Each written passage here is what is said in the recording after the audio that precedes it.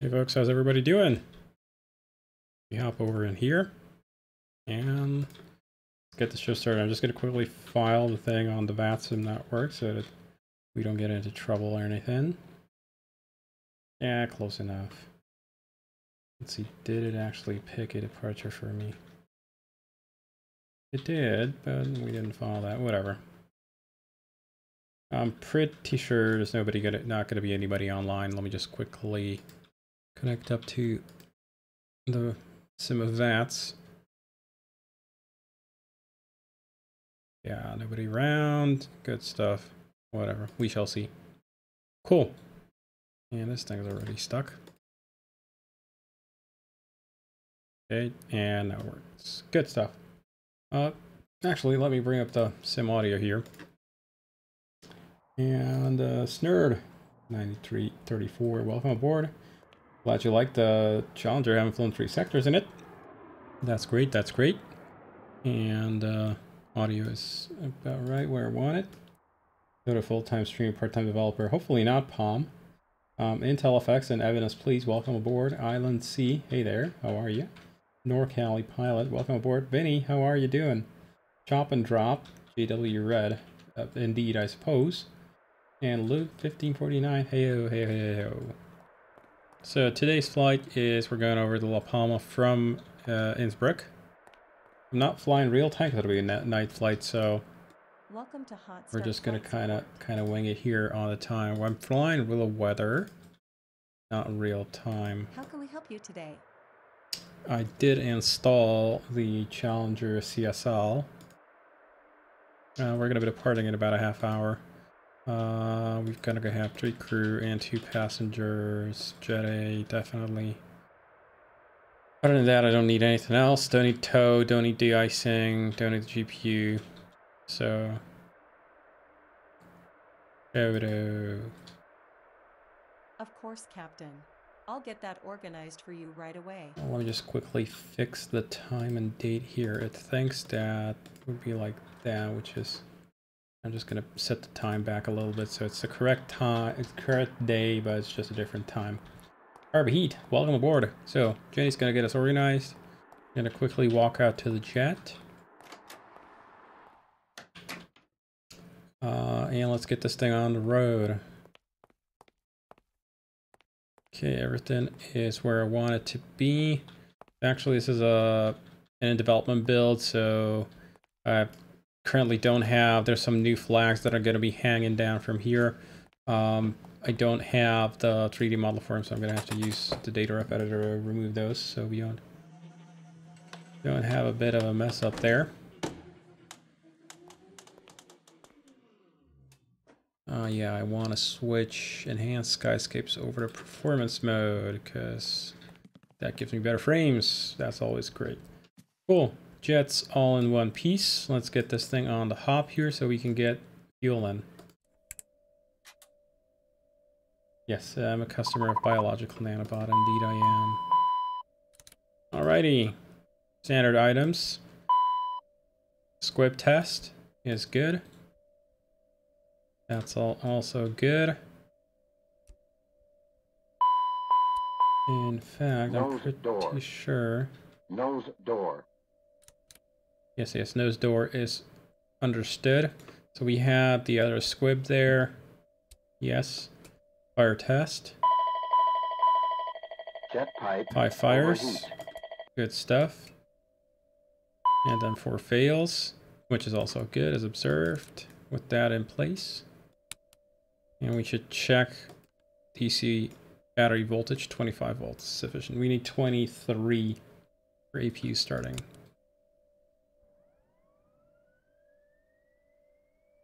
Alrighty. Get on the show. Started here. Ah, somebody landed. Or took off? No, landed. Yep. I'm assuming that's VATSIM not correctly blending their position. Are they gonna make the first turn off?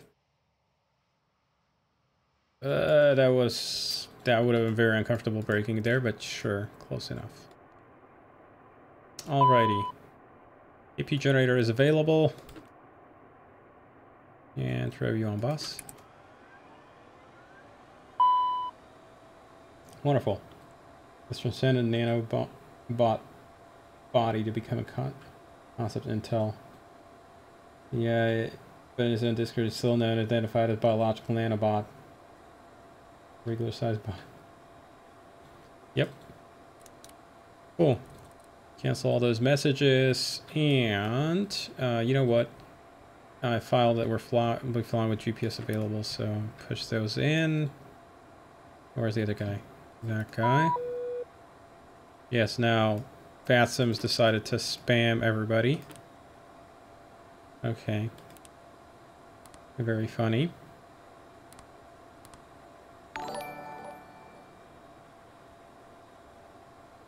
Being having chill time. Sort of, yeah, pretty much. And GLV pilot, thanks for the follow. Yeah. Piss off, cars. This is standard spam. Okie doke. Now let me just quickly get the cabin ready, because that's gonna be a thing. We're gonna have passengers here shortly. Now you have to get this thing on the hop. Seats are looking clean. Open all of those up. Alrighty, and bathroom here as well. If anybody wants to take a... Oh, there we go. There's a list of Mr. Fueler has arrived. They're going to be getting on with the fueling there in just a sec. Alrighty. And with that in place, what I'm going to do is I'm just going to quickly compute how much fuel we need. That's going to be a thing. Gonna have to take a fair amount. In terms of fuel, we're going to need 12,694. 12,694 minus, we've got about 2,600 on board. We need 10,100. Call it 10,500. Convert it into kilograms, so that's 4772. Retaux gaining traction. Yeah. Okay, 4772 and 4770 divided by, it's about 0.8. We need about 6,000 liters, 5950 liters, give or take. Alrighty. Flight compartment checklist. AC and DC electrics. All TRUs are good. Nav lights, logo light. Are on. Cockpit lights. Are set. Lamp test. Lamp test. All right, Captain. Fuel truck is hooked up. Just let me know how That's much fuel you all need. good. What would you like to go tanks full today? Definitely not tanks full, but we will need about 5950 liters. It's an unusual amount for me. Yeah, good. All right, I'm gonna go start up the pump. Good stuff. You go over there, do that, get that all organized. And to that end, what I'm going to do is I'm going to go hop and hop. Hop planes in your area. Yes, I'm sure. And we'll wait for him to open up the... There we go. He's running the pump. Gonna do a quick shut-off test. Shut-off test is okay. And we'll let him fuel the wings first, and then we'll put the rest into the center. Actually, you know what? We can actually do all of them at the same time, because... Well, do we? We need about 2 tons. Actually, no, we want to wait for the center, because we might need not a lot of fuel in the center. The LM test is done. Monitor. Duct monitor is right there. 4 ducts. Bleed air duct. 5 ducts, actually. Test. B-test. FMS database status. Right on. Status. Cycle through. And once more. Wonderful. FMS flight plan uplink. ATIS. Go to flight plan. Go ahead and fetch the flight plan for me. There's not going to be any ATIS here, but there for sure is going to be weather. So terminal weather at Innsbruck, please. Anti-skid. Anti-skid test right there. is good. Nose door. Nose door. I'll use that as my clue. Hydraulic 3A pump. Fire up the hydraulic. The nose door is clear because I'm not there. Okay, that's all there, and I need to go outside and pull the pins. And do a quick pre-flight here. So take all of these.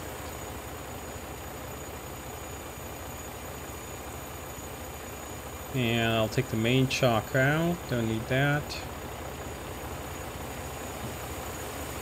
Airplane standing on its feet. This guy, and that guy.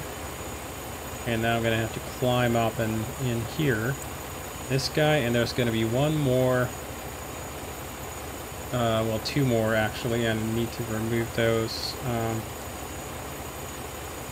by this way. I need to take out the ADG pin, and I need to take out the door pin. I'm going to actually close the nose door. Good stuff.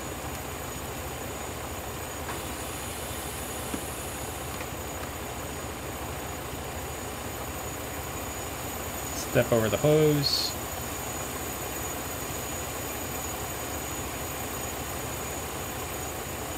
Both lamps are working.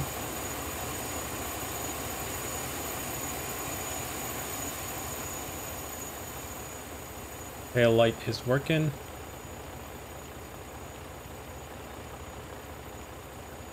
And these guys are working. Okay. If you need inside the nose bay to remove, yes. Yes. Doesn't that kind of defeat the purpose?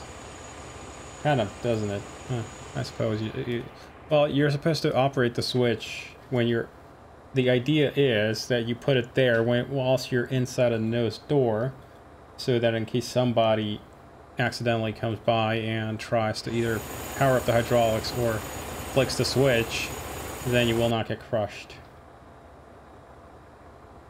Obviously. Okay. 3A pump is powered. Brake pressure. Brake pressure is checked. Parking brake. Parking brake, mash on the brakes, pull the parking brake handle, release the brakes. Parking brake set. Nose door. Is closed. Hydraulic panel and pumps. Hydraulic panel and pumps. So you do a quick hydraulic panel check. And all backup pumps are running. And 3 is running. Electric panel. Elec panel. AC DC utility Push switch. out. Let the cabin boot up. Start ignition panel. If it's unloaded by the time you remove it, it's going to crush you at that exit. If for some reason the pin is actually loaded by the time you remove it, well, you're not going to be able to remove it if the door's attempting to close until the pin is going to be wedged in there. Alpha hopping messages are themselves spamming their users now. And I missed a new pin. Snow Pilsner, they're not in 3D yet. It's not in the build yet. Start ignition panel is checked. Fuel panel. Check. Okay, you. And this goes out. Goes on. Goes out. Good stuff. APU LCV. Is open. 10th stage isolation valve. Open. Packs. Number 1. There be an option for viewers to subscribe to your Twitch channel. No evidence. I'm not a Twitch affiliate or partner or anything like Air that. conditioning panel. Norm. Packs are on. Ram air is out. Cockpit temps and cabin Pressurization temperature. panel. Press panel. So we're going to be landing pretty much sea level at La Palma. I'm going to set this over to standard. Bleed air panel. Bleed air is checked. Supplemental ground wing anti-ice panel switch. Is out. Cal anti-ice switches. Gonna cycle through. Anti-ice panel. Anti-ice panel test. So window heats 4 OKs. Detect. Overheat. 2 greens there. Wing overheat. Emergency lights. Emergency lights armed. Passenger signs. Skip. ELT. No smoking will be on. ELT's armed. Glare shield panel. Glare shield panel. AP disconnect bar check. Crew and passenger oxygen. So, oxygen, we got 1880, 1890, that's sufficient for flight. Left side is running. Right side is flowing. Norm. DCU warning panel. They're out. We've already fixed those, so now they're correctly lit up. CVR.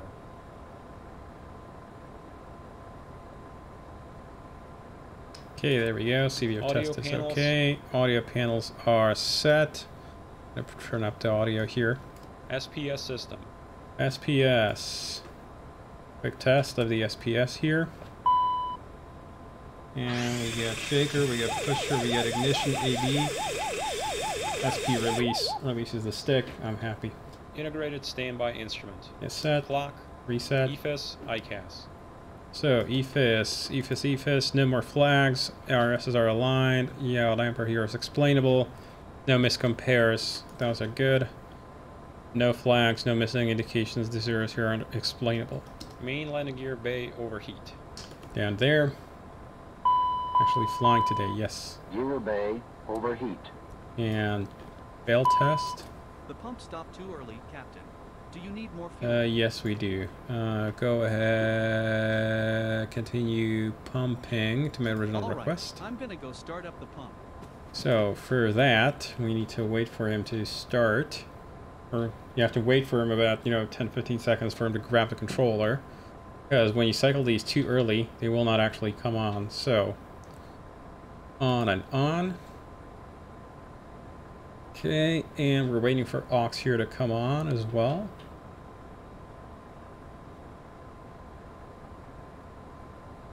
There, now he's pushing fuel in. Which do you prefer, Rose or PPAS on a PFD? Standard is Rose. Alrighty. Good stuff. Standard is Rose, so I use Rose. TOS warning switches. Are out. We'll do a quick toss test. Pitch and roll disconnects. In and stowed. Ground spoilers. Are auto. Thrust reversers. Armed. Thrust levers. Wind shear. Terrain. Pull up. Checked. Engine speed switches. Are on. Engine vibration check. Is Amber 3.5 vibe. Oral warning. Hey, Pilot John. Welcome aboard.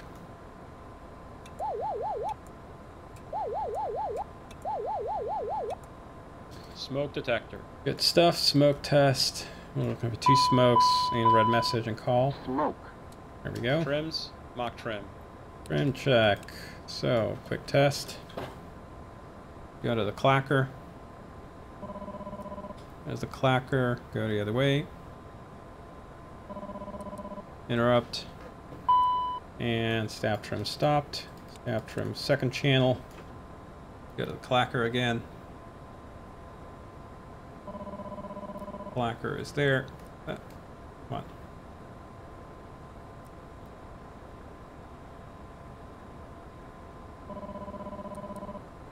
Okay, stab trim disconnect, and it stopped. Have stupidly somehow some sort of a hat function here mapped on the joystick. I want to get rid of that. That's stupid. That one. Oh yeah, piss off hat switch. I don't want you. Actually, hat switch right and left are okay, but this is stupid. Okay, good.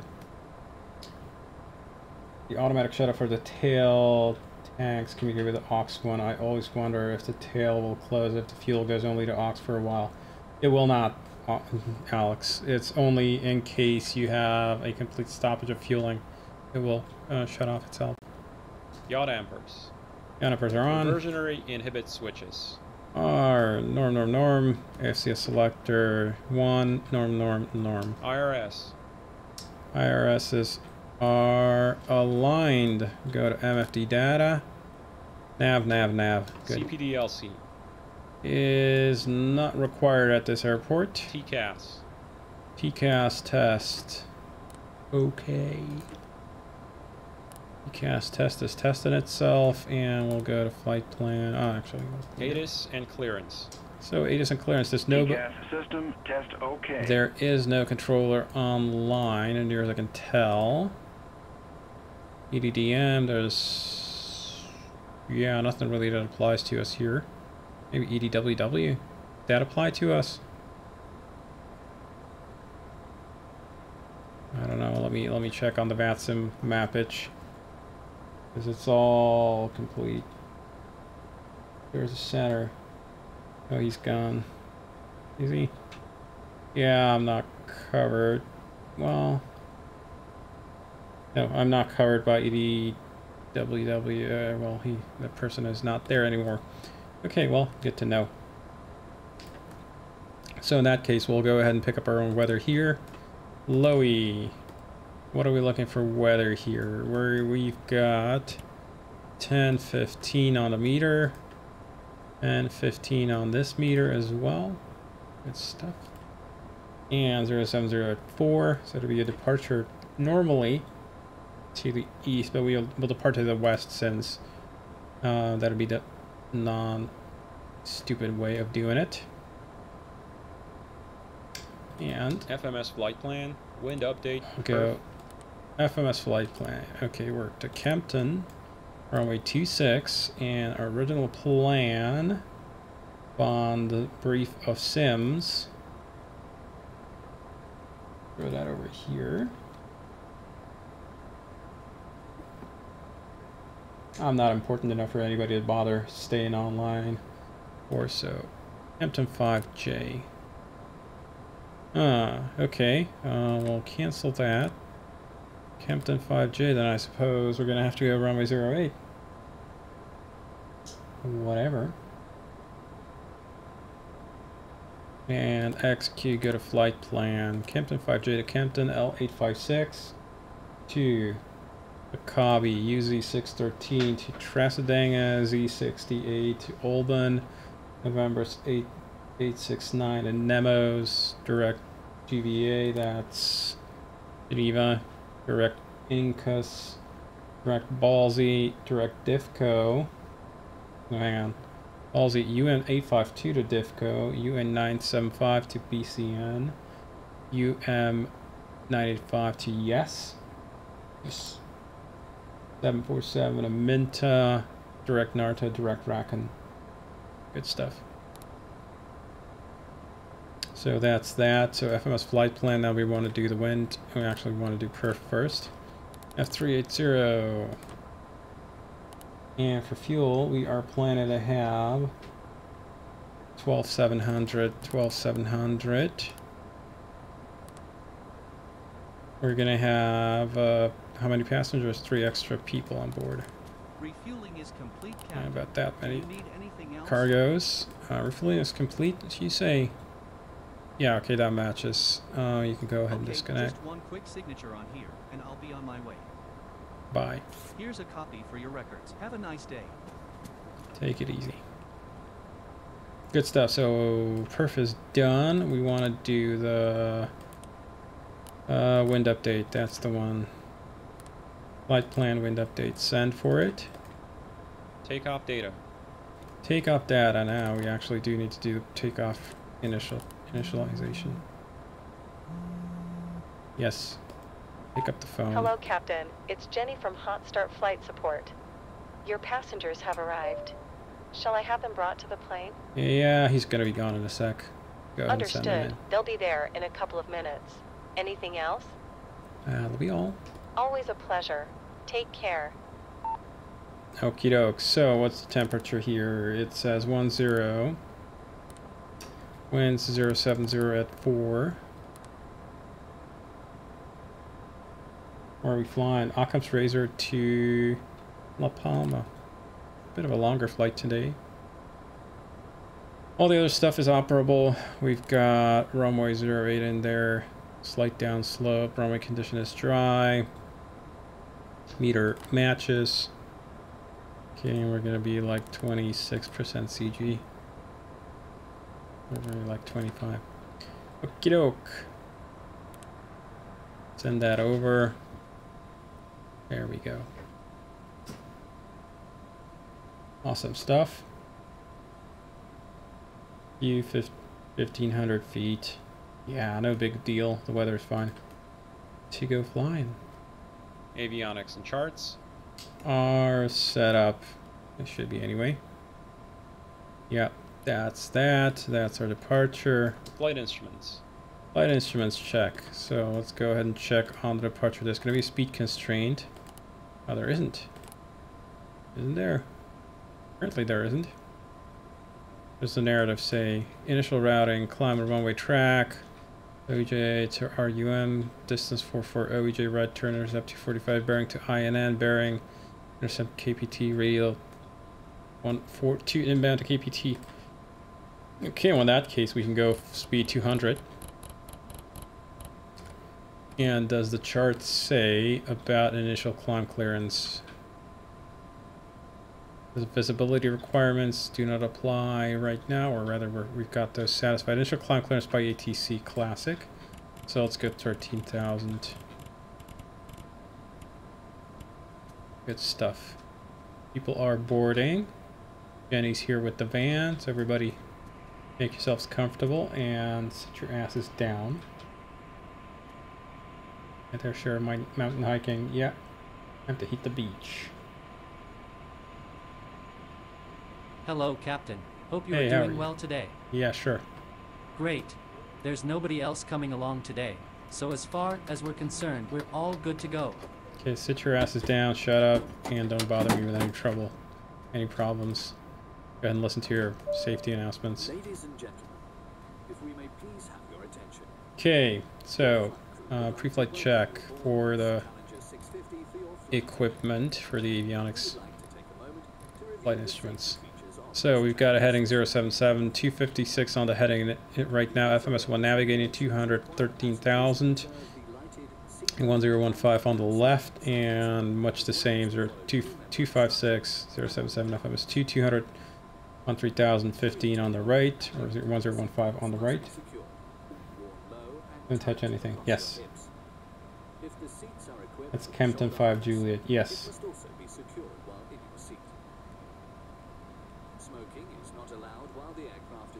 Departure briefing. Departure brief. Okay, so Kempton 5 Juliet. It's coded as Delta 245 Hotel, which is going to be runway track climb gradient with maximum climb gradient. Intercept OEJ localizer via D1 7.5 OEJ, which should be the 7th letter then, right? A, B, C, D, E, F, G, H. Actually, it'll be H, so it's rounded up. So yeah, it's the 8th letter, so that'll be rounded up. So D45H and RUM to D44 OEJ, 4.4 OEJ, OEJ 0.4 match or 04 matches. Then a right turn to 245 intercept in Innsbruck NDB. Intercept Kempton 35. Let's see, we've got a constraint here, 94 or above, 4,700 or above for the turn. Yeah, for RUM 4,700 or above. That's gonna be, we're gonna be able to do it, but it's gonna be a fairly sporting one. Okay, Kempton 39. Yep, Kempton 39 DME 11.5 or above. Mog T and then Kempton. Good stuff. This max 154. Why didn't they? It's one of those where they don't put the speed constraint. And yeah, max 154. Bank at least 25 until passing Innsbruck. Max 250 up to 11. Okay. Yeah, I remember this stupid departure. There's our wind. 12 pages of waypoints. What is this? Alrighty. So that clears that up. It's another one of those where they don't code a speed constraint for no reason whatsoever, just because they're assholes. Okay, go away. Said go. Go away. Good stuff. Alrighty, departure brief Emergency complete. procedures. Don't bother me with it. Pins, covers, chocks. So, pins should be all on board. chocks are in the nose, we'll go ahead and ask ground crew to remove those chocks. And this covers chocks. Covers are off for sure, and chocks are also good stuff. Cabin lights, water heaters, Our flight setup. compartment checklist, engine start checklist next. Alright, actually we want to go ahead and kill you. The use of portable electronic devices. Do we want to turn on their lights? Sure, why not? Takeoff and landing. Duh. This on VATSIM, yes it is. Okay. Engine start checklist. Doors. Closed. Parking brake and pressure. So Checked go and set. ahead and Fuel quantity since and we're on balance. VATSIM, we will want to be on 1228. Good stuff. Fuel quantity is checked. Balance is good. Beacon. On. Fuel boost pumps. On. Ignition. Armed. Engine 2 start. Okay, turn over number 2.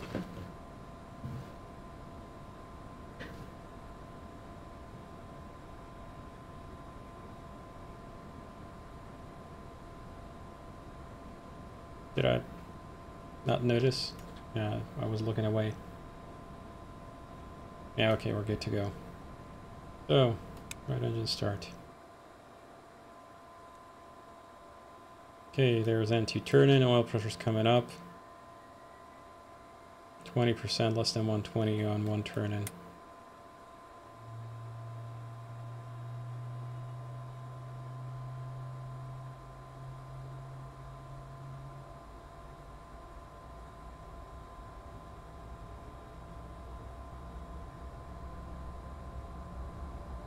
Fuel system.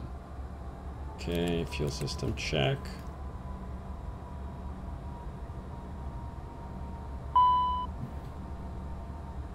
And one more.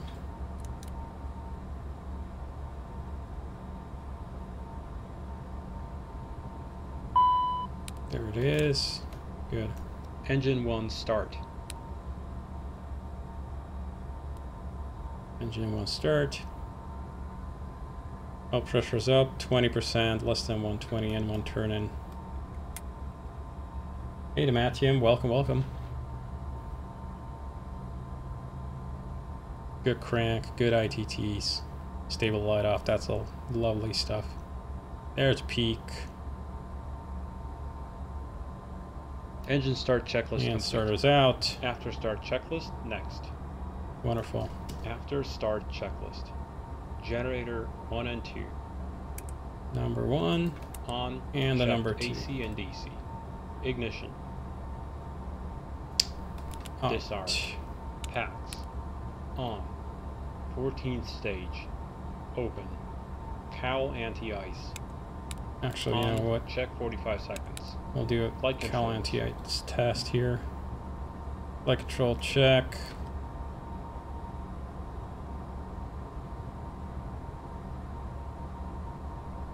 Alrighty, and rudder. Ground spoilers. Ground spoilering stuff. Deployed and stowed. Flight spoilers. Cowl anti-ice. Yes, green advisory message on. Supplemental ground wing anti-ice. Not gonna Fuel bother. balance. Okay. Fuel balance is checked. Trims. Our set 3 set for takeoff. No steer. Armed. APR. APR check. Number 1 okay. Number 2 ADG okay. unit. ADG unit test. Light goes out. Lovely Supplemental stuff. ground wing anti-ice. Don't bother. Cowl anti-ice. Out. Wing anti-ice. Norm. Message 14th on. stage isolation valve. Opens. Wing anti-ice. Closes. Checked. Off. Good. ATS. N1 TO. ATC TCAS. Okay, in ATC TCAS we're going to squawk 2000 for conspicuity. TARA. After start checklist complete. Taxi checklist next. Okay, I've got traffic Indoor traffic, Canadian ground line 6 Delta Papa, run MSA 320 at stand 6. I've got visual with the aircraft taxiing to stand. If there's no other traffic, I'll push a start after the aircraft facing runway 08 for Zurich. Yes. What did he say, Zurich? So is that person gonna push? Or somebody coming in? They're all landing 26. Should I change my departure?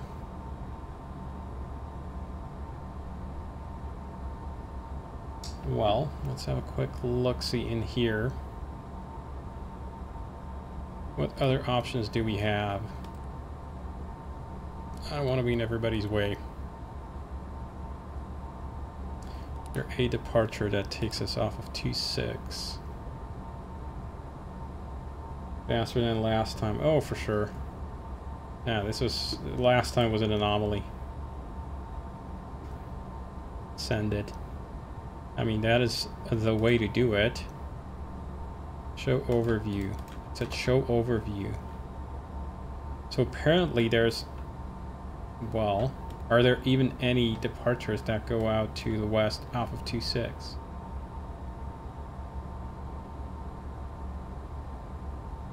Apparently there's this guy, but that guy goes east afterwards. There's Mach T. 1X special.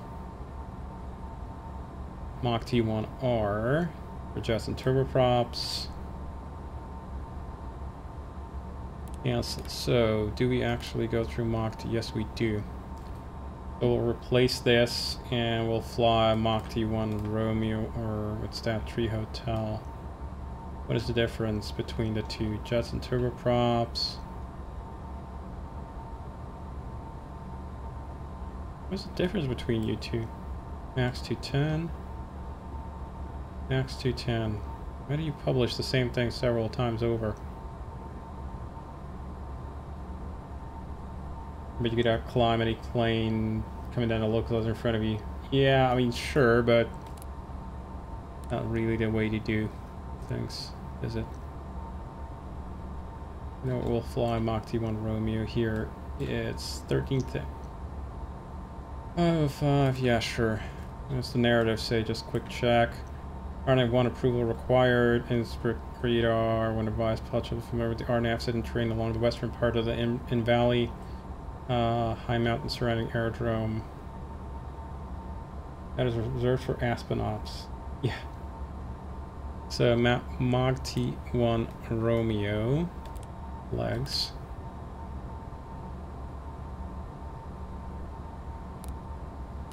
What happened here? So to Kempton. L856 Akabi. So if I go Mach T1 Romeo, Mach T, Raved,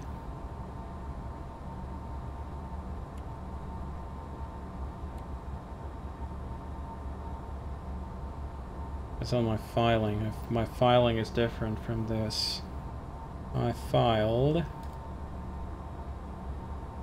go to Kempton. So this is definitely not going to work this way, buddy. Like that. Okay. And it's kind of messing it up now. Mach T1 Romeo.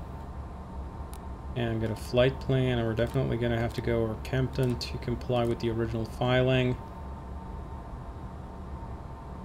Okay. And with this, we have rebuilt the original plan. Okay, takeoff off of there. Tailwind is 4.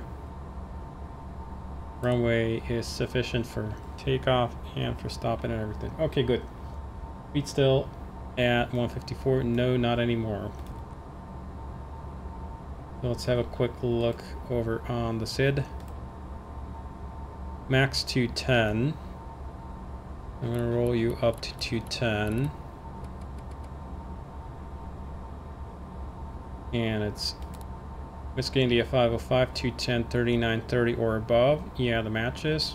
506, 8470 or above 210, 9040 or above 802, Mach T, and then we'll go Kempton upwards and Innsbruck traffic, airbridge cargo 804.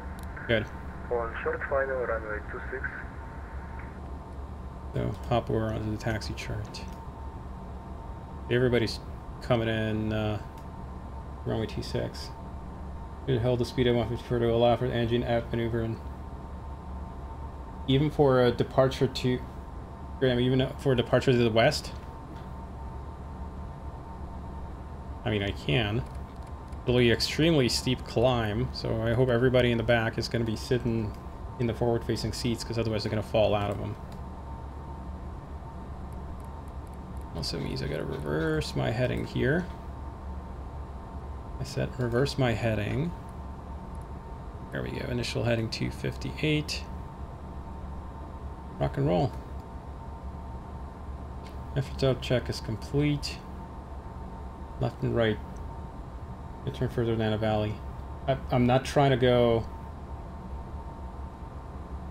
But I'm not trying to go east. I'm trying to go west. I'm just trying to continue on. So whatever. We'll keep 154.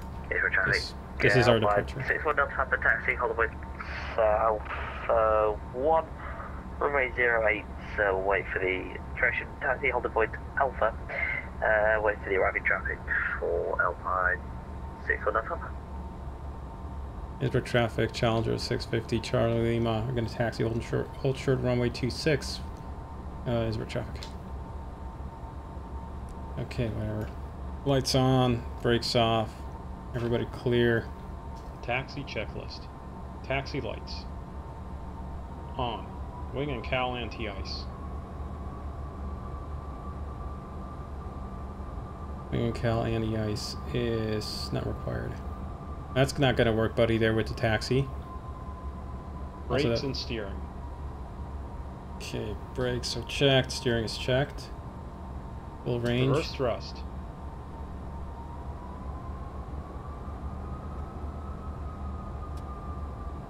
Reverse thrust is checked. If taxiing the de-ice, flaps. 20. Altimeters. Given the Set and cross check. Radar weather. Alpha. And Captain was crashed. Takeoff briefing. Takeoff briefing speed. Taxi checklist complete. Before takeoff checklist next. And what's that gonna look like there, buddy? If the other guy, hang on, he crashed, or what the hell did he do? Did it pull a VATSIM?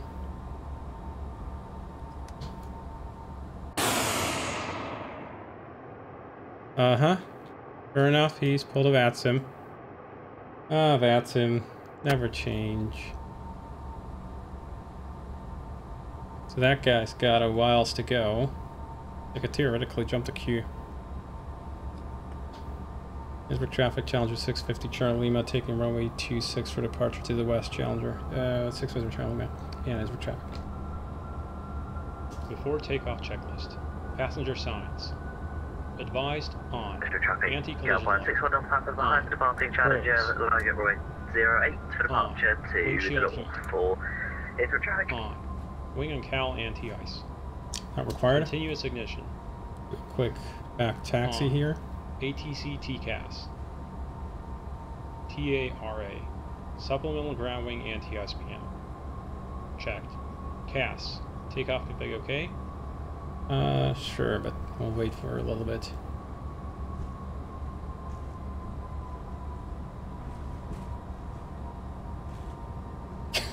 Crashed off the unrest, send it. I mean, it's VATSIM, so I don't know what that was supposed to be. That smells of MSFS kid with an Xbox controller. The default 748. Landing, pulse, recog lights. On. Before takeoff checklist complete. After takeoff checklist next. Innsbruck traffic, Challenger 650 taking off runway 26, Innsbruck traffic. Hey, you're looking for 90.3 there on the engine performance.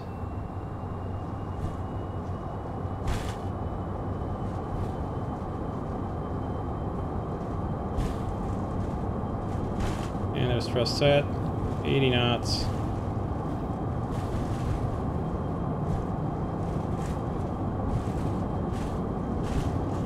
There's V1. Rotate. Better roll a lot closer, buddy. Positive rate. Actually, by the time Okay, so we want 154 knots, don't we? Yes, we're traffic Alpine 61 Delta Papa entering the runway 0826. Alrighty. LNAV, flight level change, 154. Autopilot's coming in. We are 1,500 feet above, plenty of height to spare. The speed 210. Just the landing lights over and into pulse mode. And a smart person would have taken synthetic vision here. There's the right turn into the valley. Or, yes, we're going to La Palma. KVT is achieved. Flaps are coming up.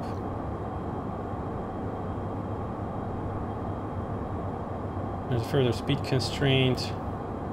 We can go and do the VNAV chill mode. Receiving 210.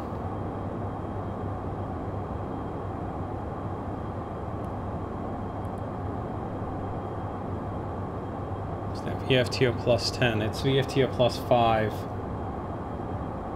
for flap retraction. Transition altitude here is 9.5.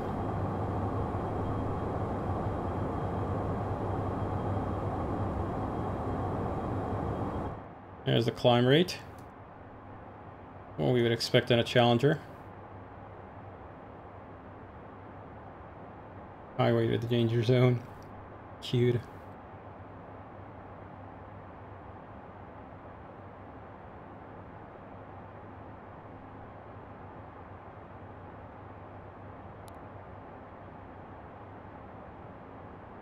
Yay, we want to be 84. Traffic Alpine 61 Delta Papa departing runway 08 on the Congo 3 Juliet departure. For Innsbruck.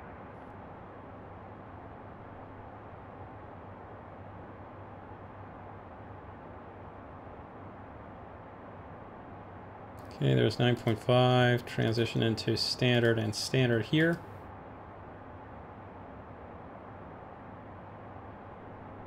There we go, past the constraint there, 280 in the climb.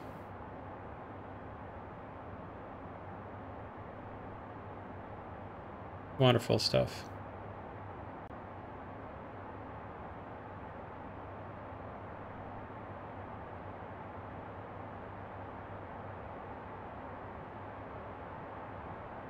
Here's a turn for the next one. Could have also used this thing. Oh, well. You get the idea. Okay, synthetic vision. I will keep it on for a little bit longer. Coming up to 10. Coming up to 13, actually. Go ahead and continue the climb all the way up to cruise. Or anything? Are you using anything with enhanced skyscapes? It is enhanced skyscapes. Well, nothing more than that. 380 is our final cruise, so let's go.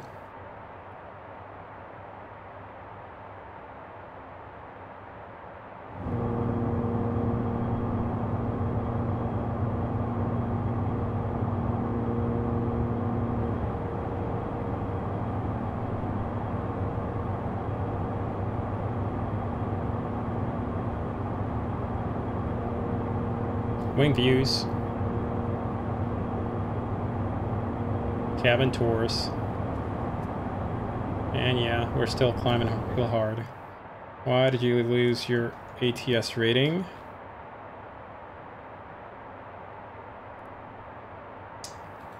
Oh, right, yeah. After takeoff checklist. Smart person would Landing have gear. should have transitioned to Flaps. 0. Thruster resource. Somebody forgot to do the after takeoff checklist. Ignition. Off. Pressurization. Checked. PAX transition. So, taking the PAX off of the APU there. Completed. N1. Climb set. APU generator. And ATS, please. Off. APU. Shut down. Passenger signs. We'll take them auto. CAS. Checked. Clear. After takeoff checklist complete. Yep. Total wing views.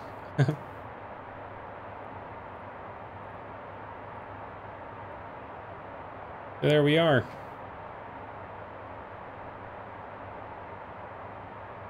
My sim looks really clean. Well, really clean insofar as there aren't any add-ons that I'm using. I mean, see, most of this stuff is aircraft. X-Pilot, Prod Command, that's just some development crap. Enhanced Skyscape, data ref editor, and better pushback. I guess. Not too much.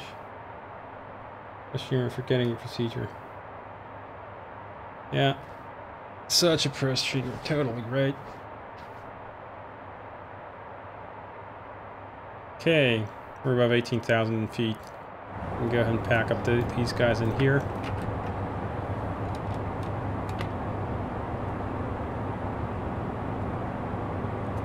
Cover up the stupid stairs. Alrighty. And down we go. Doesn't quite apply to the Challenger. APR arm cast measures for time, and sometimes it don't. How is it triggered? So the green APR arm will always come on setting takeoff thrust on the ground. Until it's the automatic performance reserve system functioning as you would expect. Which means it is monitoring for if it sees one of the engines roll back below 79% N1 and the other one stay high. That means it suspects that you have had an engine failure. So that's when it's going to essentially send an electronic signal. It's not going to move these. These are going to stay where they are.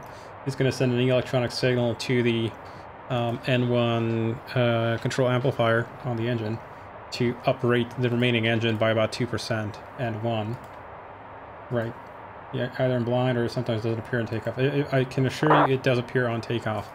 The only difference, it stays on there for 5 minutes after wheels up. You skip the APR tests. If he did, even if he did skip the test, that will not cause a failure of the APR. So this is caused simply by. Yeah, the APR would be there. Don't worry. You just haven't seen it there, or haven't spotted it. Data link message. Conference crew Hotel Hacienda, San George. Expedia conference. Crew rental Hertz midsize. Passenger limo on arrival. Called Jenny 30 minutes ETA. Roger that.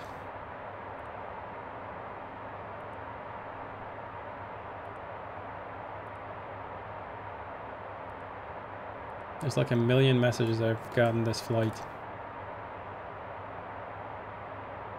Okay, we're definitely well and truly above the usefulness of the synthetic vision system here, so we can go ahead and kill that.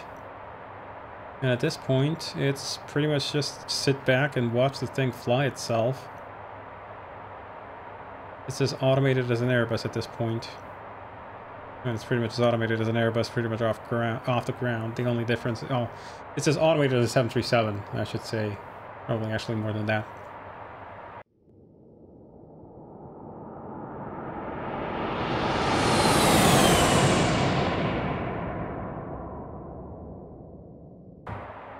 And I should have turned off these guys.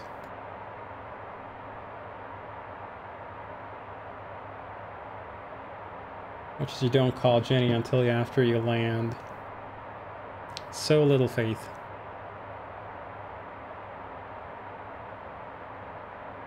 Oh, ye of little faith.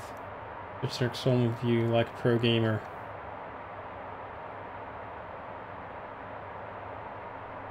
Yep, absolutely.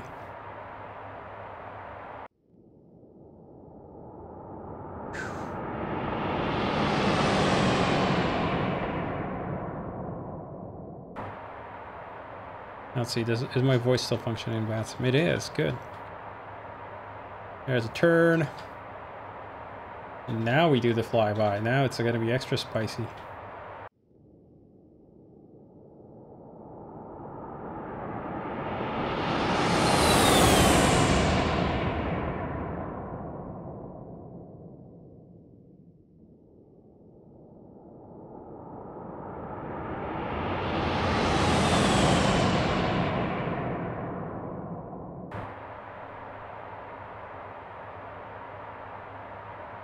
Seven 232. Hey, Trackamus. Be here in B and XP. Yep.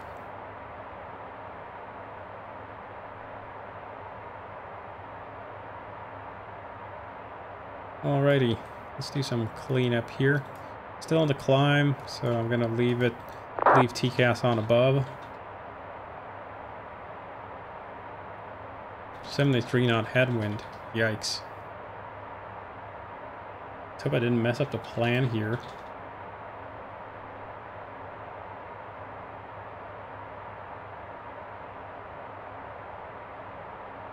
I planned a pretty high level.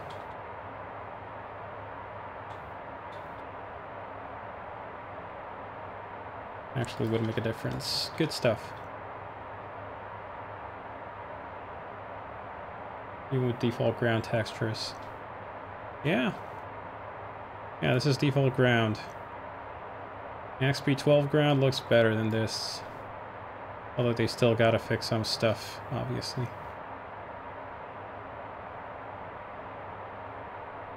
Yeah, I mean, there's a lot of things that obviously X-Plane needs to improve in 12.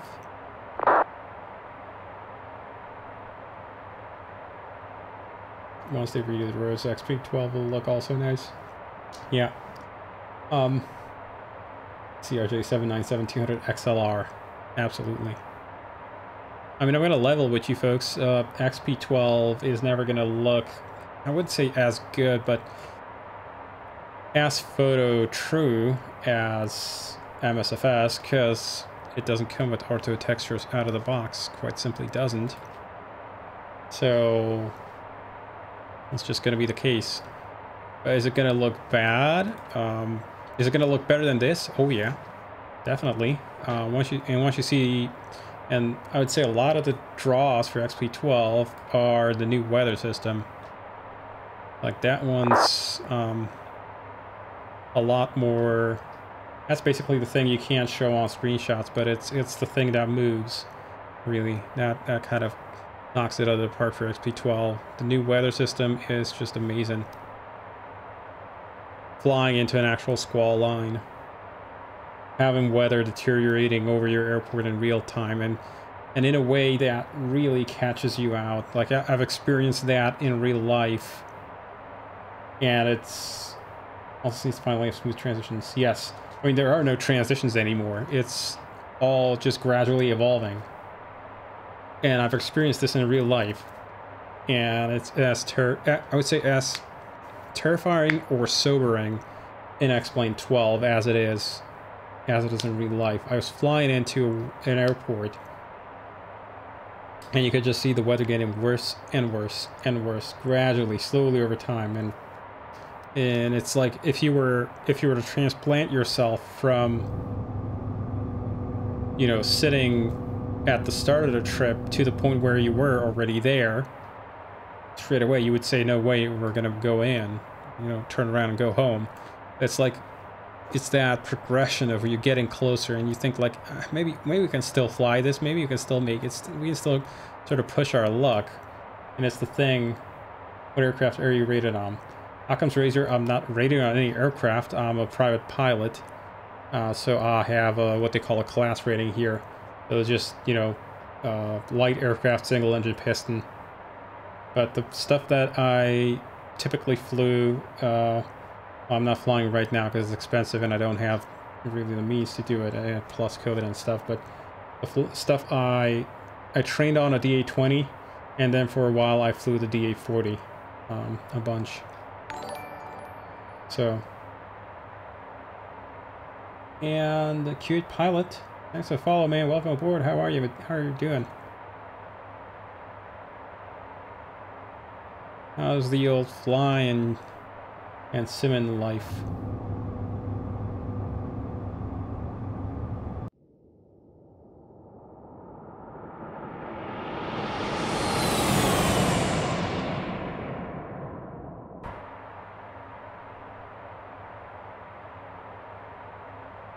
I want to send it 340. Yes. That's definitely what my rating is, yeah. Love the aircraft. Glad you like it. It's going to be more features coming soon. Just waiting on some geometry and some modeling from Gorn, and we're going to be pushing out another update. How's the weather radar coming along for CL650 on XP12? Will be available first update on XP12. It's not coming along at all because I haven't started on it because Laminar haven't delivered a API yet. They haven't even defined it yet. I think they've just sort of wrapped up with their weather engine itself proper. So now they're going to probably start working on the interfaces for it. I would expect it to take, you know, probably 2 months until we get an interface for the thing. A month or 2 months, something like that. And that's when I'm going to actually start on it. I obviously cannot code to an API I don't have.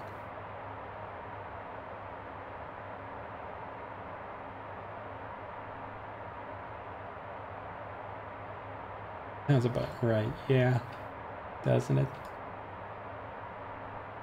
Did they even start the API design? I don't know. They didn't. This is sort of internal Laminar stuff they don't talk about to us. I think they're pretty much done with the weather engine, as in the implementation is all there. But I don't know whether what other stuff they've done.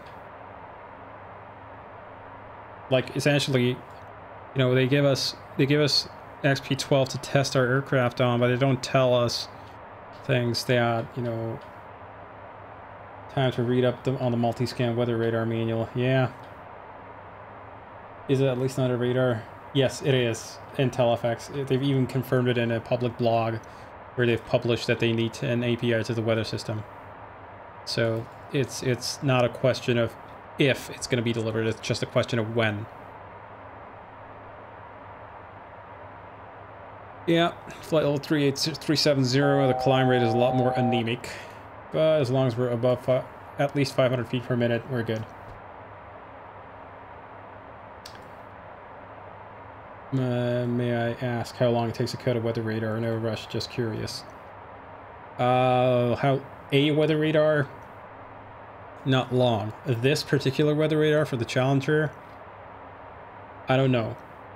The Challenger has what they call multi-scan weather radar. It's a digital radar, meaning it's not really, you know, the conventional dumb sweep kind of deal. It's fairly integrated into the avionics, and what it does is it does a lot of thinking for you, so you don't have to mess around with things like tilt or ground clutter suppression and that kind of stuff. The radar talks to the avionics and talks to the airplane, and it figures out how to remove stuff that should be ground clutter, how to remove stuff that should be, you know, stuff you don't want to be looking at. And it does things like it looks ahead for you at several levels. Then it does like various blending of colors together to show stuff that is at your level, and then stuff that's below you, and stuff that's above you. There's a lot of smarts in the thing. Less work for, yeah, a lot more work for me. Less work for pilots, a lot more for me. Alrighty, there we go, flight level 380. Now Mach 0.80 is set. And just to get ourselves the magenta donuts there. There we go. Cruise thrust limit. It should accelerate even at the cruise thrust limit up to Mach 0.80, no problems. Much higher than that, it might not be able to do it, but yeah, third-party API. Yep, that's the blog post. So yeah, that's the situation right now.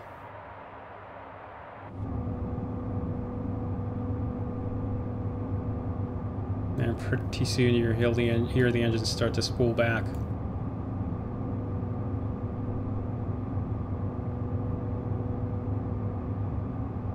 like this. How about that? Well, we start with accurately modeling the antenna beamforming. Well, Icelandic, that's already in my OpenWexer code. So I've already implemented that for... There we go, they're spooling back. I've already implemented that for the TBM. It's also inside of the 727 for FlyJSAM.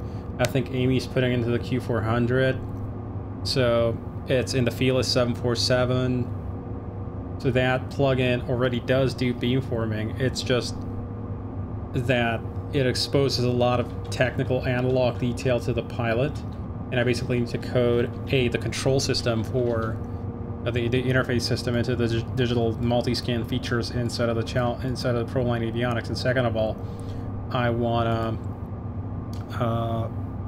I need to basically add an interface for XP12 weather.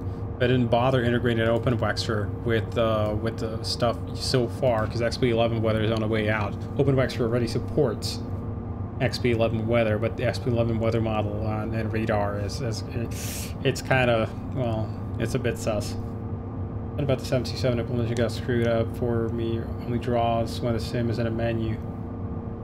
It's an FJS thing. Really? That's weird. Well, the Felis one works, and the TBM so hopefully works. I haven't flown that in a while, I haven't checked the radar anyway. But I would assume that that would work.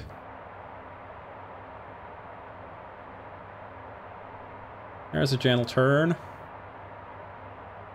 When do we sequence? We probably sequenced way ahead of the waypoint. Not so much. It was probably about 7 miles out.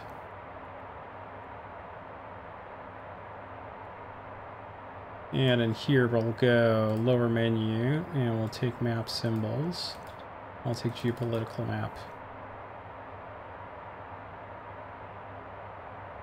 Why did you code explain aircraft add-ons and tools in C and not C++? Does C give you an advantage over C++ can't? Evidence is just I'm more productive and comfortable in C. That's what I do. I like the simplicity of the language. I don't like C++ is just overloadedness with features. There are certain aesthetic details in C++ that I don't like. There's certain aspects of C++ that I do like, and sometimes I do use them, but it's just I generally prefer C for its simplicity. The other planes work very well. I'm glad you're working then. Alrighty. See, gentle turns. Who would have thought? The airplane barely even banked at all.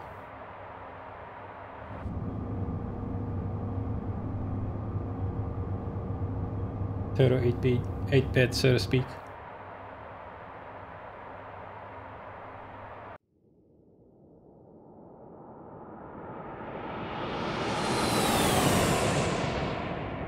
For some reason, X-Plane just sometimes restarts the contrail effect. I don't know why it does that, but you know, there you go, X-Plane. X-Plane sometimes just does some weird stuff. And we love it anyway.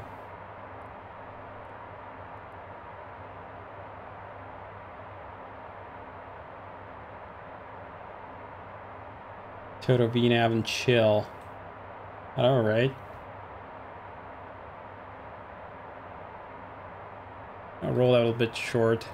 That'll pull in. 0.26.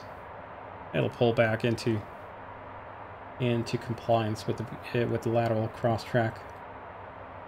V12 will fix all the bugs. Yeah, I'm sure it will.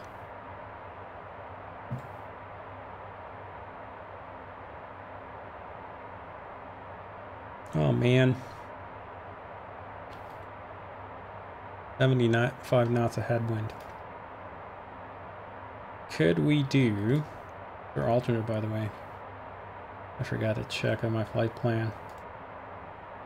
God damn it, I gotta disable Firefox's new feature of unloading tabs. I hate it. Who the hell thought that that was going to be a good idea? Hey, General Livingston Seagull, welcome aboard. How are you? Alternate GCTS. I do hope it fixes high altitude contrails appearing ahead of the aircraft. Well, I mean, it's something that creators or add-on authors could have fixed themselves years ago. Perfinite, what are you unhappy about? Oh yeah, thanks that we're not gonna have. Actual final reserve is 896 according to Simbrief. I'm gonna make it 1200.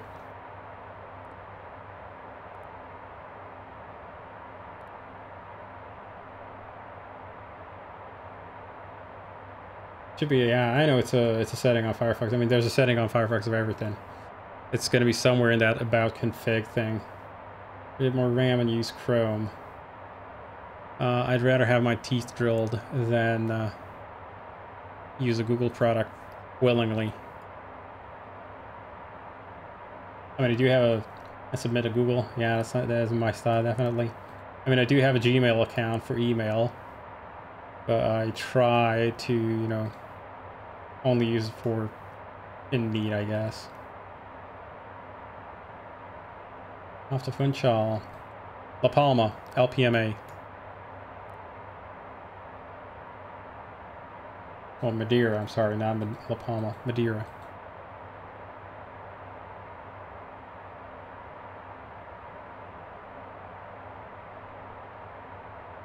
Yeah, not La Palma, Madeira, it's the other one. They all sound the same.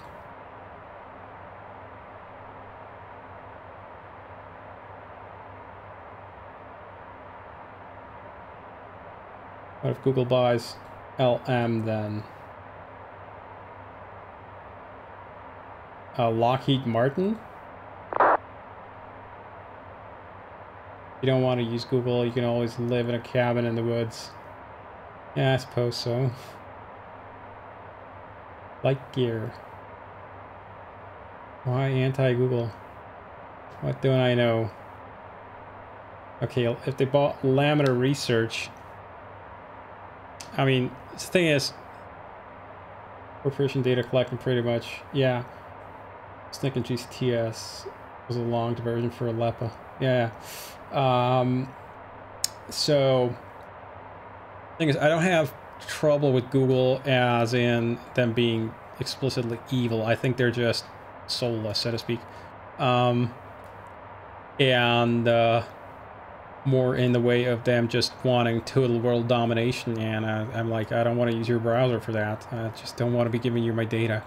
I also don't want to be contributing to the monoculture. I mean, don't get me wrong, Mozilla, you know, is not squeaky clean either. At this point, you know, what corporation is. So I don't know. I mean, on my phone, I'm using Brave, and I've got my phone actually turned on. Which, you know what? During the pandemic, when I was mostly at home, not going anywhere, I had my phone turned off for 2 to 3 months at a time. Usually, I don't. When I'm going out, I didn't bring the thing with me either, so I guess I'm sort of living off the grid already, partially anyway.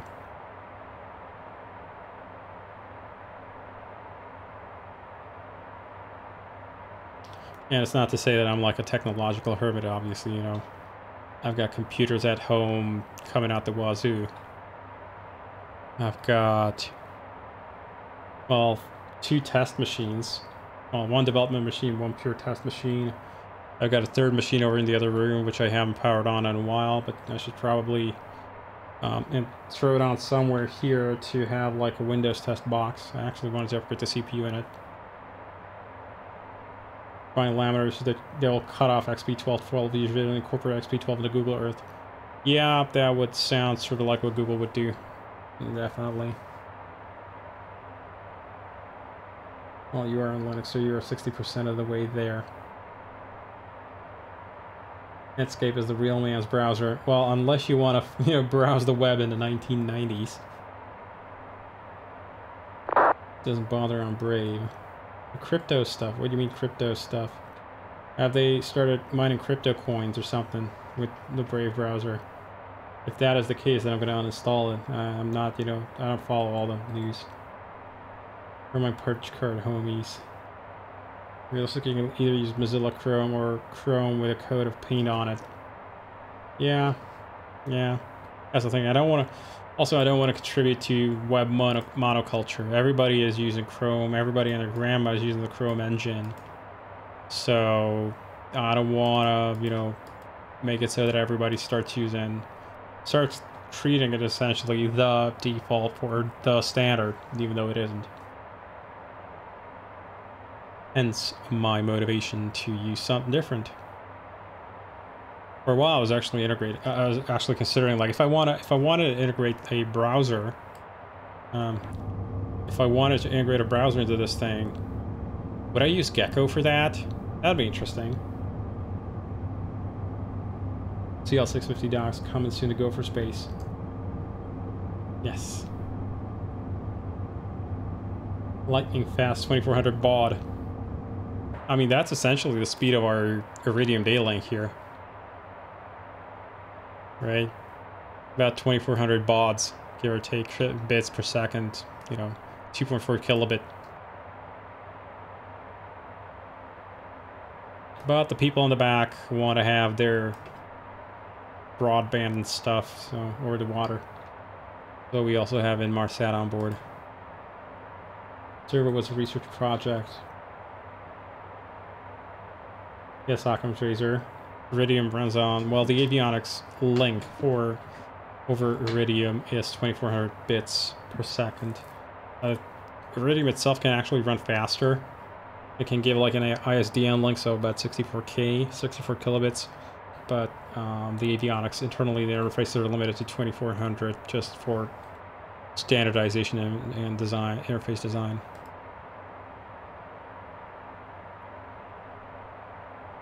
I'm not going to the production browser, but pieces of it are long already in Firefox. That was a joke, that's the Kappa. Oh, I see. Are we GPS op today? We are GPS op today. It was, I don't know, I just felt like flying with GPS today. So today, the GPS gods have blessed us with their signals. In fact, the signal is so strong, it says 100%, that we are essentially able to resolve.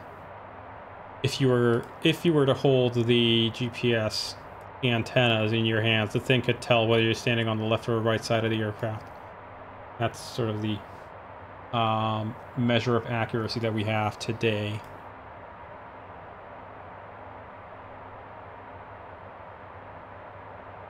We funny the last stream flying a hot start Challenger while flying on a real Challenger through Iridium. LibVLC. Well, we shall see, Pilsner. I've got bigger fish to fry. Some peasants below us at 2,000 lower, probably doing like Mach 7, 8 in an Airbus or something.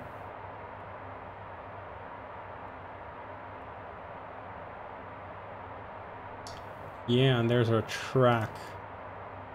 Let's shift this over to there. I'm going to take you over to full screen.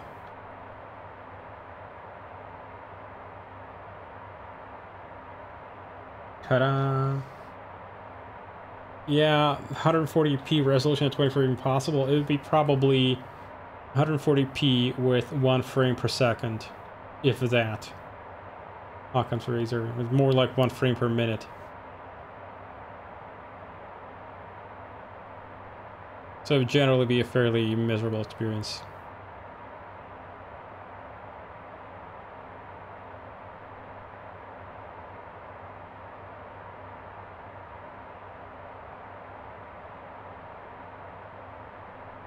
Which fryer you streaming via slideshow? Pretty much, yeah. That's about what it would feel like.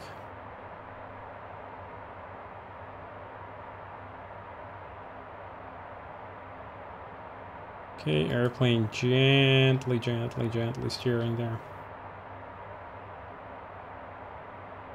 Got some weird track in here, but whatever. We'll go with it.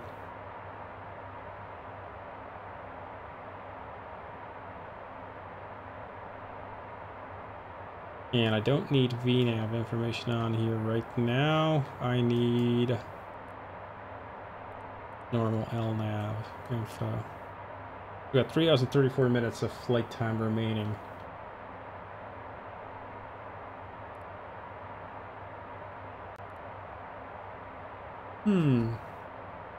Yeah, so they don't spill their drinks. Exactly right.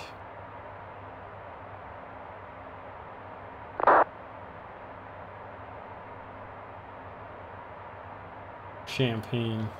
That's a lot of fixes. It sure is. Somebody thought that that would be a good thing, but yeah, you know, whatever. It's an airway. So right now, direct GVA, direct Incus, Ballsy, Diffco, and then there's a bunch of airways again. Yeah, this is all airway stuff down here. And since we're flying for extended time over water, we can finally get to the over water announcement.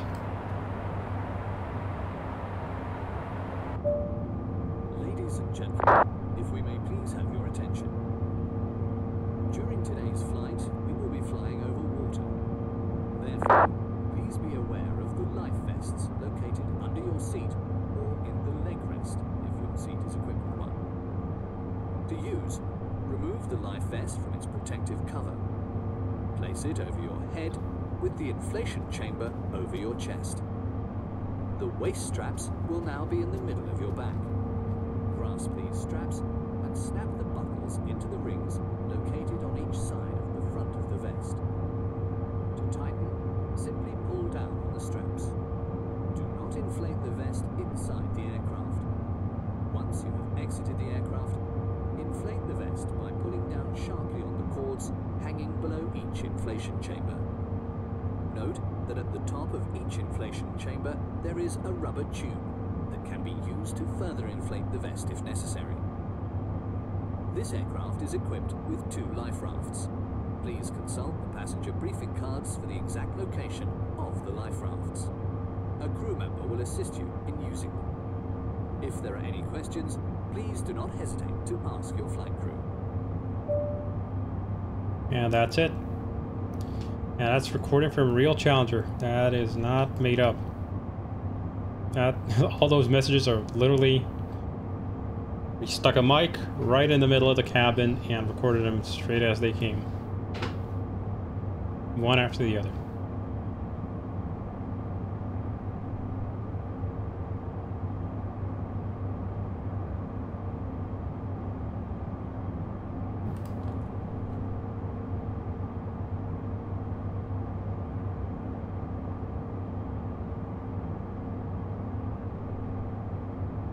So how's everybody doing? You just keep this down here so we're aware of our progress.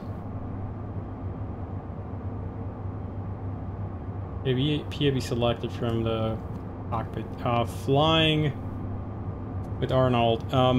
So yeah, still I still have to basically duplicate this screen. This screen is also available. I have a piece of code in here that basically replicates it as an iPad app.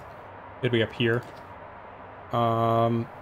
And yes, then you would basically, they'd use the iPad here for that. Just haven't gotten to it. This flight's not very CSAR according to Eurocontrol, by the way.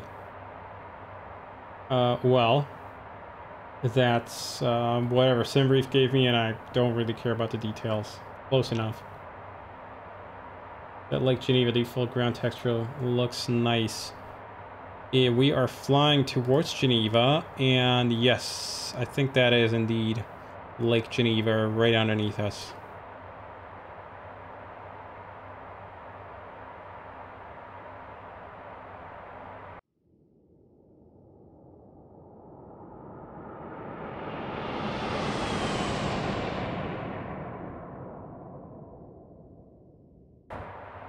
Yes, so that is Sandology overrules the authority of Eurocontrol.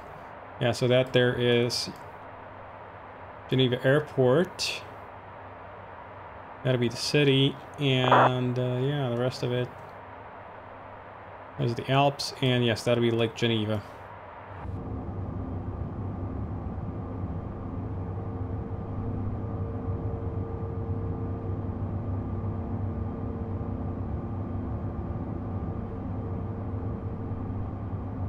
Maybe loss efficient in terms of fuel consumption as well.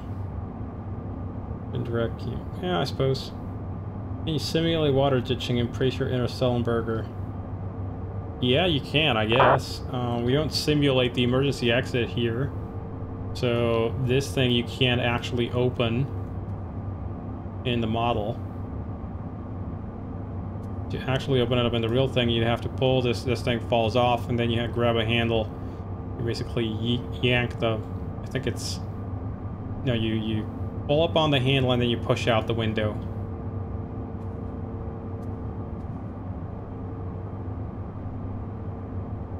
And then you climb onto the wing there. There's a little anti-slip rubber mat right there. Right where your feet would go. There.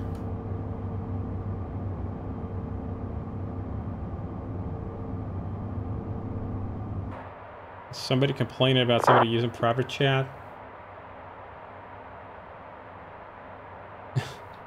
Okay. Huh. That's a thing apparently on VATSIM. Eat the window.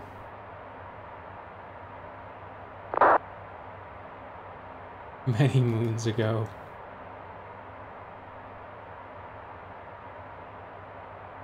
I don't even know how to type on there.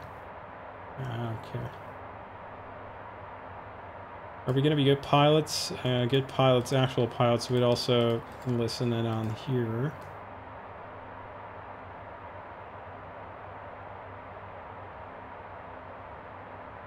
On 121.5. Don't you people know proper piloting etiquette is that your discussions about selling your boat and or any accessories go over on 121.5. That is where the real chat channel is in real life.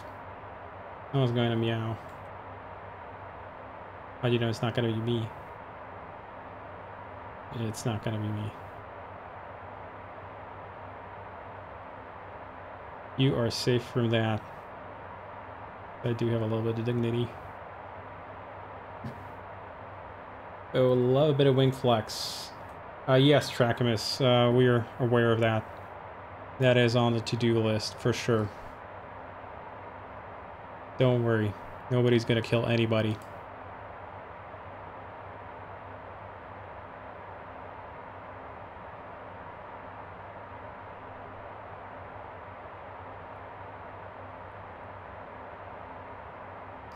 Alrighty.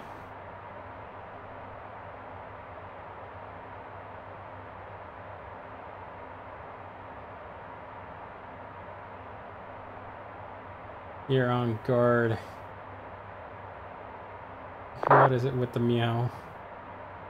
Perfect. This is basically IRL pilot Discord. Yes. That's basically what it's for, right?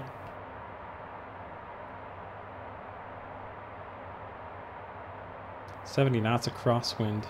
Oh boy. That's a lot of crosswind there. Should we do a fuel check? I suppose we should. That's what a good pilot would have done. So good display menu. We want to go to flight plan. Or pause visitor report.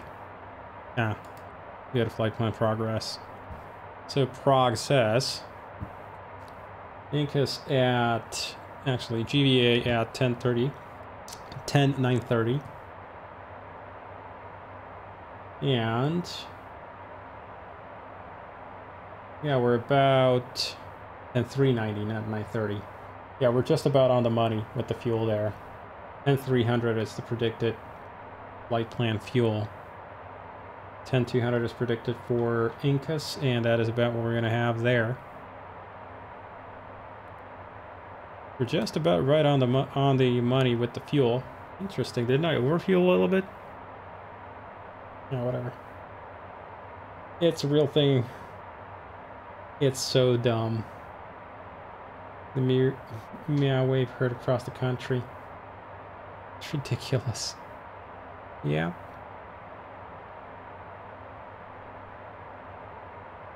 Was that somebody meowing on guard?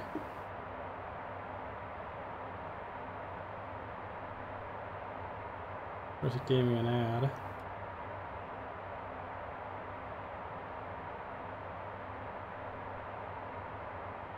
Yeah, I believe you.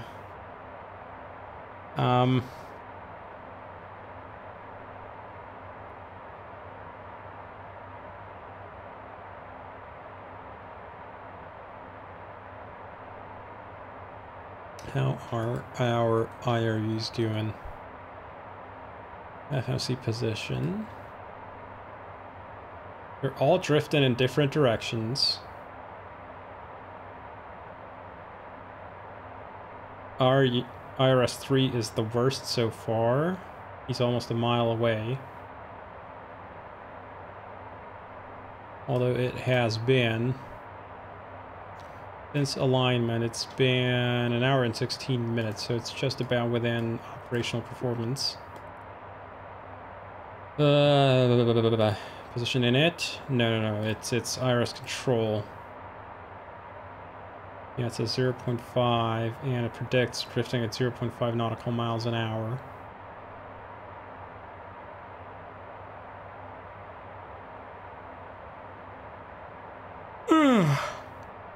Man. Apologies there.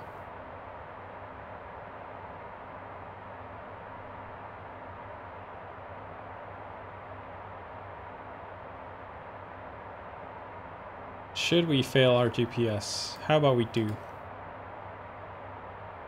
Although we're going to invest in becoming a professional, and then you can do that crap, morons.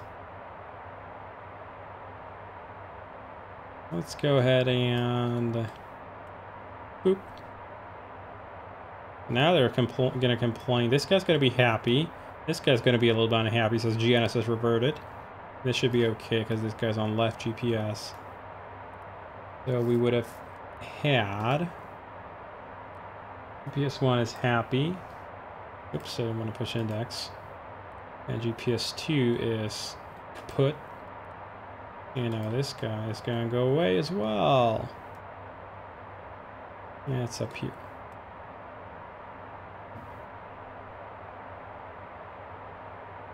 And now we're fully, well, now we're radio updated. And EPU is immediately degraded down to the radio accuracy standard. Hey, Hat-Trick Company, welcome aboard.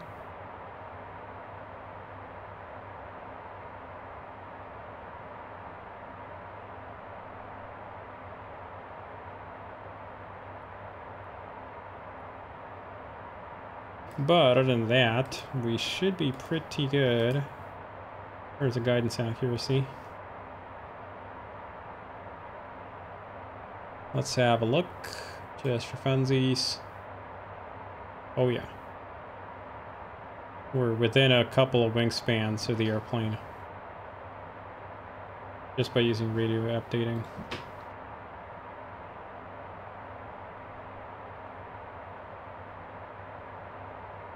Does the Charlie auto-tune? Yes, it does, General Livingstone. In fact, it has a system where you can't even, well, unless you explicitly disable the system, which you can go in here and disable DME updating. But unless you explicitly disable the system, you can't even affect it. So, as you'll note here, the aircraft has 6 DMEs on board. Rather, it's 2 DME radios, each with 3 channels. And you, as a pilot, you only control the first channel of these DMEs.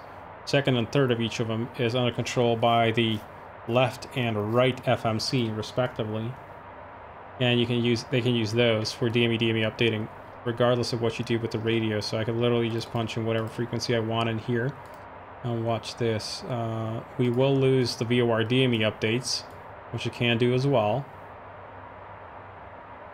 Let's see, where are you? Let's wait for it to, it's probably changed its mind about the, there we go. So here's the VOR DME and DME updates. It's trying to get. If I go ahead and change the frequency here,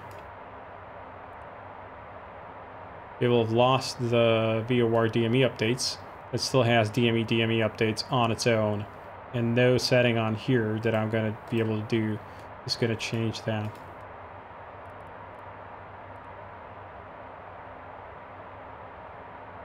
So yes, it does auto-tune. Not in the musical sense, in the navigational sense. So, frequency 117, no ID, no bearing and distance observed from that station. What's a nearby VOR we could tune? I don't know. How about that TOP, TDP, TOP? And yes, it does also support tuning by name. So we can go TOP, Torino. And I'm going to go ahead and unhold the DME. Are we going to be able to receive Torino? Probably not. Might be out of range. Might be obscured by the terrain here.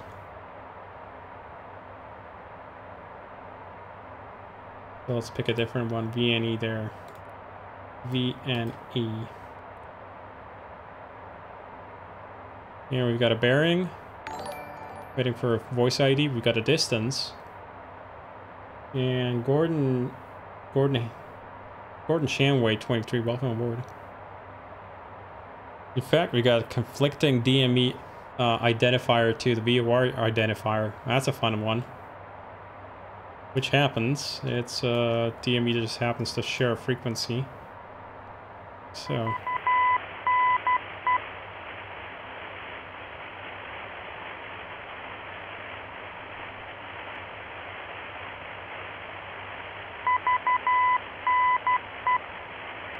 And the DME.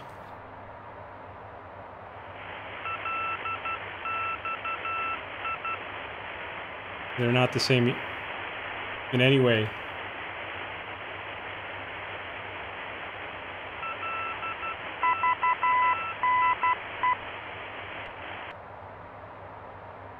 You co-located VOR DME all the shady identifier. Yes, they do. Intel. That's how you know they're co-located. But this one apparently... Ah, that explains it. Notice the symbol on here. You know what the problem is. Why I'm getting a different identifier. Anybody knows? Yep, no DME. Yep, yeah, it's only a plain VOR station. Yep, it's exactly correct. Because the symbol for a VOR, I'm sorry, the symbol for a DME is this box here. The hexagon is the VOR station symbol.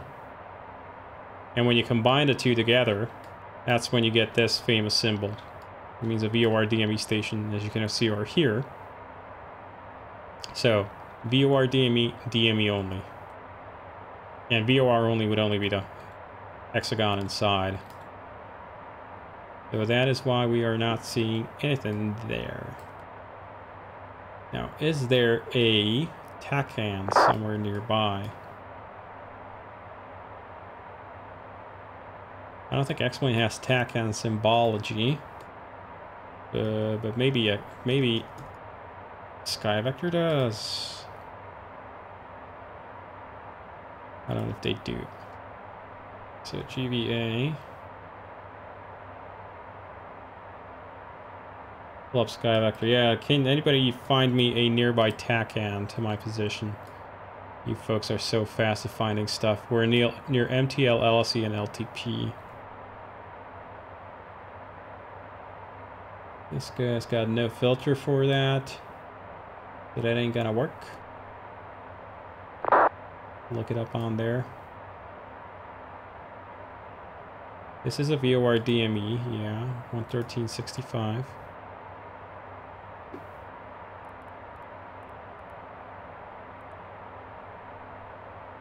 Yeah, got a bearing, got a distance. They're on their civilian paired frequency, not the UHF.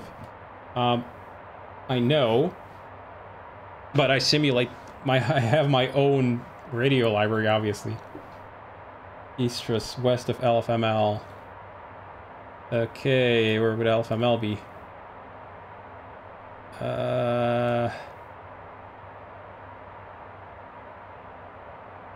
I'm not that familiar with the French coast, you know. LFMN, there's Nice.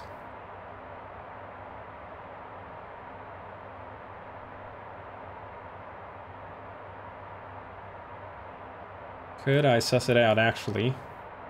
I have a better idea. Avionics knows where all the TACANs are. 115, 15.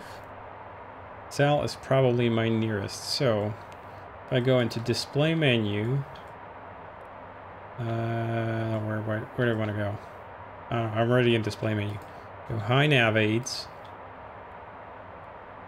Aha! There's one. Avionics knows where all the TACANs are. So there's HYE. Now, will it try to tune something? Yeah, of course not. That is not a... And Sal, yeah, I can see what you mean. 115, 15. Sal, right there. And again, if I put it in by name, it shouldn't know that one. Or it might know something different. There's an ILS with that name. VOR DME, like South America or something. ORG 109.4. So if I punch in the frequency manually, and we'll bring up VOR data again, we'll get a DME. We won't get a VOR. We won't get a bearing.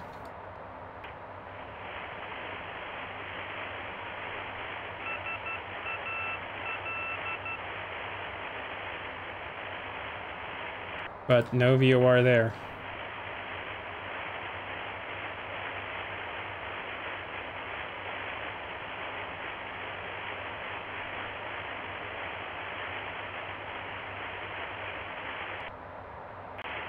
So yes, I do simulate only the DME part of TACANs.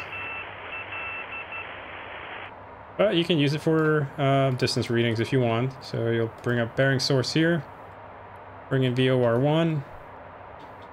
Won't get a bearing needle, but you'll get a distance reading off the thing.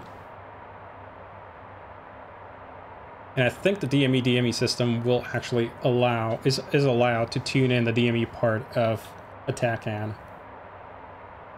Does not have a TACAN receiver, obviously, but TACAN implies DME is, get that correct. Yes, exactly. TACANs always have DMEs on them.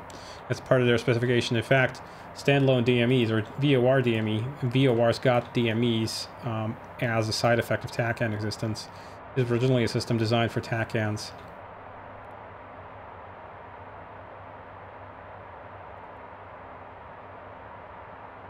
So yeah, that is why we can't receive a TACAN. Give the airplane its VOR DME updating capability back. So right now, no solution. It's only using DME updates. Tune that in.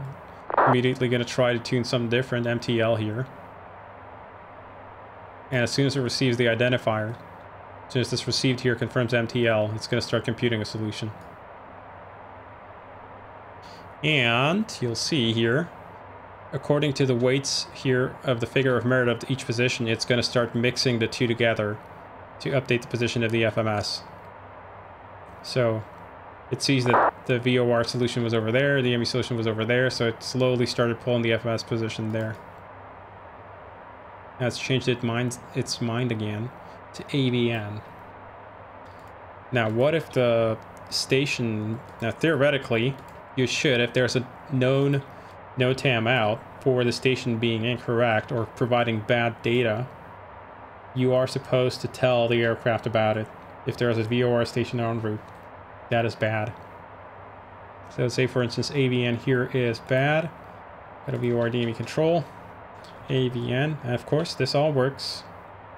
Put that in, and in a moment here it re-examines the tuning decisions about once a minute. So in about a minute it will change away from AVN and not use it anymore. You're supposed to punch this in before you start the flight or before you get into range of that station, not, you know, waiting for forever. I think it might actually already have dropped the solution for there. I know it's still using the solution there.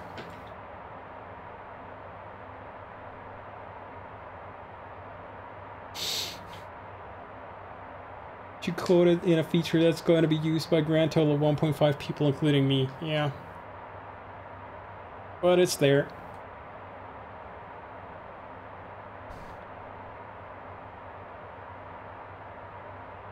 So, come on.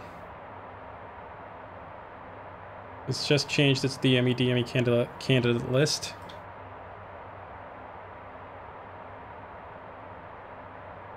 Or no, it's just changing the sorting order.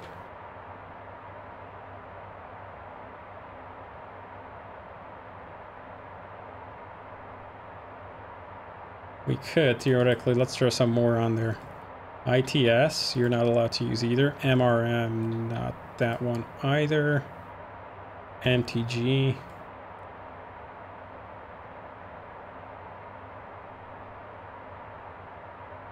And let's see which other ones.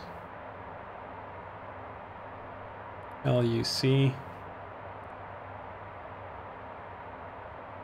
Why is the VOR DB selector should have tuned away from AVN?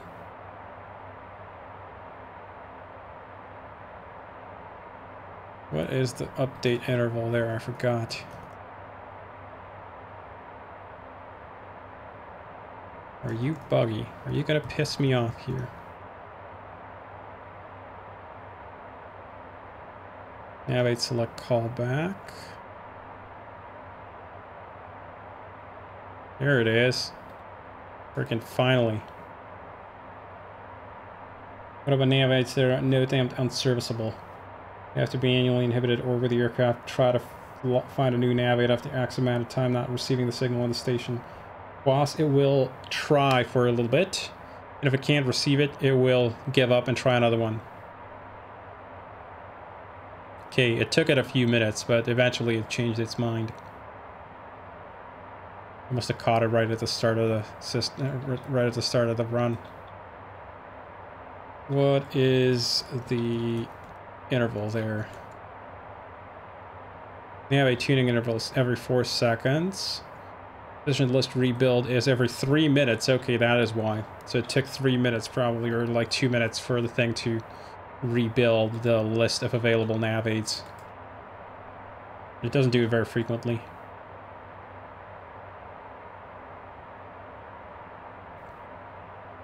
Okie doke.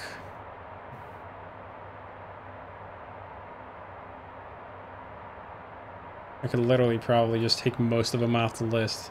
FJR, don't use that one. Don't use MTL. And don't use STP either. Then on the next way around, he's gonna try probably MEN there, the last option, and that's gonna be a fairly crappy one.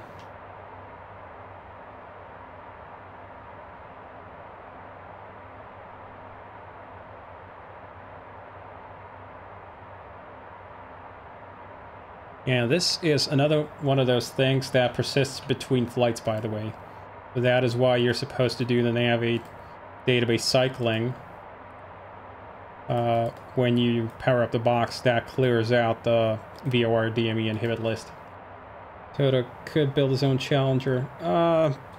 There's a lot more that goes into building aircraft than what I'm showing you here. Werewolf will use because they're half human.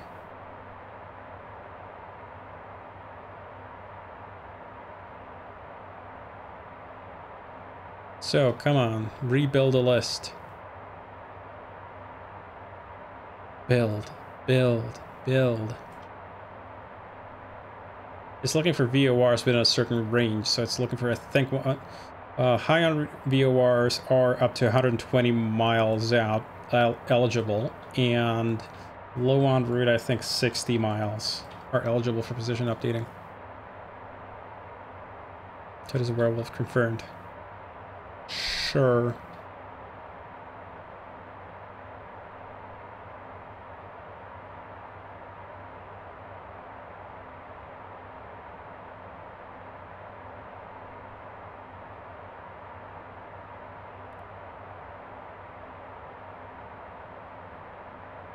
Come on. Change the list.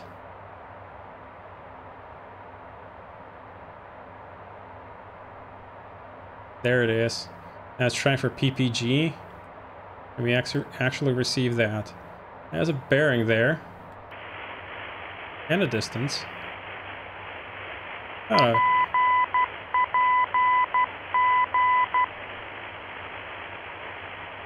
I think that was it, right?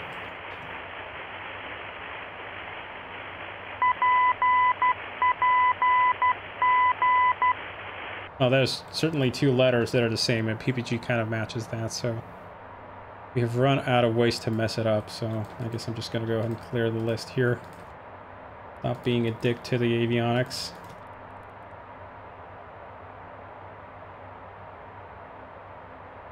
The sleep schedule, so maybe he's a werewolf we're talking about, as Occam Fraser said. Sure.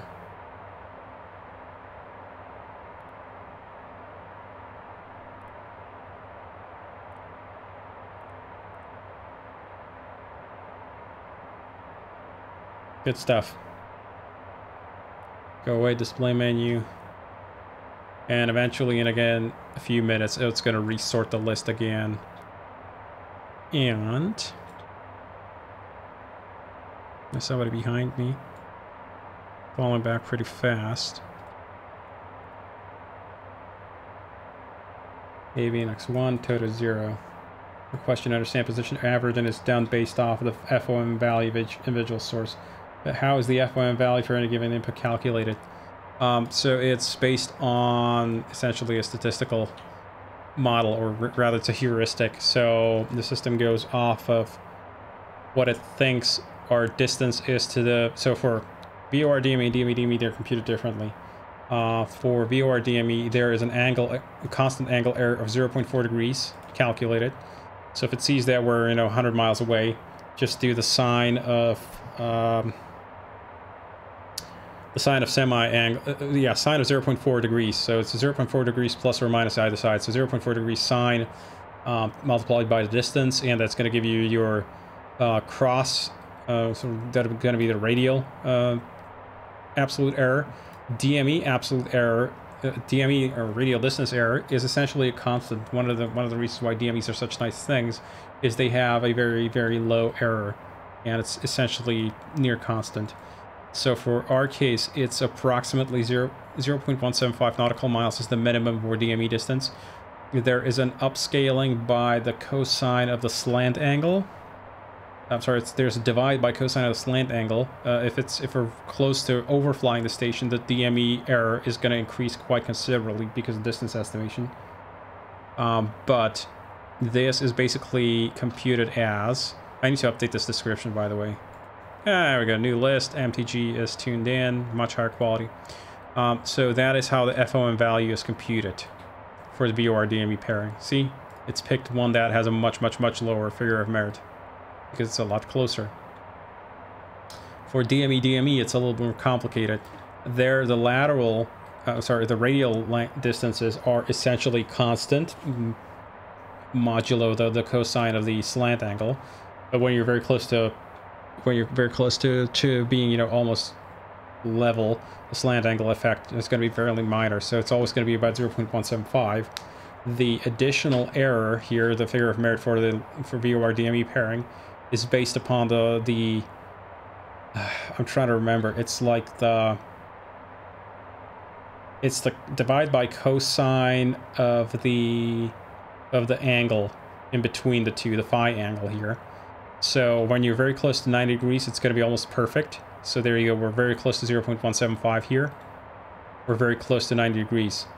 And if this was higher, and if we were tighter or more further out, if it was further away from 90 degrees, then this value is going to go up because we don't have as much correlation between each of the DME's positions. Can't you account for the slant angle effect? Your altitude and elevation station after all. Intel, you can, but the problem is your altitude is barometric and not geometric. That's the problem. And DME distance is geometric. It's essentially straight line speed of light stuff. But your altitude observed here is barometric. So yes, it says that we're at 38,000 feet. But if we look at our GPS unit, it says that our actual... Oh, okay, we don't have a GPS unit right now because I killed it. So, in that case, we'll have a look at... Let's see, where do I have actual altitude display? Might need to bring it out of X-Plane's debug window.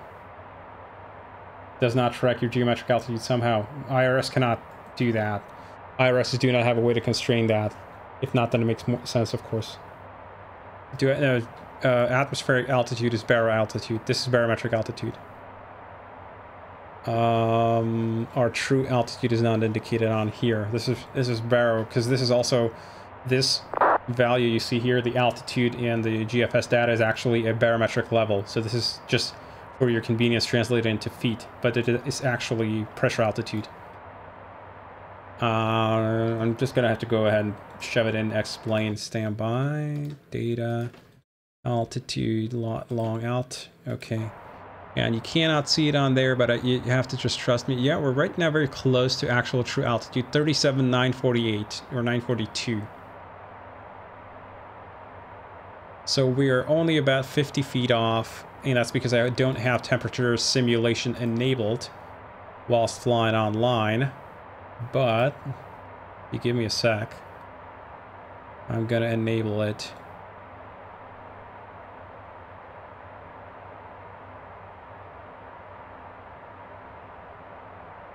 Okay, here is temperature effect simulation online enabled.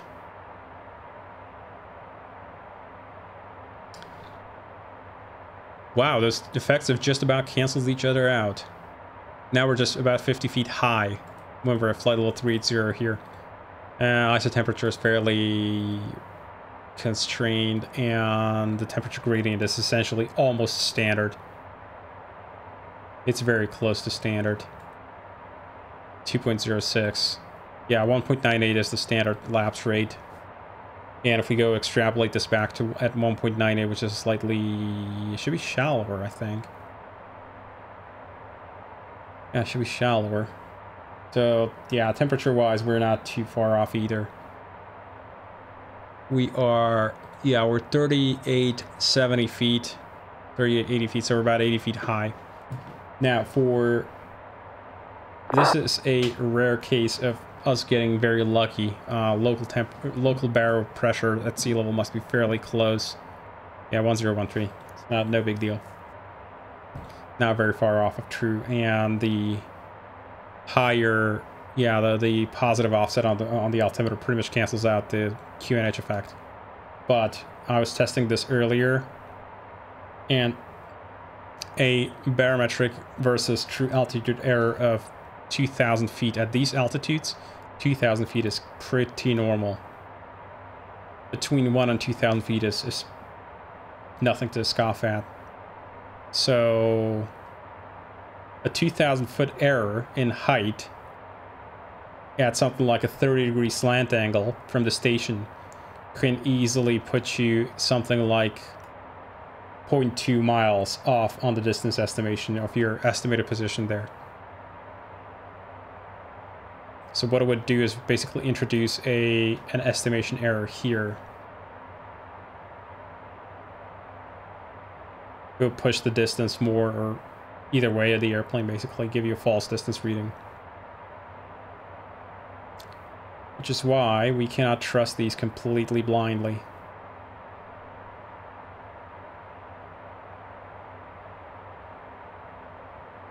Anyway, I'm gonna set it back, I guess, to so that I'm not annoying the VATSIM gods when I go ahead and fly online with an actual altimeter that is affected by realistic physical effects.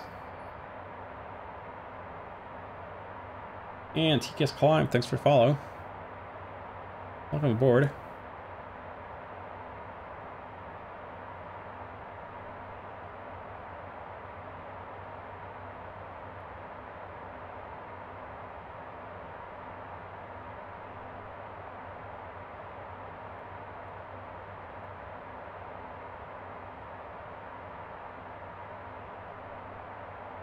Yeah, that's the situation there with that. Flying over water. I know this is the ideal time to enable synthetic vision. Oh, right, we don't have GPS, so we don't have synthetic vision available. Haha. That ain't gonna happen. But we are well within station range of many radio nav aids, so our positional accuracy is still fairly good. 0.21 nautical miles.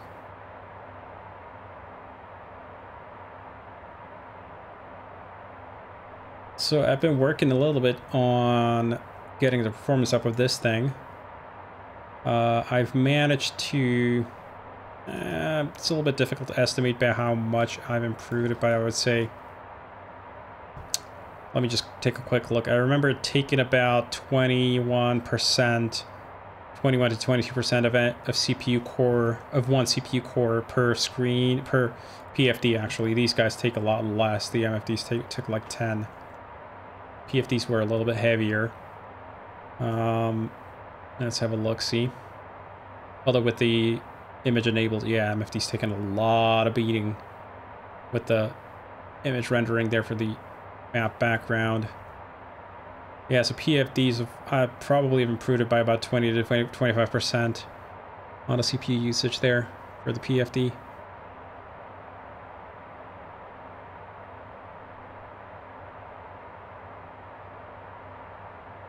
Cool. X-Pilot still can hear my voice, which is good. That's helpful.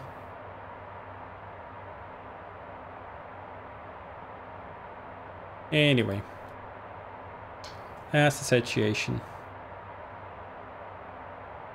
I could, theoretically, I think. I could, I guess, re-implement this to use GL rendering or GL compositing for the background image here. It's the Cairo compositing that's a little bit costly, but it's on a background thread. If you don't enable it, it's not going to cost you anything. You got plenty of cores, don't you? That are sitting idle and not doing anything. Let's see. On my 8-core CPU right now, I have... That's a little bit difficult to guess. Each thread on the system is doing something, but it's just probably process hopping all over the place. X-Plane itself is consuming 350%, so that's 3.5 cores worth. More cores than we can know what to do with. Yeah, so it's consuming about 3.5 cores out of my 8-core CPU here. And if I disable this, I disable the display on here, it will actually drop down. So I can actually take you in like this.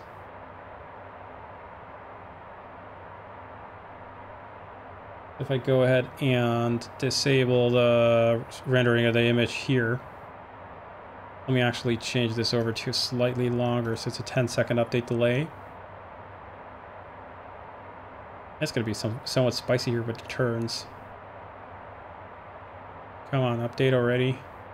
So 3.34. It says 300%, that's percent of one core. So 300% is actually 3 and something cores worth of execution rate. So go down to here. Disable the map render for the IFS stuff. And we'll wait for another update.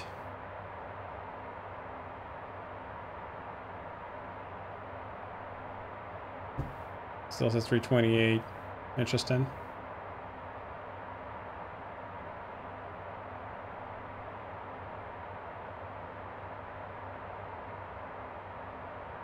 .306. Let's have a look at which thread is consuming this stuff. Yeah, the MFDs are back down 15% instead of 40 previously. Yeah, 311. And if I bring you back up, the IFS image, you'll see that this guy's gonna shoot up. There's the MFD. There's 35% right there. Shot up from like 15. So compositing that background image with the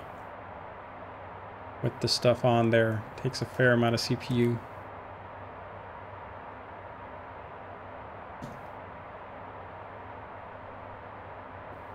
What you're saying is we should just pull breakers for all the DUs. Smart username for your PC, by the way. That's a very old username I've been using for decades at this point, so yeah.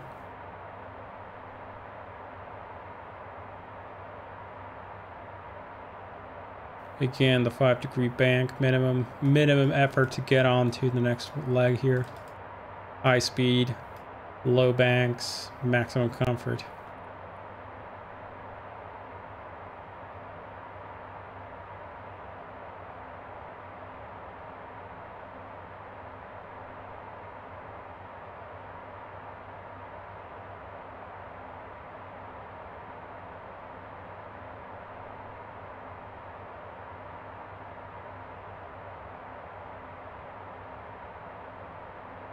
Okey-doke.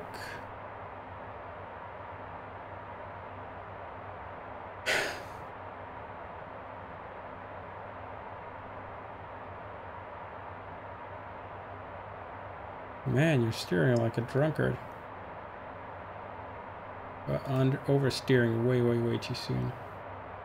I'm sure Graham logged that feature request briefly talked about on Discord earlier. Would it be possible to add another autosave point to preserve cold and dark state something along the lines of aircraft powered down?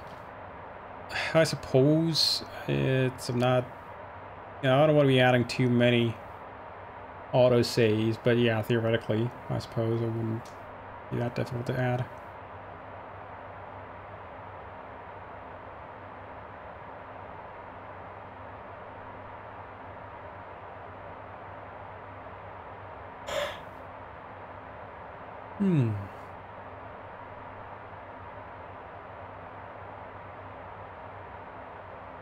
So, BGR.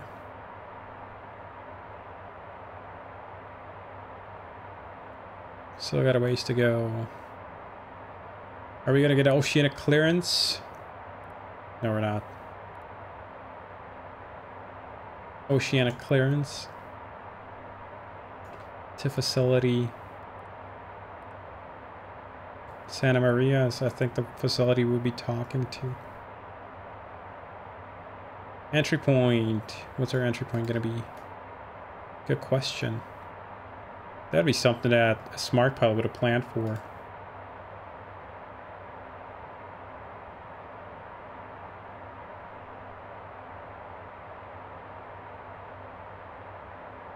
Narta probably.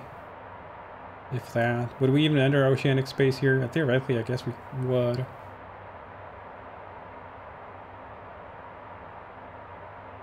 NARTA. We're gonna be Mach 80. And what are we gonna get there? It's unhelpful that my sim is in a different time setting, but theoretically, yeah, I can just go ahead and change the FMC time since I have taken off GPS. So status. Current time is 2208.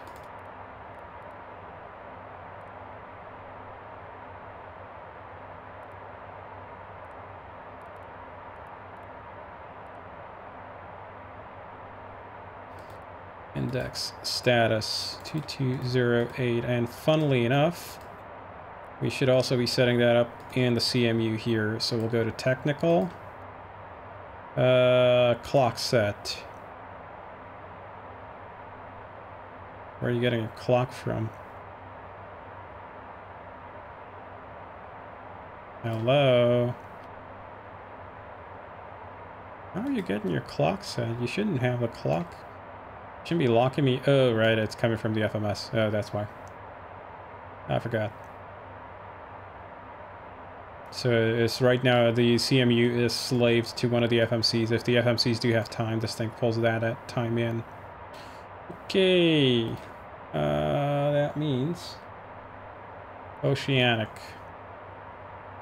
See, now it says the correct time on there. This is kind of a nice life hack. So go to MFD data, display menu, and which one do we want? We want flight plan progress, yeah.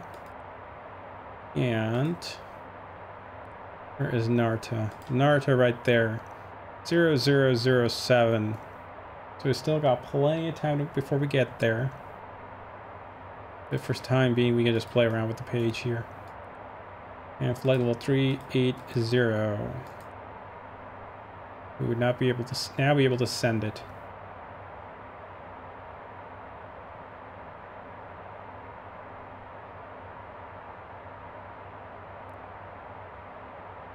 Alrighty.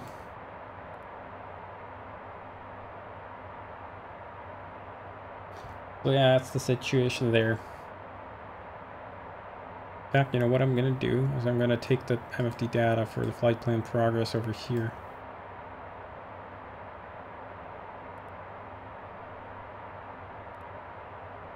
And prog page there.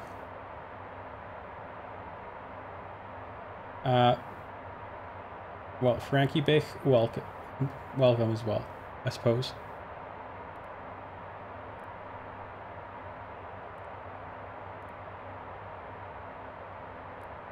Glad you're enjoying the stream, I suppose.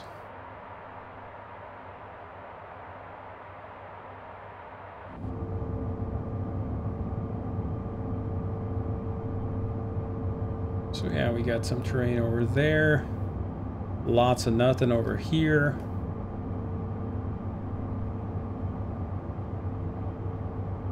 Past Girona, Barcelona.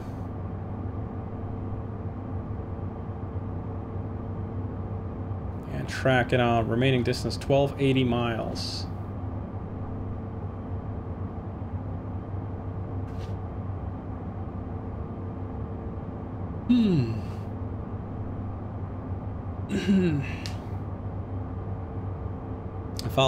The system follows a pretty simple algorithm to pick which cities are going to be visible, basically just based on distance and city population size. What's your curtain mainly for? It doesn't seem to block out the wind noise from the door. So it should a little bit. The wind noise you're hearing really is from the windshield here. It's in reality it's mostly to reduce the amount of heat loss. On the subject of Oceania, I was flying CL650 across the pond recently and had some trouble with my ETOPS waypoints. I was trying to draw range rings from my en route alternate so I could see, but I couldn't draw range rings there far enough. Is that by design? Is there any other way to get the same effect? So Quas, the range ring system is limited to 500 miles. For whatever reason, that's the way Collins designed it. So yeah, fixed page. And if I punch in anything, maximum radial crossing you can get is 500 miles, or distance cross. If you punch in any more, distance too large. I don't know why they designed it this way, but they did. So I suppose it's just a situation.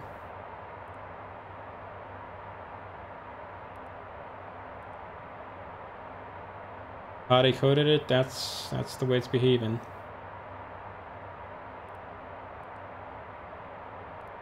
Or how the real thing is designed. That's how ours is behaving as well.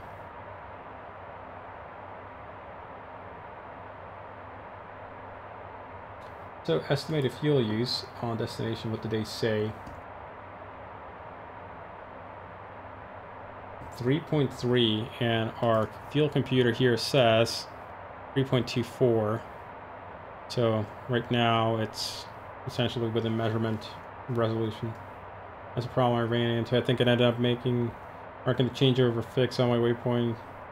Yeah, go EGPX or something like that. Yes, that is a way to do it, Quas, but unfortunately that's another way to do it, I guess. If you have a latitude for your ETP for equal time point, a way to do it would be using a latitude crossing fix. So let's say to west. So west 2, sorry. West 002, and we want to turn into the longitude crossing. Which I have no clue where that would be. There, somewhere.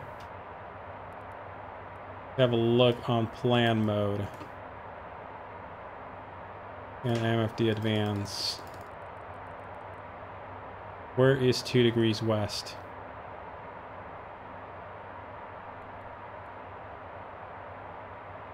Okay. Fallback situation. Where is this?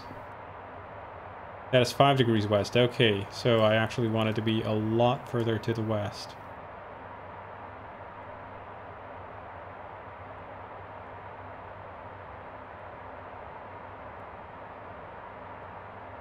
Somewhere around here, let's say. I want to have the crossing occur. This is just for me messing around. So you are coordinate-wise about 10 degrees west. Okay. Index fix. West 010, longitude crossing. About there. So I guess that's one way to do it. Because the bug in the limits to range 200. Yeah, it's fixed in the next version to 500 miles, but it's still only 500. You won't get more than that.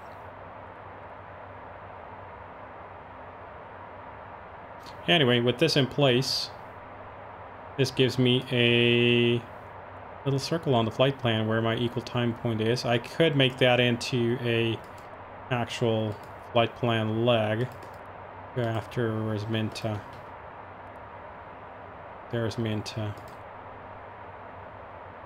Like that.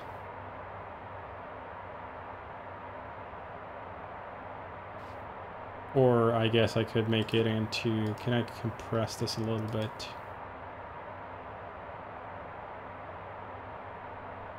Now let's go like this.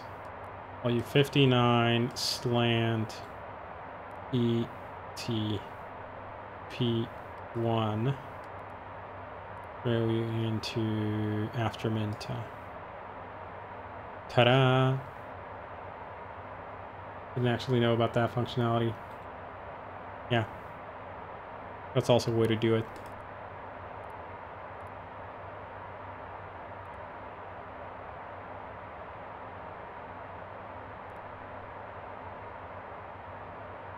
So yeah, what is my arrival star? Anyway, I can throw that in while I'm here. Racken 1 Papa. So arrive, LPMA arrival. Racken 1 Papa. Quickly swap you over like this. Sweet. Execute. And that should give us charts for it as well. Or automatically load charts. Right now this is because this guy's right now on ICAS display. What I could do is I could swap ICAS over to the PFDs.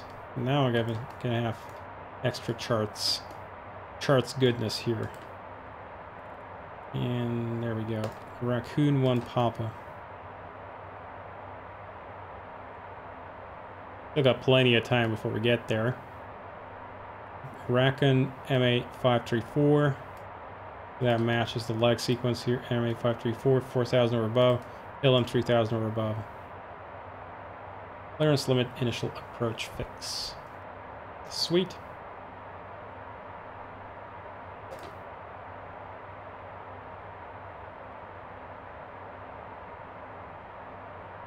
Good stuff. Then honestly, with no synthetic vision, I could just fly like this. Just keep the engine displays and everything up on here. You always have to have the ICAS on somewhere, though. Hard requirement of the avionics design. They really want you to know about your Ah, here's a thing I'm wondering. How do you display if you have a second bearing source? Literally doesn't fit. Or maybe I should change this. Should probably compress these, maybe throw out the identifier. I need to check because I'm not sure what the avionics does on compressed display there. Let me just file this up quickly for myself so I don't forget. Bearing display on compressed PFD doesn't fit vertically into the PFD. Not gonna tag it yet, but we'll keep it there. Good stuff.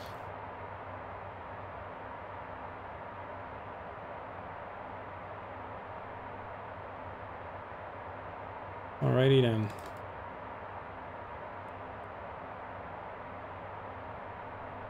Hey, fighting bugs. Ah, there's a situation developing. Somebody coming our way in equal altitude, climbing.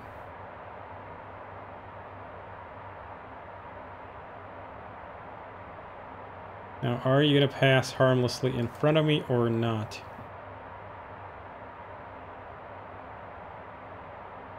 You're climbing above me. Okay.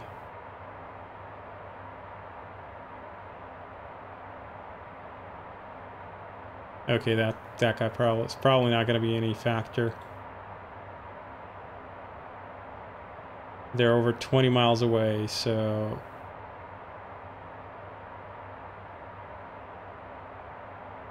barely climbing. There they go.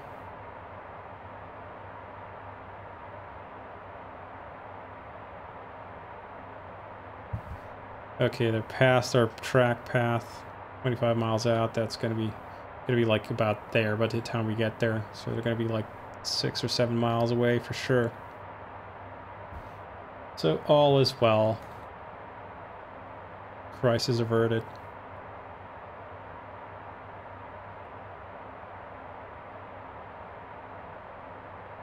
600 feet above. Where are you climbing to, buddy? You're getting up to flight level 390. That's for your average Airbusy guys. That's very high up.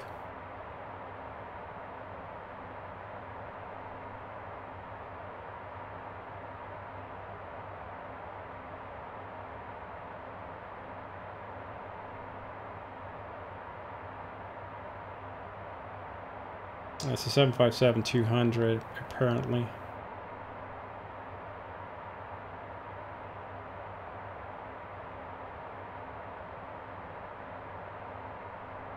Okay. Somebody pushing their 757 pretty hard. Get up there. Might be a short sector.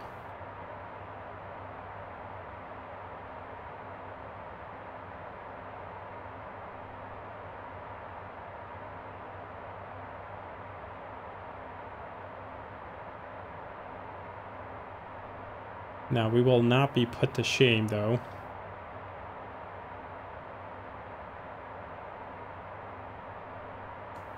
So, I'm just going to go ahead and clear myself up to flight level 400.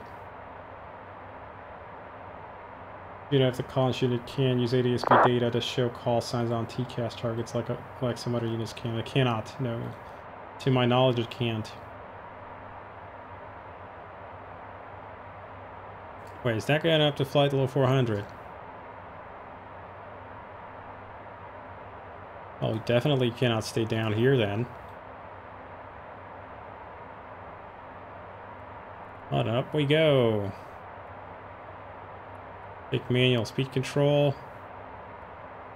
And initiate the climb. Perf climb limit, please. Yeah, I know the flight ceiling is 420, but the thing is, it's getting up to 420 is a tall order for them.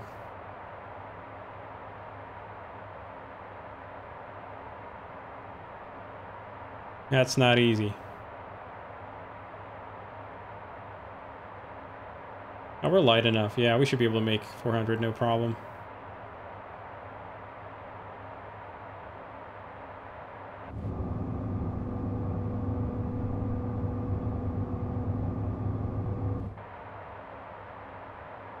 Ooh, the world's missing a piece. Whoop, whoop, whoop, whoop, whoop, whoop, whoop, whoop. Be carrying sailboat fuel.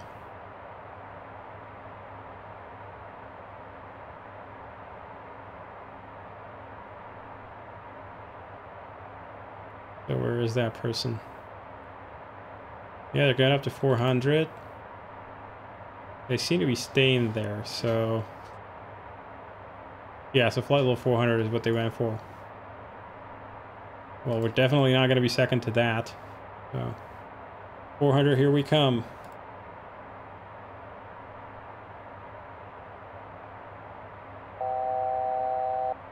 $1,000 to go. Climb rate is good, even at Mach 0.80. No problem at all.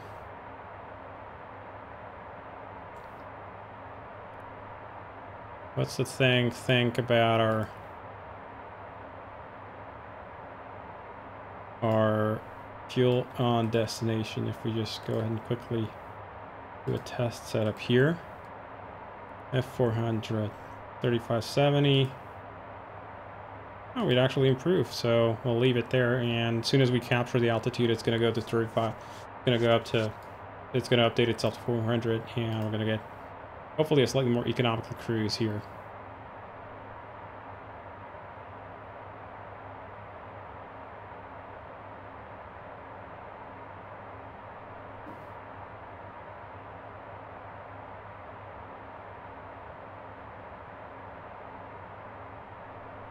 That guy right there, isn't it? Oh yeah, you can't click on him.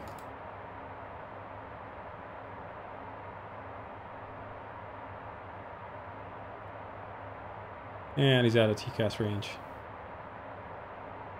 40 miles is the typical range of display for anything. Alrighty. Flight level 400. Gonna take resume Mach 0.80. Flight level 400 is updated. And for Finite says, yeah, 3,700 pounds of fuel on destination. Good stuff. Index Prague.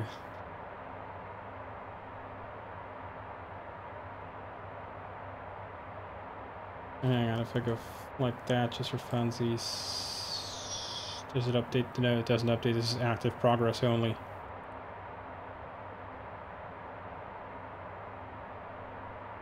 Jet 2 probably in Leeds or East Midlands. Something like that. It looked, yeah. EGGD, I don't know what that is.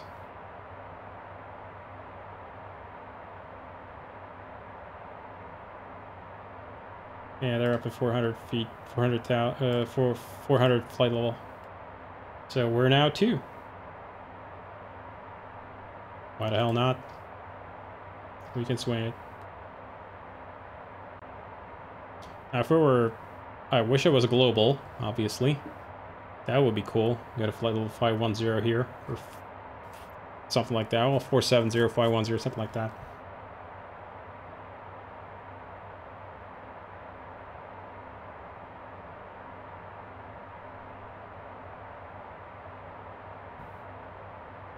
The cabin does get very quiet up there. Bristol, it seems. Awesome.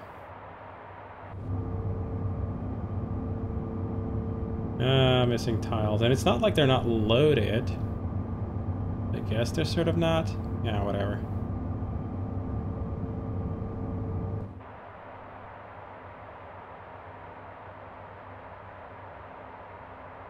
Yeah, there's literally a piece of the world missing. Hello? No, hang on. Is this maybe enhanced skyscapes messing up? It could be. Hard to be sure. It's been fairly light. Not many people wanted to return early from their package holiday. Potentially, yeah.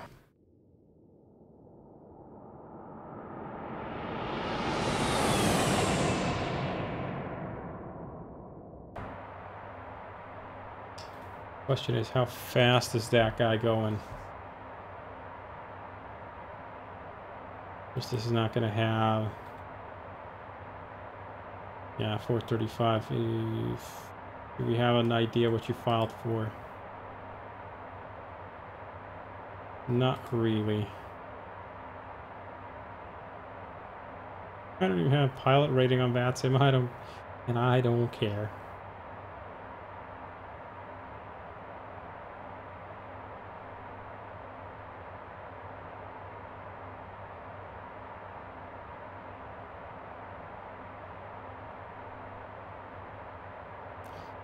Yeah, good old VATSIM. Truckloads of Airbuses.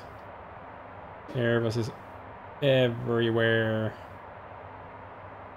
Ooh, A320N. No, it's an Airbus A320neo. A330, 737, A320, A321neo, A320, A321, 19, 20, 20, 20, A320. Geez, there's like a train of them going into Madeira.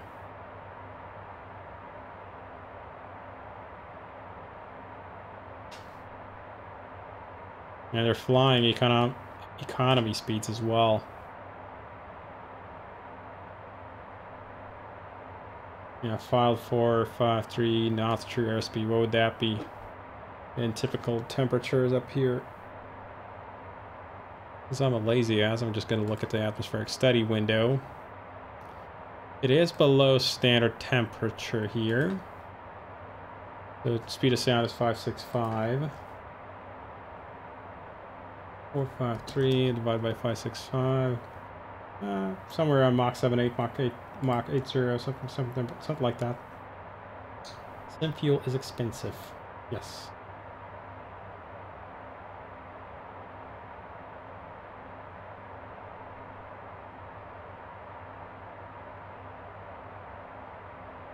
Yep.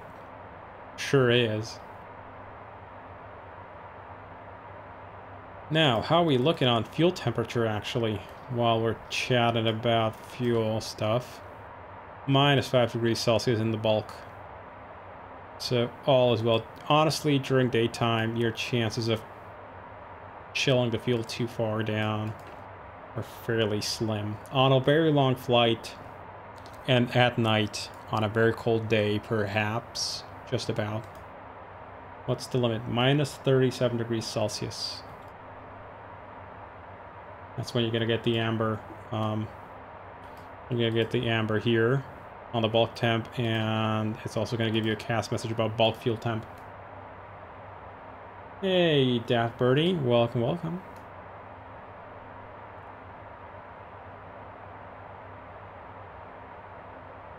But yeah, minus 6.3 degrees Celsius in each tank. The center tank and the tail have been empty for weeks now. So we have drained those down completely. How are we looking on the fuel here? Die cut. This next Tordu is what we passed already. And our plan was 8.0, and we had 8.1, so we're 100 above at Tordu. Die cut is planned 7.9, and it's about 8. So we're about 100 plus at this point. Does the manual say the bulk fuel temp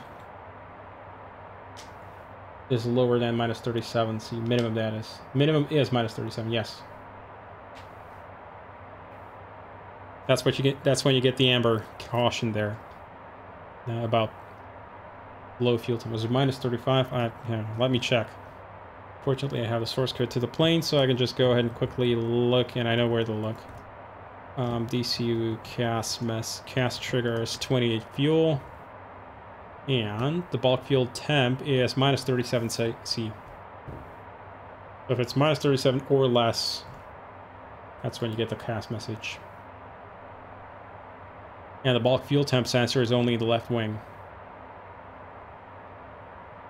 so bear that in mind.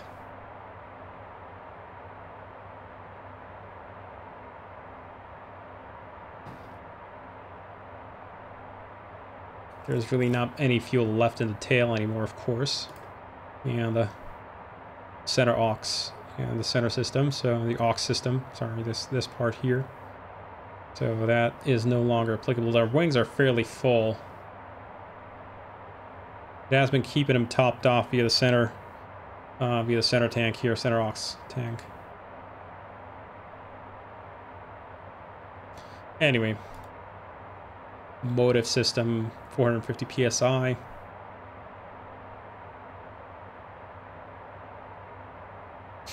Pumping hard. And yeah, you can see over here, the wings are this HX value, that's the heat exchange rate. So HX is the rate at which it loses or gains heat from the surrounding environment. And right now we are losing at about 8 kilowatts of heat, 8,000 joules per second.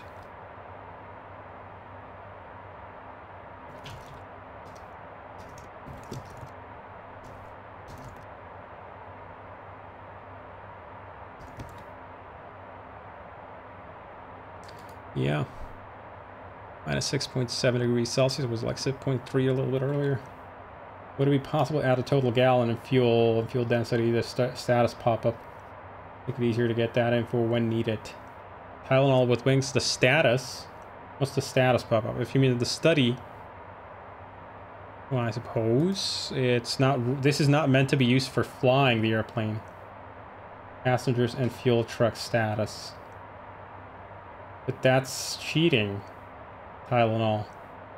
When needed, probably not supposed to need that info at all. Well, you're not supposed to know that precisely. This is for like our debug and analysis satisfaction, but really, here you go. Here's your total, 8470. So Tylenol, it's right on the avionics already.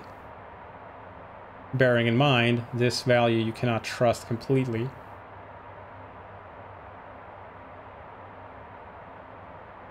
Density. Why would you need density, though, for wing?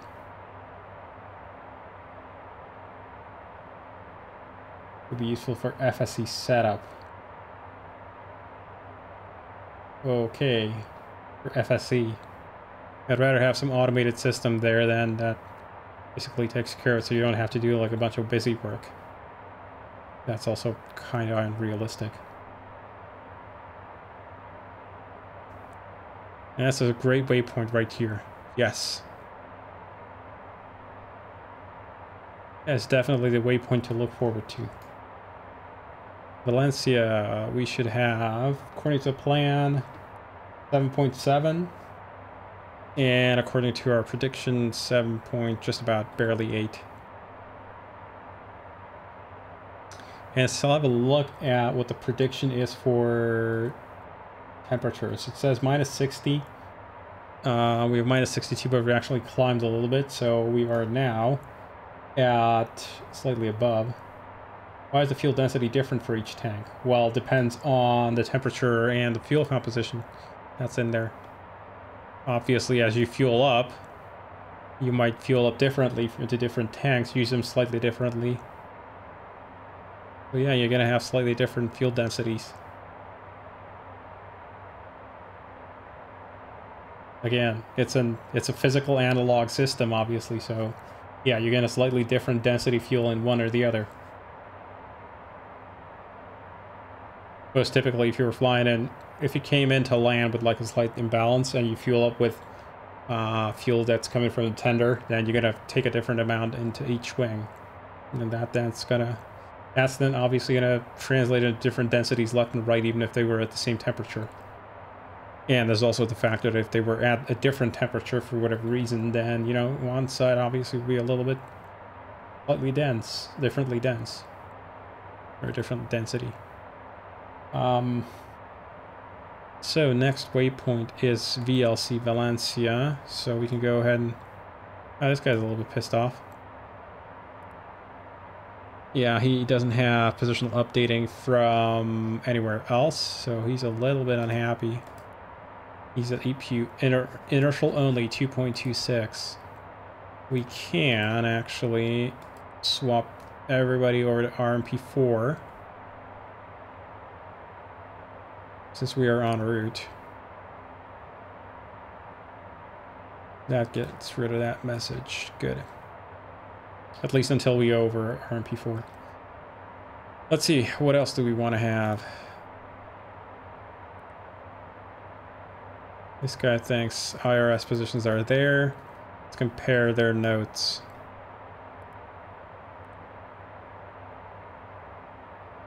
They're about 0.1 mile in disagreement. That's pretty normal. If the drift rates are going to be different, that's pretty expected, because the drift rate is computed from the FMS position. So if the FMS positions are different, then obviously they'll compute different drift rates. Let's have a look. Right, data link. Weather, winds aloft, and are we still flying VLC? Yes, we are still flying a VLC. VLC. Valencia. Send. Give me winds aloft. There we go. And let's go ahead and compare notes. So they say minus 61 degrees Celsius at 39,000. Minus 63 at 45,000. We are measuring minus 62, so just about split in between. It's pretty close. Wind is predicted to be 286. From 286 to 274, 70 to 50 knots. It actually dies down higher up. So we were actually flying at a pretty high wind level. And if we have a look at the actual observed IRS wind, go to progress, second page. Actual wind observed is 280 at 60 knots, just about perfectly split again in the middle there.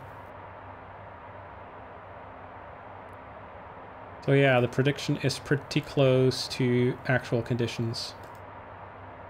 In fact, if we have a look at our legs page, leg winds, pretty close, yeah, to our actual winds. I'd expect this to be a field prediction given on here to be fairly accurate. By the way, a lot of people I see typing in, doing the wind update here en route. Now in our system, it will work. It will do it correctly, but in reality, on the real airplane, you're not supposed to use this. It will try in the real plane, but it is apparently known to get stuck and or frozen. So it seems the real thing has a bunch of bugs in there that, you know, I don't reproduce, I guess. Anyway, predicted 3,700 landing fuel. What are you going to do when you change flight level? Ah, good question, Intel. Change arrival, departure. So if you change departure and arrival, so if you change your legs, thing is, if you add new legs or, you know, reprogram your arrival, the new legs are not going to have leg winds. And the idea is you then use your average. The FMC will first look at the leg winds. If it has for a current leg, if it has a wind data in there, it will use that. If it doesn't, then it will use an interpolated value from here. If I want to check it, punch that in. Average wind 254 at 058. At 58. Didn't really change anything because all our legs already have winds anyway. But that is going to be our average wind component, or average wind. You can also, didn't want to push the U. You can also do this if you have only a wind component that tells you your headwind or tailwind. You can also use that. So M80 would be minus 80. And this airplane wasn't study level. It still needed bugs from the real one. Yeah, I know, Rain Man. And it will be. Yeah, I know. I forgot to implement a bunch of bugs. After you change your flight level, you forget to about accurate leg winds and just use the average. Yes.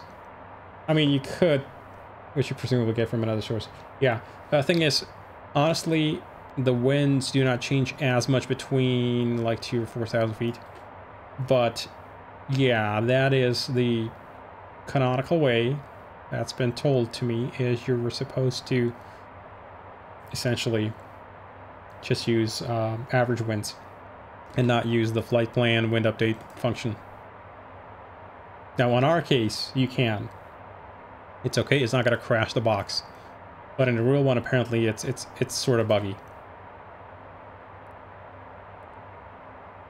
So there's a bit of your aircraft Challenger trivia, I guess.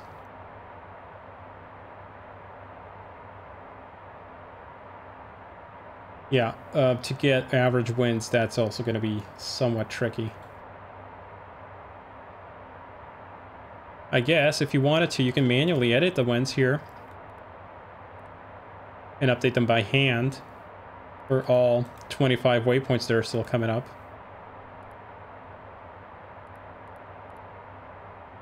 That's a way to do it. If you hate yourself. Yeah. No thanks. Yeah, me neither. I'm gonna say no thanks to that as well.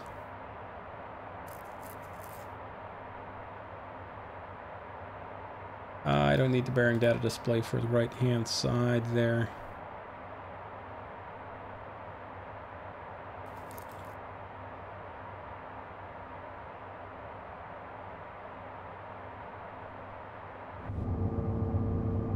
So what are these guys doing here?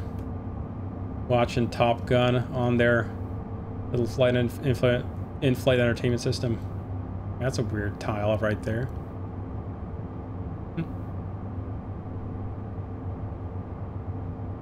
Mercia. I was about to say that spelled Murica, but it didn't.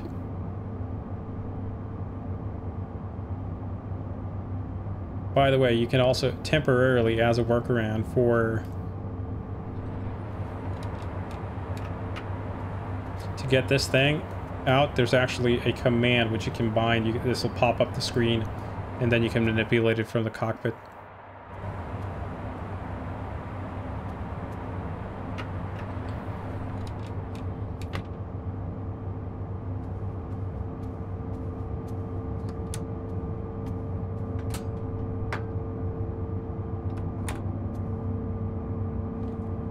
Don't mind me. Just doing the business. With one hell of a view. I'm joining the 40,000 foot club, I guess. Bathroom club, anyway.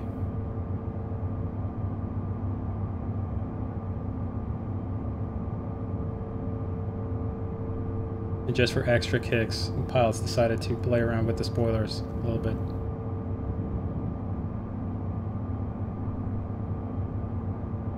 In fact, so I didn't actually code this in explicitly. This is just the effect of aerodynamic simulation and the hydraulic system working against it, but at high speed, the spoilers here vibrate. And that's because of the fact that it's essentially trying to push the spoiler down and the hydraulics are working against it. You can hear the engines there speeding up, compensate for the speed loss.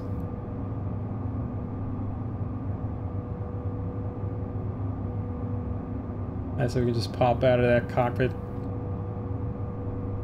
I can get my gal to show the status pop up. Kidding.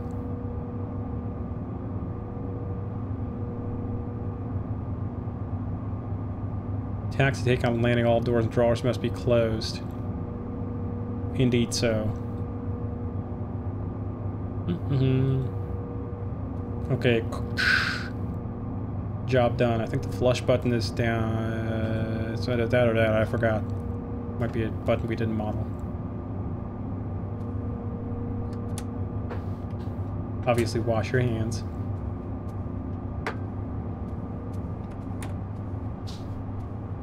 How you doing?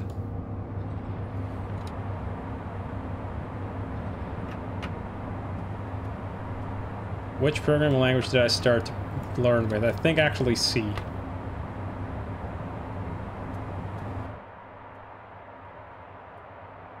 Might have been C.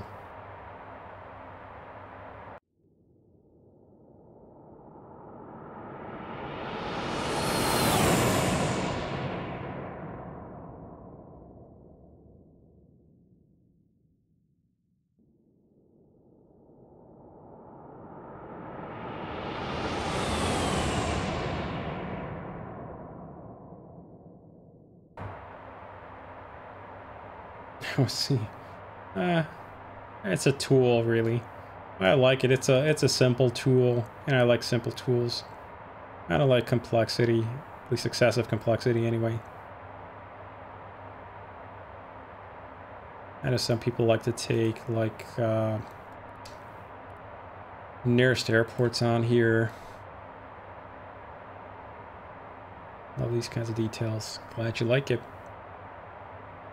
Okay, another one of those challenger pieces of trivia you might not know. You can actually control the number of symbols on here. So by default it is set to the maximum, which is 40. But if you don't want that, if you want to have less clutter on there, that's the way to do it.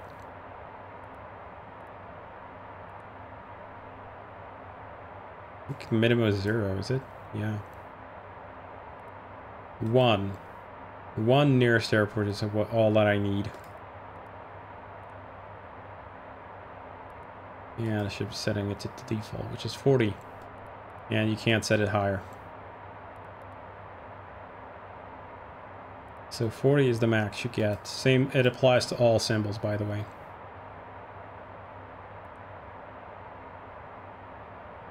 There's another TACAN down there. TRL. And it's not going to auto-tune because it's not a VOR station. Yeah, that ain't it. Troll. Now, what the hell's a troll? In Norway. Got trolls in Norway? I mean, I suppose they would.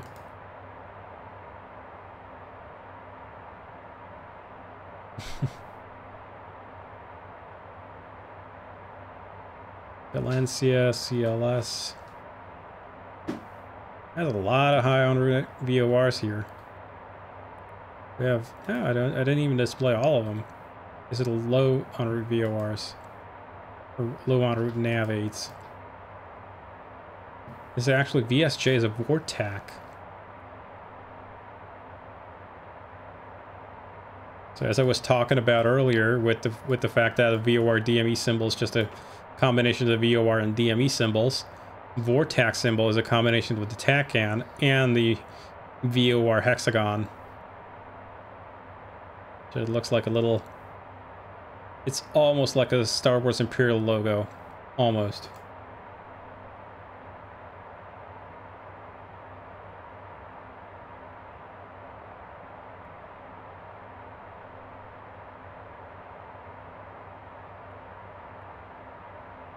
So yeah. Zoom way out. Top of descent is still very far away. The only way to get the display of it. So normally, I don't know why Collins designed it this way, but not that one. If you have this on VNav, it's going to show you where the top of descent is. And it's going to be in version 1.6. Version 1.5 didn't do it. V1.6 will show it to you. Where the top of descent is, but it's only going to show you once you are within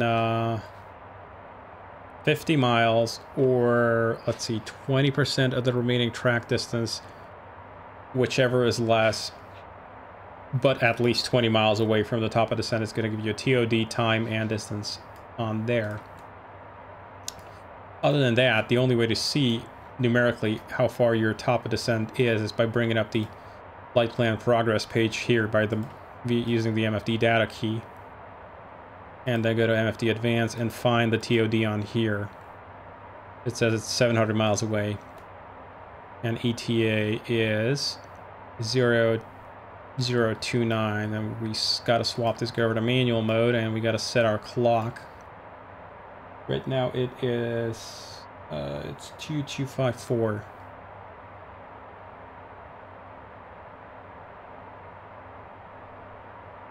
Two 5-4 set. So it's about a half hour away. No, more than that, an hour and a half away. Yeah, there we go. And as you pointed out, nearly does look like an Imperial emblem. Gotta remember that. Well, have a good one, Vinny. Troll in Norway checks out. Yeah, it kind of does, doesn't it?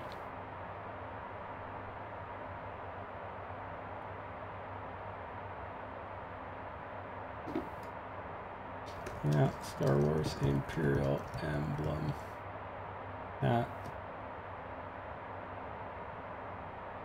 Well, almost. You'd have to have two of them stacked together pretty much to get it there.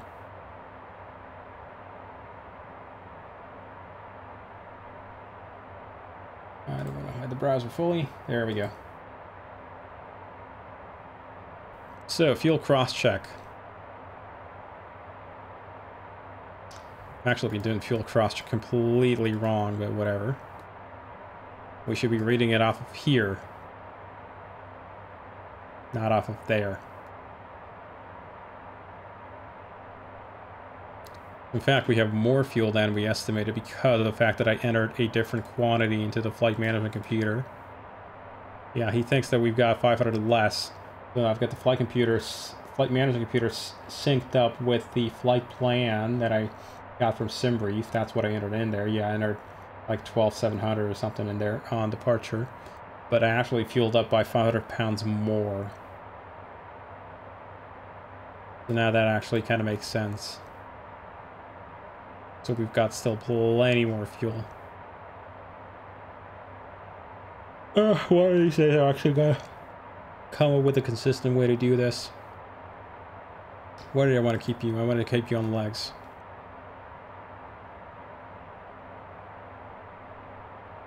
And if we're being good pilots, we could theoretically pick up some weather along the way and see what the situation is for our destination and our alternate. Go to terminal weather. I want to go and pick up LPMA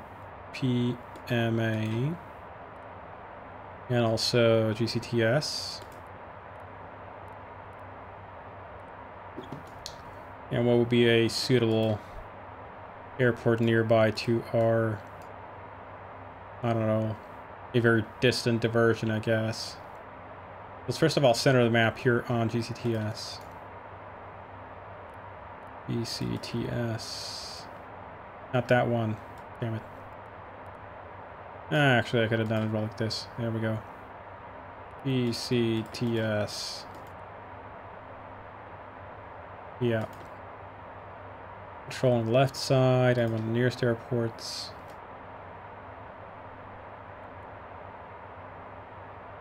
No, not that circle. This guy.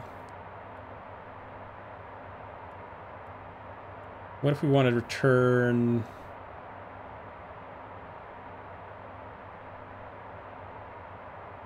Could we make it back to mainland? Probably just about, but not really with enough left in the tanks. For funsies, let's go ahead and explore that. If we wanted to make it back to the mainland, MFD advance, go along the waypoints.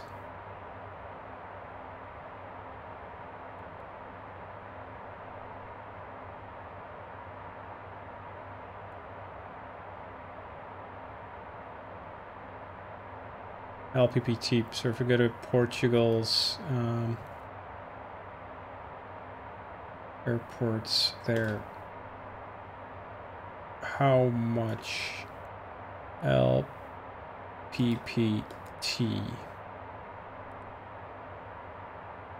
And the predictor says, oof, that'd be tight. I mean, it'd be more than our final reserve fuel, but not by much. Not by enough. It'd be very pessimistic. So we could, though, that is a fair distance away, so we could probably, for the, actually already planned the optimal, we've already planned the optimal alternate cruise level, doesn't it? Yeah, it does. So LPPT is out of the question for a diversion, so GCTS it is as an alternate.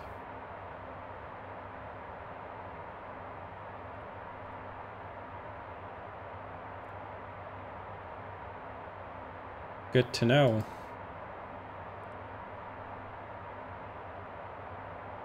Alrighty. That's a message. Terminal weather. La Palma. Not La Palma. Madeira. What am I saying? So, winds out of the southwest. Hey! 272JH. I've been having troubles with installing VATSIM and XPlane 11. Have you heard of anyone running into the same thing? I had it before when I updated. I tried reinstalling it and won't run it. Thought I would ask. Well, considering that I'm on Linux and you most likely aren't, I'm probably not the greatest person to ask about software installation issues. Yeah, probably best to ask people that make it. Forecast is weather, winds continuing out of the southwest, good visibility, scatter 5,000, ceiling of 3,000. And then I got the ceiling of 1,500 in there. That's a little bit limiting. Probably 30. Low pressure. No PIREPs, no NOTAMs. Okay, well, understood. The ceiling's a little bit marginal. Why did you try to run Xpilot? Yes, I have no luck. C172JH. I mean, what's happening with the thing when you try to run it? What, you know, you said that there's a problem, but we don't know what the problem is. GTS winds out of the southwest. Broken 2500, so better ceilings. No significant changes expected for the next 2 hours. Good. Ceiling of 3,000. And there's a chance, 40% chance of some stiff winds, some good gusts. But other than that, it looks fairly reasonable for GCTS as a diversion airport. Madeira. Ceiling there is right now a little bit marginal. Usable, but if we wanted to do something like a non-precision approach with just VOR stuff, then we would be a little bit screwed. Not too bad though. I think we should be okay. Let's have a look at what the approaches there are. Let's see if we did visual circling, VOR DME. Actually, it'd be winds out of the southwest, so we would definitely have to circle 27 or 23. And I didn't want to have a look at the final there. I wanted to have a look at the final approach there. So they say for VOR minimum is at 1,300 feet. Yeah, it's a bit on the edge.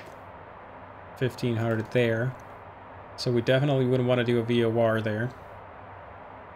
What sort of RMP approaches would we be legal for with an inoperable GPS? Definitely not the AR ones. What about this guy? Probably okay, even higher minimum. So with an inoperable GPS, we might actually be messed up, screwed, depending on which way the clouds are going to evolve. Install the program and it gives me that there is a file missing in the software. That's typically caused by antivirus software being overactive and like deleting stuff. This approach with comp failure, squawk, blah blah blah. This approach turned to Monac. Climate 3000, Monac join, hold, and or is directed. So the RMP is actually worse here in terms of minimums. RMP 23 AR, but we need GPS for this guy here. Here the minimum is very low. With RMP 0.3 you would have a minimum 1,200 feet. We are 0.3 approved on the aircraft. So that would be better. And that's probably our best bet if we had GPS available. We do not have GPS available. Our best bet. Yeah, it's just the initial approach. If we do not have GPS available, our best bet here is the VOR. Fascinating how that goes, isn't it? Yeah, just XPlot on Discord. Well, yeah, best of luck, I guess. And let's pick up the additional charts. Initial there. And I'm gonna pick up the final visual there. Thank you. Yeah, so Birkin 1500, that's a little bit marginal. According to the TAF, we would expect it to slightly improve. But yeah, it's... We go by a non-functional GPS. That's a bit on the edge there. To be going over the ocean, for sure. So this is the sort of time you would start thinking, you know, is it worth for me, with a partially broken aircraft, to go ahead and try my luck? What do you guys think? Should we try it? Should we wing it? Should we YOLO it in? What would a smart pilot do? Bearing in mind that's not us. Well, probably anyway.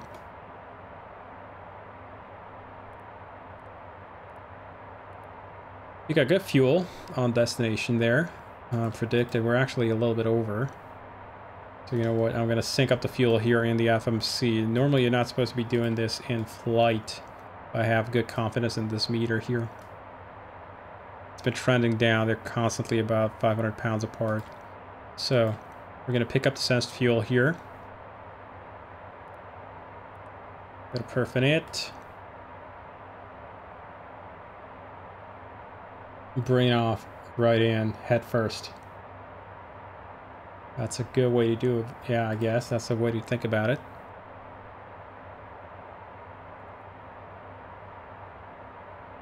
But this is what I was talking about earlier with the X-Plane 12 weather, in that it's with the gradual changes in, if you're, well, in this case we're not VFR, we're IFR, but sort of it lures you in, like, come on, we can try, we can take a look, you know, we'll be okay. But since I have integrated the new fuel quantity here, that actually gives me a few extra options for diversions. So if we were to divert back to Portugal, we can actually get there with still, you know, 45 minutes left to spare on the fuel. This is about 45 minutes worth of fuel. So we could get back, at least even mainland Europe. So if we have a look at Portugal's weather, or more specifically,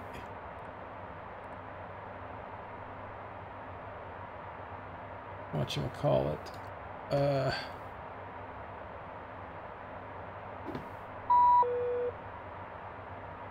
Lisbon, yeah, that's the one. You're at liberty to talk about how does X-Plane 12's ability to evolve weather work with real weather. I have not tested that, to be honest, in Telefax.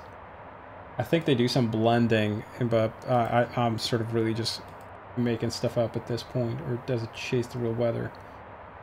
I think there is some creative interpretation and some evolution and subsequent blending, so it doesn't chase real weather.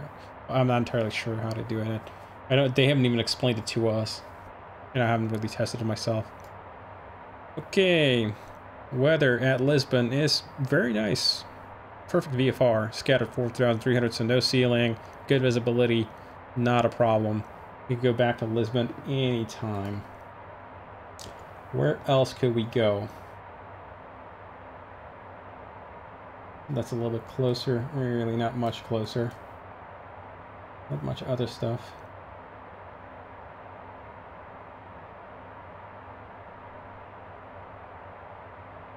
I guess we could La Palma, GCLA. That's also pretty close. GCLA is actually closer to our normal diversion airport.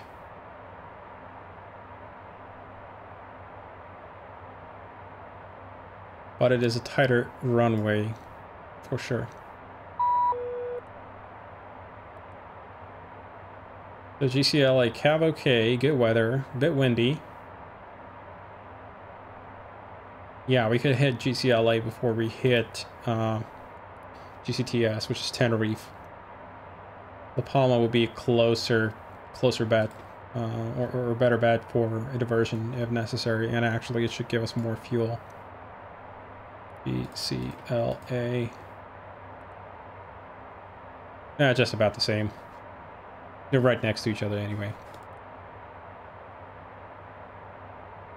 I learned they draw updates from several sources every 60 seconds, and then they blend from the one to the next update. What sources they use, I don't know. I'm probably going to keep that. Real Simple, they're probably going to keep that pretty close to their chest, so you know, nobody else can really easily replicate their code and their functionality.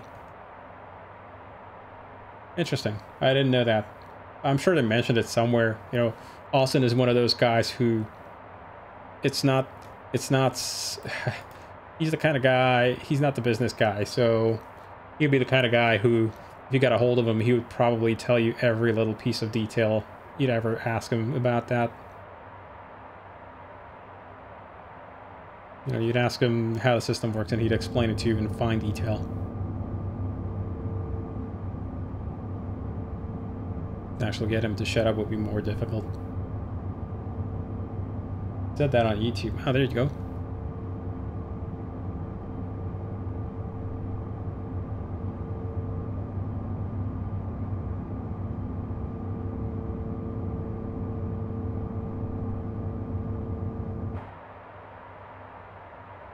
.42 frames a second, 28, 35. When I look up, it's 60. When I look down, it's 41, apparently. Okay, I'll explain. Frame rate consistency is kind of all over the place. Yeah, get him to shut up would be more difficult, probably.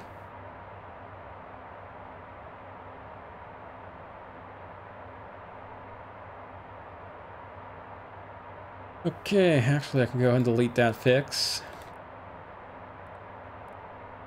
because that doesn't help me. Wait, what would happen if I put in like West 010 in here, and if I go ahead and delete this? Yeah, okay, it says invalid, delete, that's expected. West 010. If I copy back, there's a little bit of rounding error in the path construction, the intersection code. It isn't going to be exactly 0.10 West 010. I should probably fix that at some point. How far off is it? Let's see, it's 2 minutes. So 2 minutes, 0.14 here, 0.04. Divide by 0.6 to get it into tenths.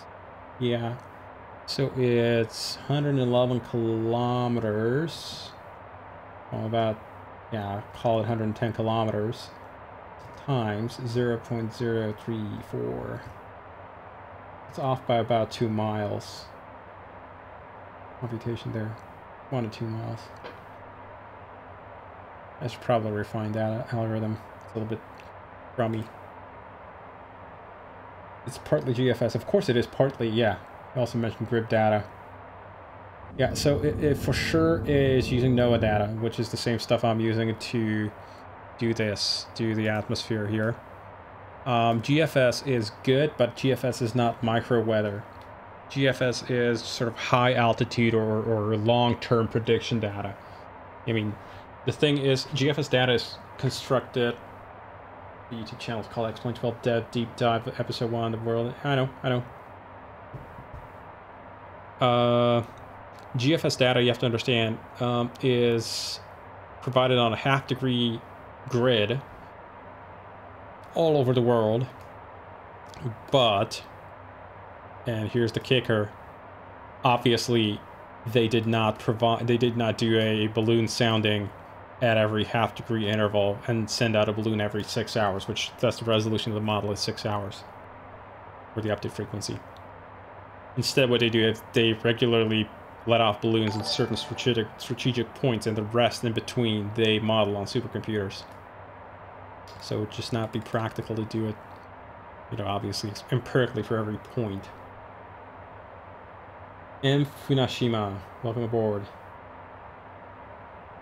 Thanks for the follow. Hope you can enjoy your stay. I hate to interview Austin. Gonna mix a GFS with METARs and call it done. Pilsnerish, I wouldn't be surprised. No. It's probably not that simple. I'd love to.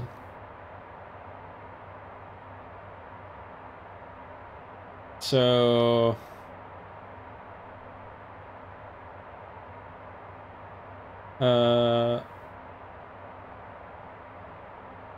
yeah, so... in terms of weather, I'm pretty sure he's using some radar data as well. That's what I'm afraid of. I'm pretty sure he's going to be using radar data as well to get, like, cloud builds up in storms, because GFS can't really tell you that. GFS is fairly limited in what it tells you.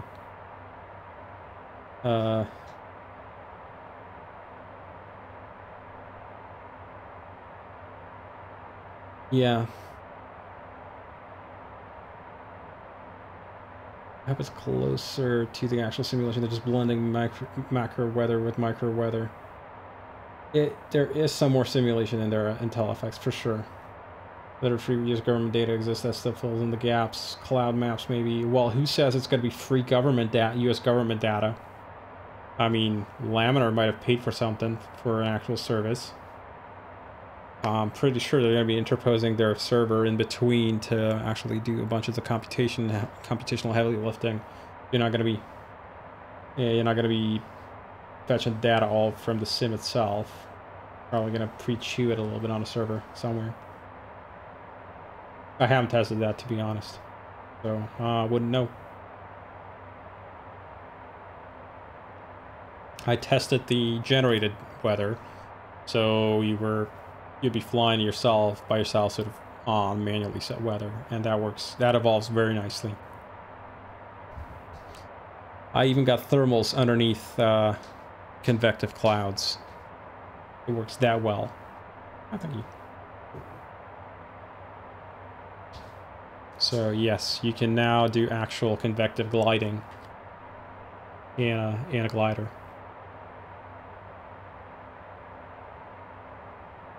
Could your next project be getting streaming ortho for XP12? My ISP would thank you. I'm surprised if money changed hands. Pilsner... I don't know, maybe. Frankly, I have no idea. Streaming ortho for X-Plane.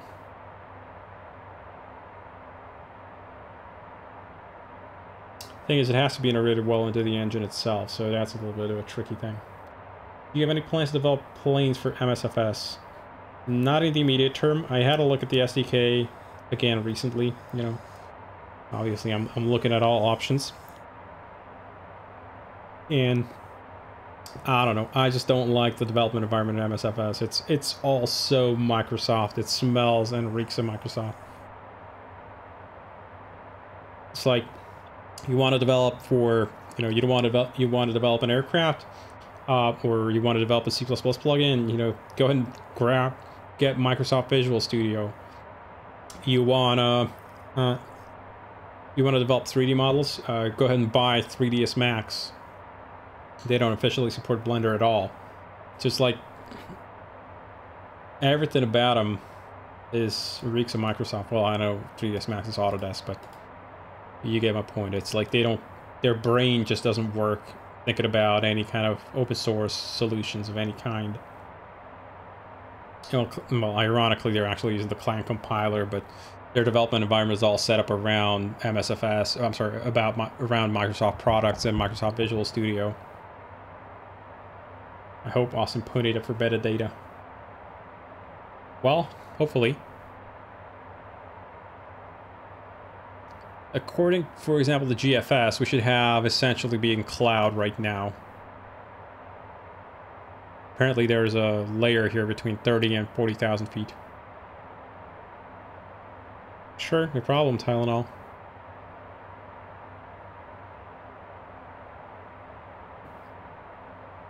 Is there anything Microsoft have done that you like? I have an Xbox 360 controller. It's pretty good for playing games. And I mean, that is about it. Things that Microsoft have done well. Let me think. Huh. A difficult list to build, I can tell you that.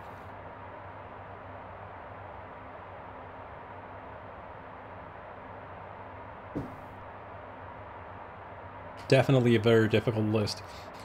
Thanks. Azure can be decent. I don't know. I've heard many things about Azure, not many of them good. Windows OS making computers more popular for lay people, don't you think? Windows had very little to do with it. It was already... Yeah, market cap. They've done that very well, yes. Though I wouldn't call that in any way benevolent of any kind. Probably have a repurpose person for non-paying users.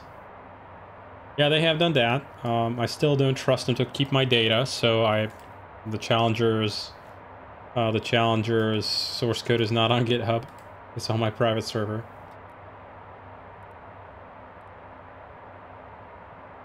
Still, I mean, okay.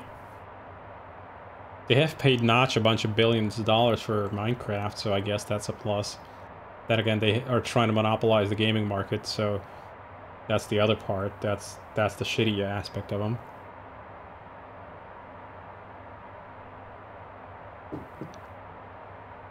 Apparently their K8S is okay. What's a K8S? The release date schedule for the next 650 update. RealSim Pilot, it isn't a specific date, but I'm expecting it. Keyboards maybe? Yeah, perhaps. RealSim Pilot, I'm expecting it to be basically days away. I basically have to get Goran to like finish up the 3D, and then we're just gonna give it a few more days of testing. Kubernetes. Okay. That's a very... yeah, corner case kind of a deal to give them credit for, but I suppose. Yeah, I basically stopped adding features to this update so we can actually stabilize the thing. Because, you know, I'm actually kind of beating myself over the head with the performance rework that I've been doing the last few days. Well, a couple of days. Because I was cutting in pretty deep and I was worried that I'm going to break something. So partially, the flight today is actually the test stuff. So that's why I'm sort of messing around with stuff, everything, everywhere. To see if I didn't break it. Hopefully not.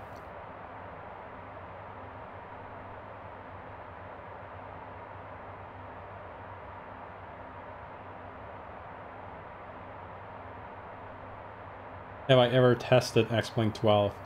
And Funeshima, yes I have. I am laminar, you know, I do have a cooperative relationship with them, so yes, I have a alpha version of X-Plane 12. I mean, well, not a alpha version. I am on the X-Plane 12 alpha, but it's mostly, I've only run it to like check if the Challenger loads, and predictably it didn't, because there was some stuff that has changed in the simulator which I had to go and change and fix. Static way MSFS airplane flies really suck. I couldn't comment on that track because I haven't ever tried it. We really need a more clones of Toto and Goran so we can have more CL650 and T-Bone aircraft and X-Plane. Yeah, there's only like so many lines of code I can write in a day, right? So, I mean, and again, there are decent aircraft in X-Plane.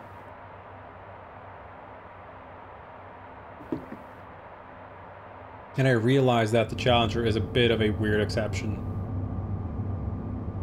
It's more of an expression of my obsession with detail and tech, more the engineering level of stuff. If everyone was Toto, CL650 wouldn't be so special. I mean, I wouldn't mind, honestly, a RealSim Pilot. It's one of the reasons why I publish a bunch of my plugins for free, and I'm open to like licensing some of the stuff that's proprietary that I developed, because I realize that I can't, you know, there's a lot more software that needs to be written to make X-Plane successful than that I could write as a single person. It's just frankly not possible. And as they say, a rising tide lifts all boats. So, yeah.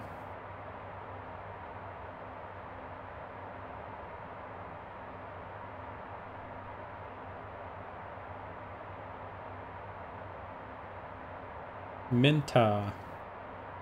So, when do we expect to be entering Narta there? That'll be the oceanic entry, wouldn't it? I think. Whatever. You know, you guys tell me. You guys yell at me if I'm doing something completely stupid. Oceanic clearance. Let's have a look at the planned entry there at Narta. Is 0011. There, and we're going to be flight level 400. Mach 80. We still have to Narta to go half an hour. And I think they want you to submit your oceanic clearance, what is it, 15 minutes, or is it a half hour prior to entry? I think it's 15 minutes, isn't it? There are a lot of really good fun aircraft in X-Plane for all levels of swimmers and experience levels that are really good. Challenger is unique at the moment, but hopefully show the community what is really possible. We shall hope.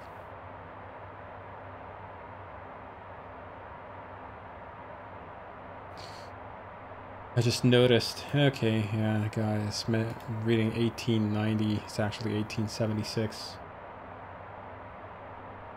Are we going to Santa Maria? I have no idea. The box only has so many facilities available for you to pick from. So there's 4: Gander, Reykjavik, Santa Maria, and Shanwick. I don't know, you tell me. I'm just kind of making stuff up here just to talk about stuff. And yeah, when you do an oxygen test, it does deplete the oxygen. Now, it would take a lot of testing to deplete the oxygen. And yes, there's a reason why the temperature goes down. Just looks like it's just Lisboa. Well, these are the only oceanic clear systems that the CMU here for the Challenger has. It's just avoid Santa Maria en route via LPPTL PMA. Ah, I see. On that case. And never mind. Disregard. I wanted to show you a feature or something. Not like it matters. Not like anybody gonna listen in on this on the station ID.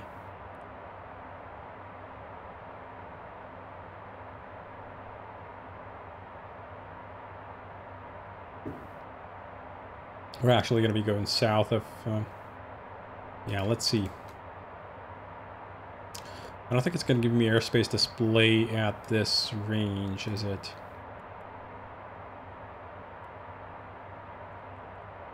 I'd have to bring the range down and down one more. And I have no idea what the en route airspace is going to look like, so who cares?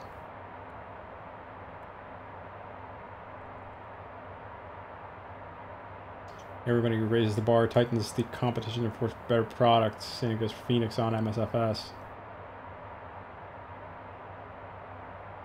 Yep. Well said.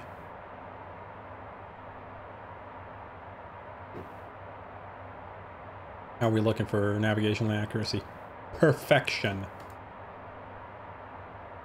So, I was talking about earlier. that 0.175 is essentially the maximum accuracy of a DME solution. And you can see over here, 0.193, 0.302. MSFS train signal inertia, any flight corrections with commands. Yeah, I suppose. So, why, if we have a higher figure of merit on the corrections, do we have a better EPU over here? Less than the FOM.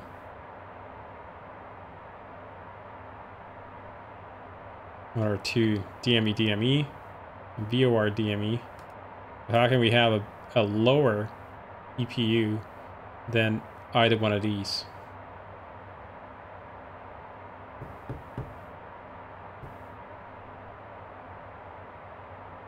I'll let you think about that.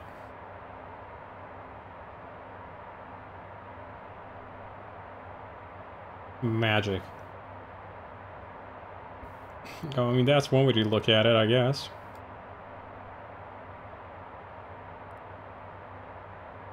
Iris control. 1.6 mile delta on Iris 3.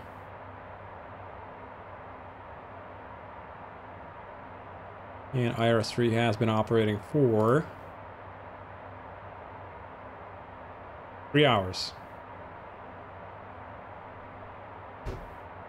No takers. Nobody want to try and guess. Or I mean explain it, I suppose. I'm gonna give you a little more time to explain it all. I know it takes time to type a comment.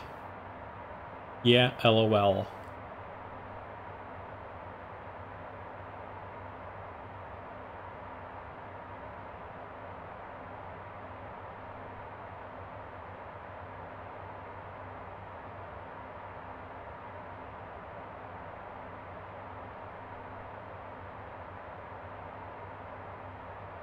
No guesses.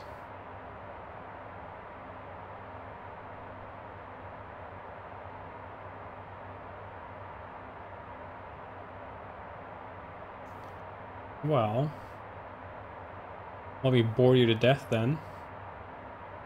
The reason is, quite simply, because it's mixing together these two. This guy is now at 0.7177. Actually kind of far off from the merit. And then there's another one over here. Right now, it's still only 0.17. But the trick is, the reason why you can have a lower EPU value, even if individually these two are worse, is because it mixes them together, and that mixes together not only their position, it also mixes together the confidence level that you have in them in the final solution. So if both of them are basically giving a consistent measurement, or rather, if they're both given a measurement, then presumably not only is your position somewhere in the overlap, but your confidence in the overlap is also a thing. It goes up. So for instance here, VOR DME says that we're you know, over there. DME says that we're the other way. So what the airplane does, or what the FMS does, is it based on their figure of merit, it's sort of going to split the difference. It's going to actually weight a little bit more towards the DME. There's a little bit more confidence in that, even though it's a slightly more wrong measurement. But never mind that. It's going to slightly weight it closer to the DME solution. As a result, it can actually give you a higher confidence level. That's the black outline here, and put a higher confidence level in the combined measurement. So that's what that is. And it is all to do with it's a thing called multi-sensor fusion in control theory. And these values, what these are, really, these are what they call covariance. Well, figure of merit is actually it's not quite covariance, it's twice standard deviation. Covariance is derived from this. You'd have to take half the hang on, I forgot the exact value. Variance is the square of the variance is the standard deviation. Yeah, so you would take half of this and square root it. That would give you the variance, and it mixes them together based on that. And finally, then it also computes a new variance, and finally a figure of merit, which is what you see over here.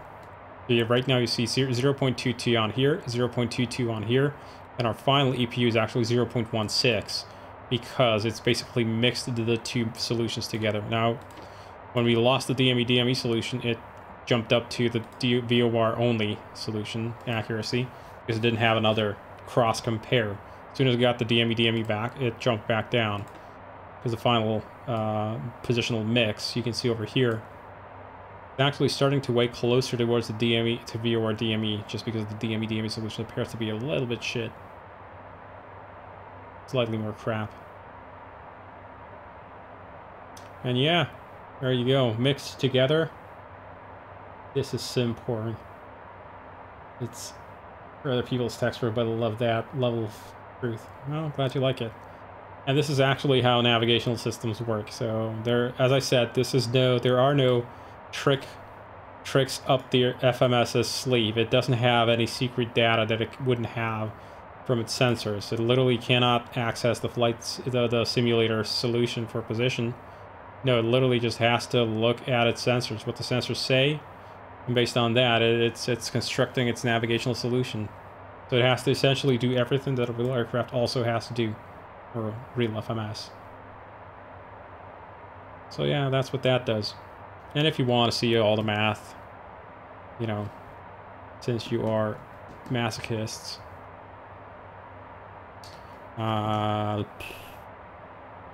inputs views. No, hang on. Get corrected IRS position. Close. Got some Kalman filtering going on there.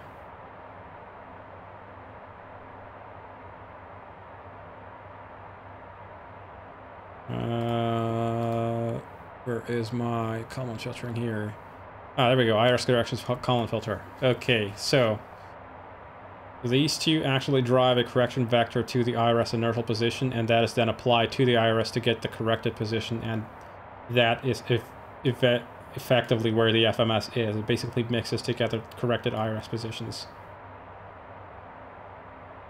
And yeah, north-south, east-west displacement and displacement rate. And the radial effect of this, so towards and away from the aircraft, is what you see here. This is the nautical mile per hour drift rate. So its displacement rate right now is... well, you'd have to compute it to the radial rate from the aircraft, so it's a little bit not quite obvious to the you know, what you would see on here. Mathematics is a little bit more complicated than what you can sort of quickly do in your head. Ah, there we go, positional Kalman filter. So this is the output Kalman filter for the FMS position that's integrated all three IRS data sources. And it can also chop in a bunch of other stuff. I used to dream about when I first started flight sim in 2006. I don't even use the checklist, but I love the fact that if something doesn't work, it's my fault and I have to learn more. Sure.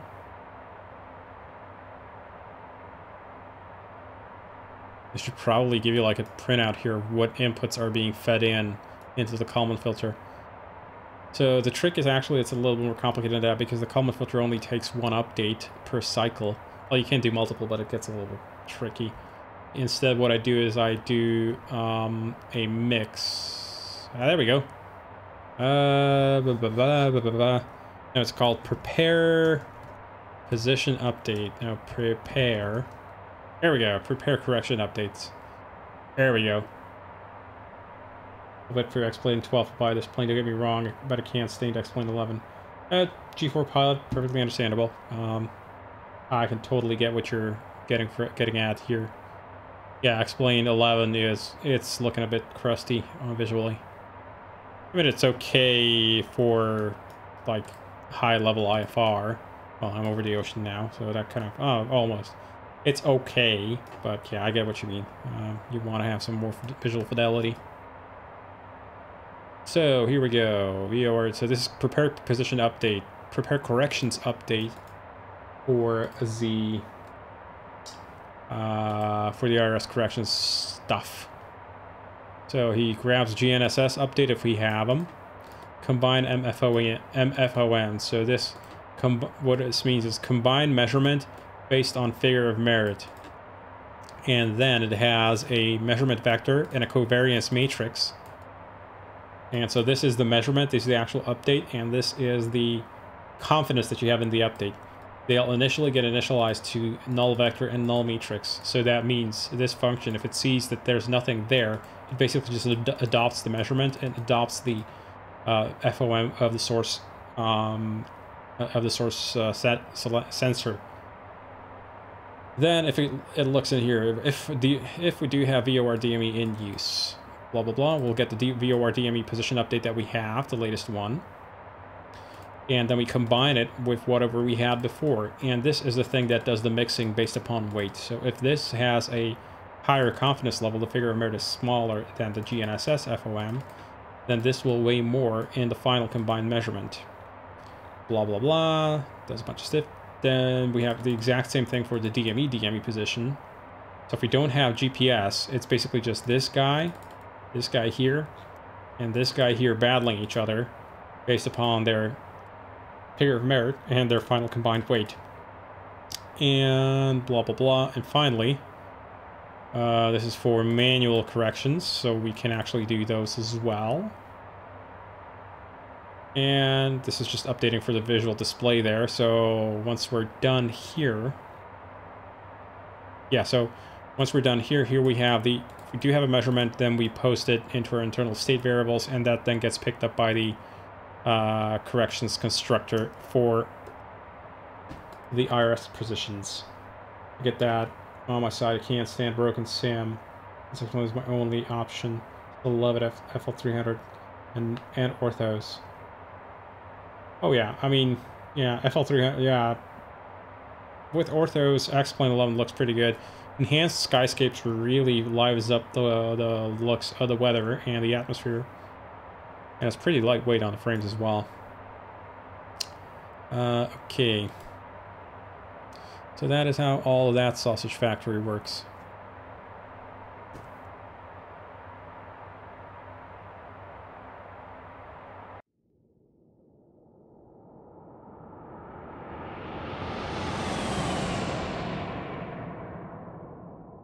But at the end of the day, 99.99% of users never care about that. All they care about is sitting back here. Hey, look at animate, so ain't that cool? They don't even know all of this that's happening underneath. And by the way, it's happening for 3 FMCs at the same time, obviously, so they all have their own Kalman filter. And they all have slightly different positional solutions.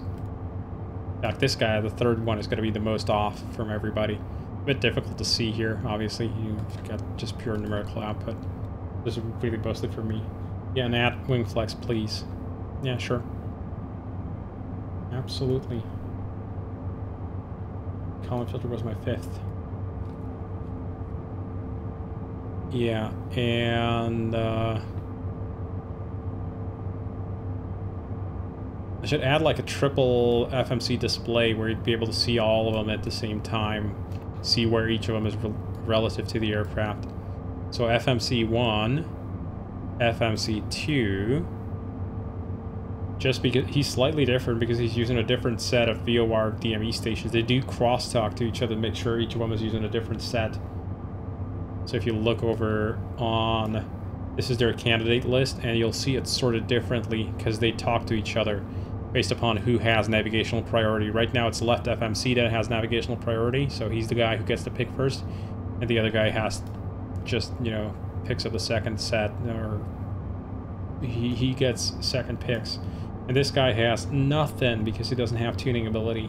He cannot tune, so he literally only has triple mix IRS uncorrected position data. If he had GPS available, he could have used that, but he doesn't. Actually, no, stand by. He did have corrections, but he's starting to disregard them. Yeah, the corrections are way, way, way off.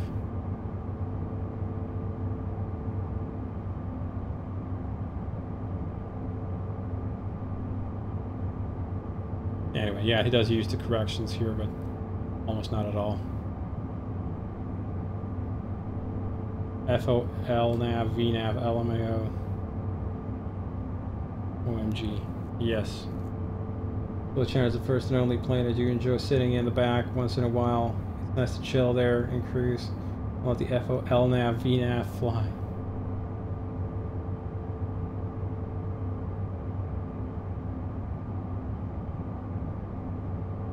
Anyway, yeah, if you do have an FMC1 fail, you might wanna have GPS available so the third FMC at least has something to work with.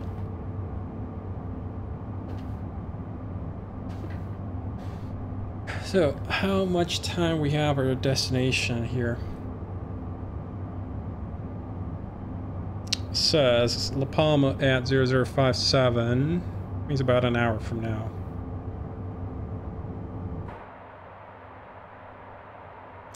Yep, that about matches about 400 miles away. And we are doing 416 over the ground. We're having to combat a stiff headwind all the way. If we did Mach 0.82, would that actually change our... arrival time in any significant way?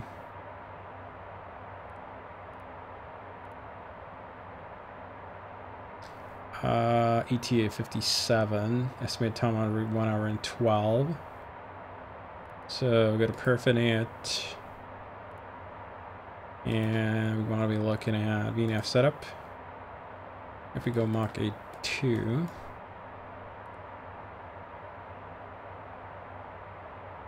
apparently things actually makes it worse. The hell? That doesn't make any sense.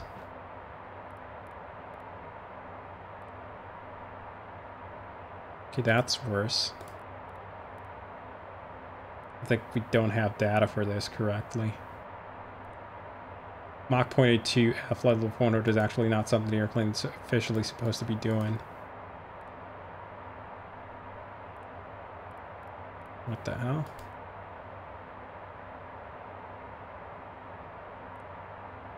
But we're already doing Mach 0.80, so why aren't you updating the ETE?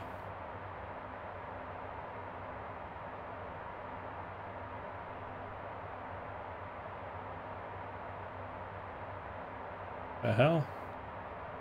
Oh, this is weird. I don't even think about this. Outflight VATSIM XP1112. Any chance of getting the weather radar for XP11 to track a miss? Maybe. I'm not sure. It really depends on how much heavy lifting is going to be in the implementation.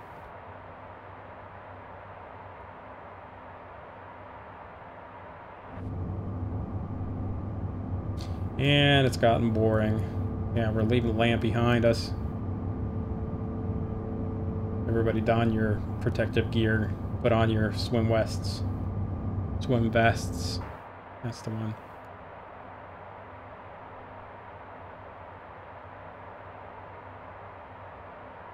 $6,400 feet in the cabin. 40,000 feet on the altimeter.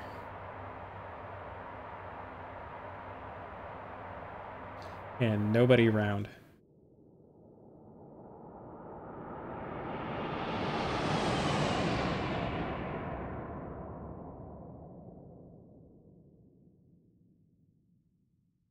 Bye-bye. Plane, bye-bye.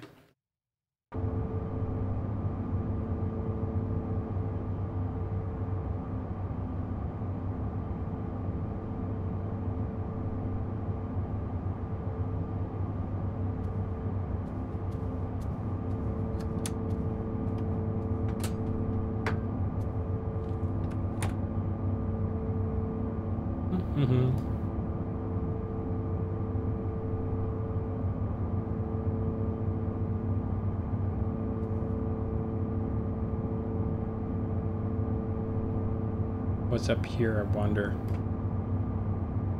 Gordon's 3D model each of the vents here. Lovely stuff. Crazy guy. Wait, he even 3D modeled the shape of it.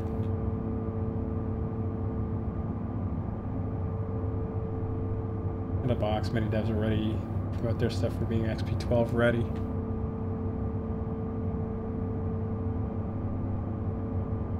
Yeah, we shall see. I'm not sure about that. There's a bunch of airframe changes or aerodynamics changes that need, for example, on Challenger we have to ship a separate ACF for XP12 compatibility.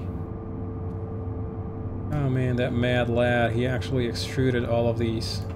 Yeah, this is actually shaped correctly. This one isn't. I wouldn't expect it to.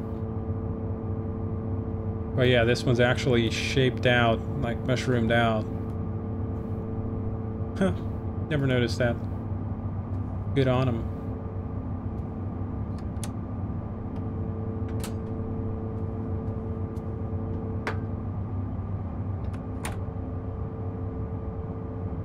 Good stuff.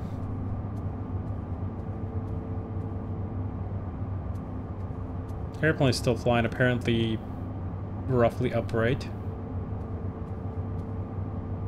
At least P3D since MSFS doesn't run properly on my system. Huh, interesting G4 pilot.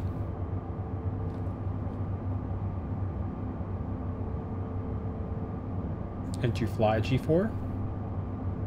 In an actual day job? If you do, that's cool.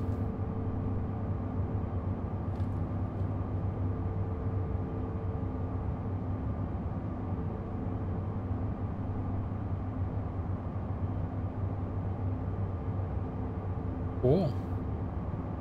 Casablanca.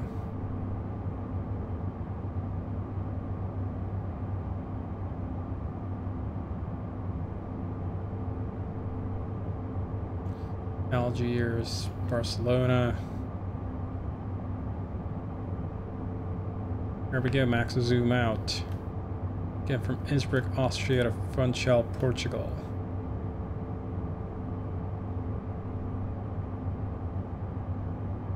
Madeira. Remaining flight time 1 hour and 7 minutes. Outside air temp -61. -78.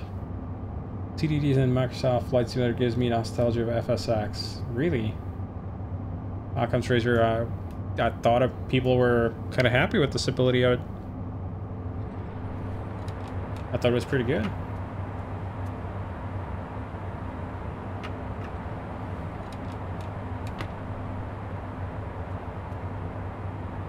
We played him a cabin announcement. Team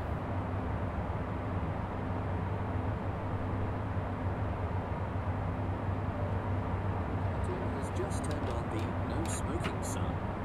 Please extinguish all. No, he hasn't. He has never turned it off. In fact, everybody smoke up.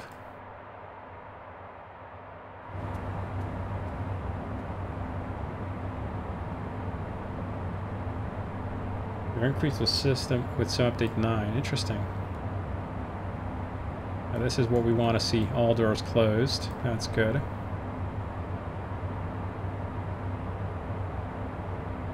Lighty lights. Baggage compartment. Lab. Accent lighting. Damn it, this took me like a week to code and nobody ever really goes in here. But I had to have it behave like the real thing, and yes, the real thing is behaving essentially exactly like this. It's slightly colder in the cabin. What did we have it set to? Next cabin temperature is at +23 Celsius. So yeah, chill you guys out. There we go. Do go in there, unless I forget, at least at feet wet. Gotcha. All seniors will be X-Plane 12 compatible. I haven't tried it, to be honest, Trackamus.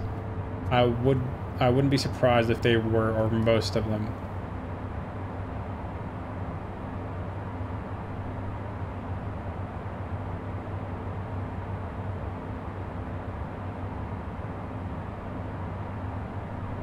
There's in reality a bunch more menus on here. It's usually for things like, you know, diagnostics of the thing and some other stuff. Management of the entertainment system that I didn't reproduce.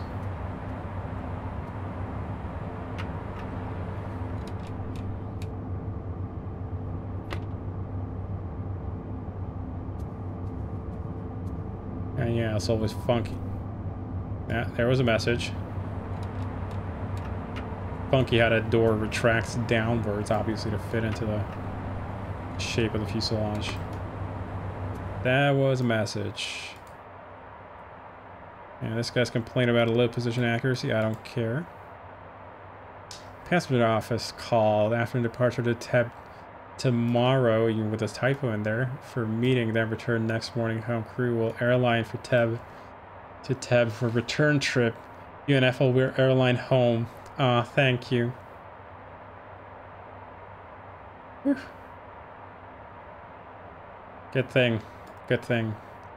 We don't have to tag along with these poor schmucks back there. Yeah, we've still got a whiles to go. At top of descent, remind me to call Jenny. Who sends these messages? G4 pilot. It's most likely one of our users here, who I know. He's pretending he's my dispatch operator. Previously, he sent me this kind of a stuff. That's CPDLC. No, that's ACARS, Occam's Razor. CPDLC will be us talking to a controller. This is not a controller. This is coming from company. Conference crew hotel. Configuration, I don't know. Crew hotel. Yeah, St. George.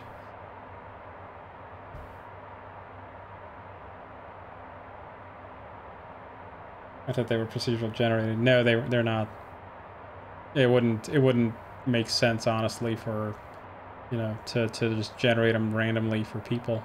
That'd be a bit confusing if they're simulating a different kind of operation. 30 minutes ETA, so we'll call Jenny ahead of time. And how do we call Jenny? Conference confirmed.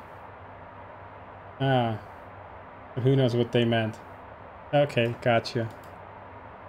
Good afternoon. Confirmed crew hotel. Okay, that makes sense. As Jenny would be modeled at some stage, I need a face to talk to. That's so real. I figured you would say that, G4 pilot, imagining you're flying G4s, really. And in fact, Captain Crash here is a former G4 pilot, so... yeah. We got 2 G4 pilots in the chat. Feel free to exchange your ASC stories, as I've been reliably informed that ASC in Gulfstream speak means additional source of cash for Gulfstream from you.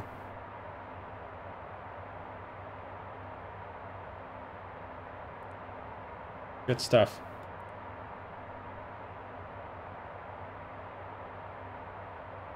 And how do we call Jenny? Obviously not using our regular phone, which is now on airplane mode. For that, you have to pick up ye old sat phone.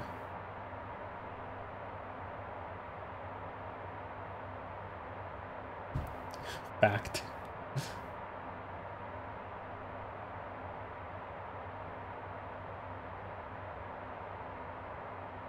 Would I piss it off if I turn off the stab trim?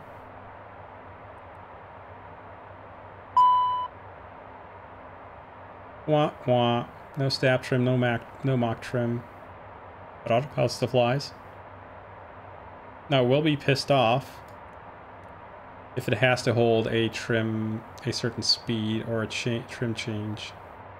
Let's see how long it takes for it to change, for it to start yelling at me.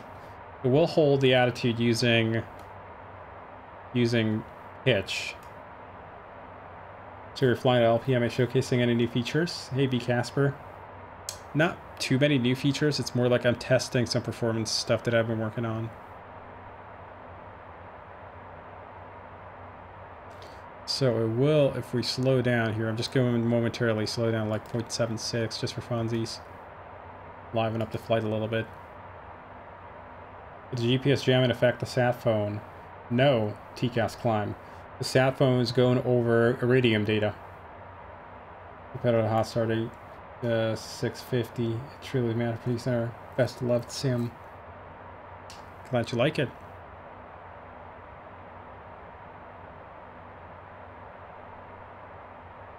So, Mr. Autopilot, how are you doing? AFCS elevator. Yep, he's having to pull back slightly. Not very much.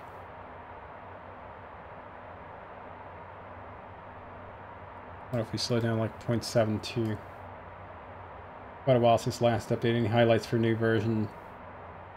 Highlights, I don't remember. There's so many things that have changed. You can see here, it's still holding, you know, flight level 400. Having us keep pulling up. It's trying to trim, but obviously trim is disconnected here.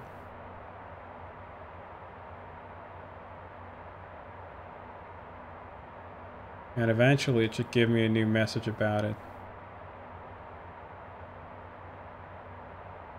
Yeah, so much.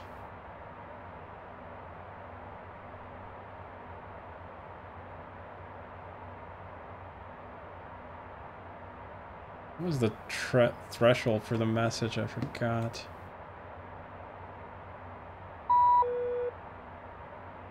One more message.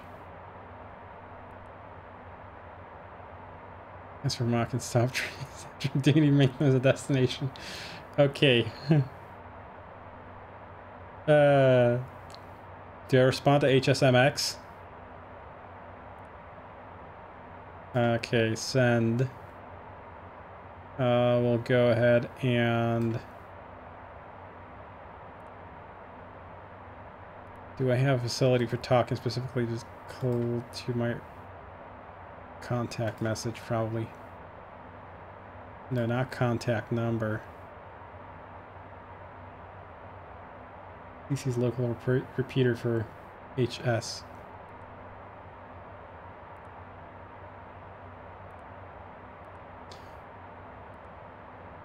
Okay.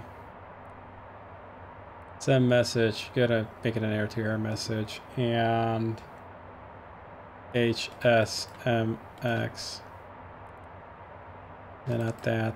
And we'll go message title. I'm just gonna bring up the keypad here so I can type a little bit faster.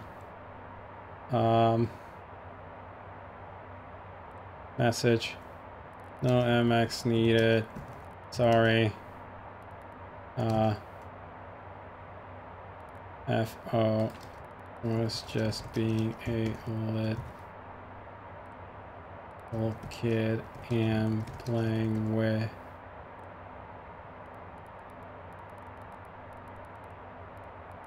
the buttons. FO smacking has been administered.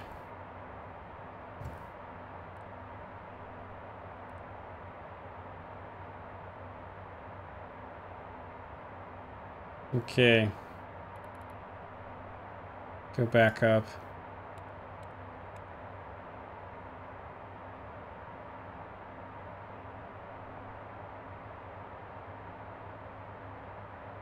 Now let's take this back to resume 80.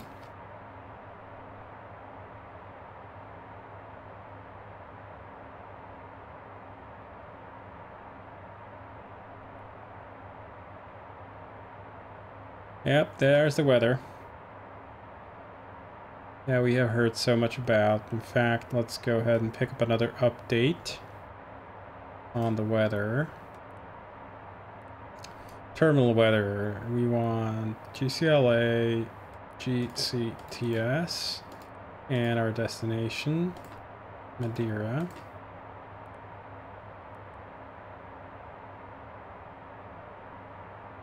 And it should be, is it running VHF still? Yep, still running VHF. Slow VHF, but VHF probably. In fact, let's check which VHF mode is it using now. Link status. It's still mode 2, VDL mode 2, so that's good. Have a look at which VOR or VHF station we're linked up on. Bring up the range.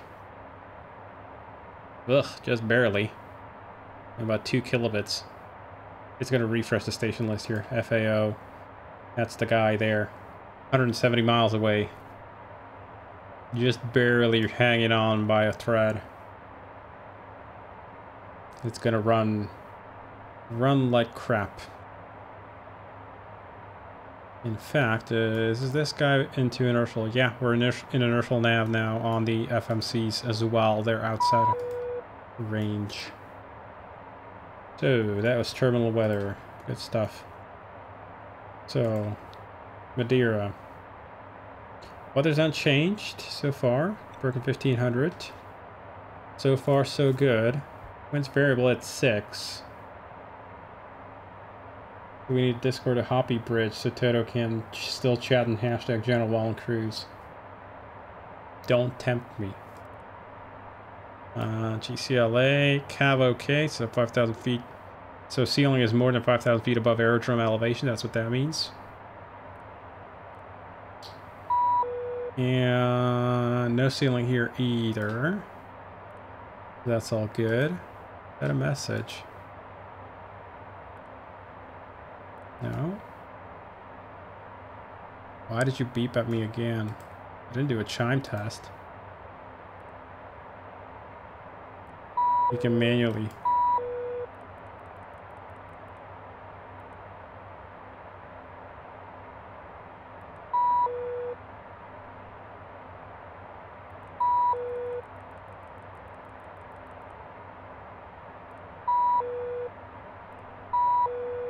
Actually the same chime. So I don't know why they got two buttons, but they exercise different code paths internally, I guess, inside of the CMU. Satellite system. Right, yeah, the master unit, the Inmarsat system is not available here. But Iridium is going to run fine. We do not have GPS. Thought I saw a message. Really? ARC corporate received. That was already read. That's a viewed message. Different. Act FO button pushing. Okay. Wait, why aren't you bringing up a shouldn't be the ATS log. Okay, apparently it classified it as a when in doubt, spam the button until desired result achieved. Yes. Apparently it classified it as a flight service message. I need to check. I'm presuming this is Pilsner that sent the message, so go ahead and save the message, and I want to see why it got classified as such.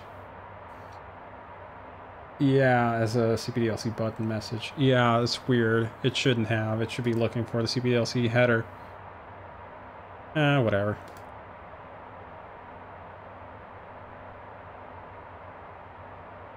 And connection lost. Bandwidth 0.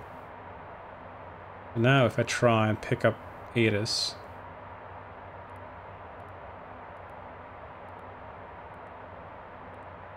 I know, it might have actually already switched over to SATCOM.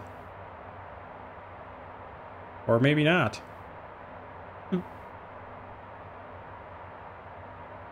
It's probably waiting on the link to become available. FSS.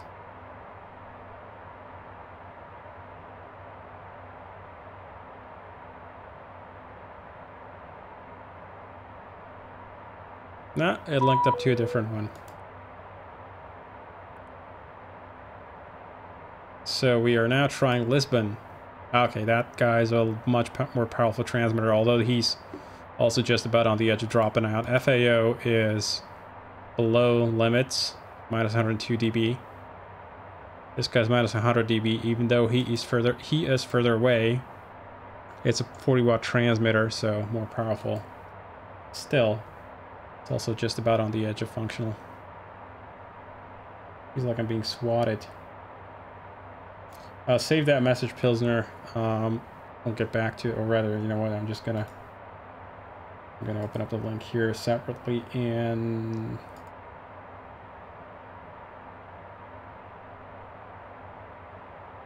It might be ACK, the ACK there that confused it, but it should have seen it that it's a telex message, not. Anyway. So weather has remained mostly unchanged. Madeira is still broken 1500, but it's variable 6, so theoretically would the other runway be better? Okay, time to go and study some more charts. What about this guy? He is better. This guy's giving us a circle of land, but a minimum of 940. So, everything else being equal, runway 5 is actually a better bet than runway 23. So, initial approach and visual circle. There we go. And now I have it all stacked and ready to go. So, arrival. In fact, what I'm going to do...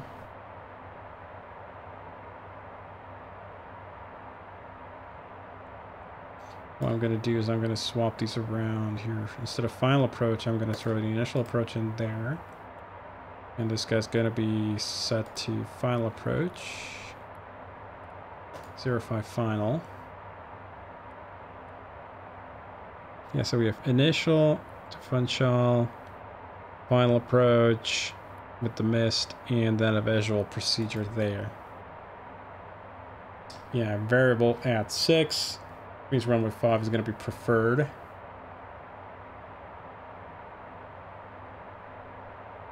So let's have a think about it.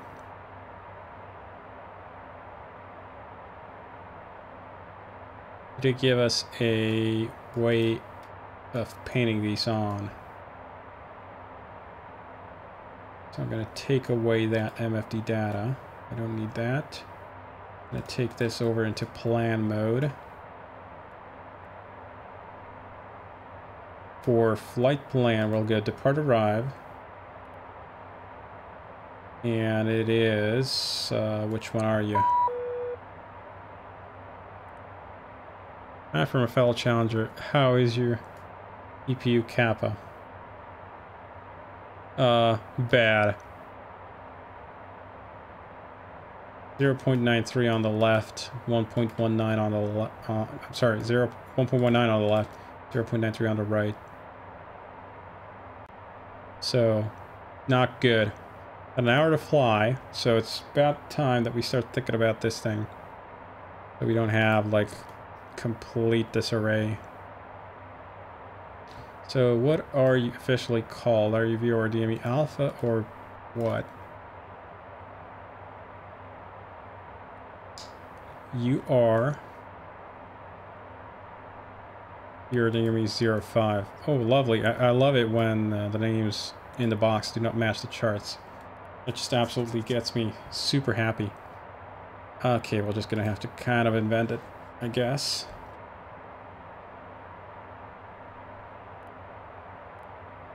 We go SNT here. MFD Advance. No, not MFD Data, MFD Advance. On the right hand side.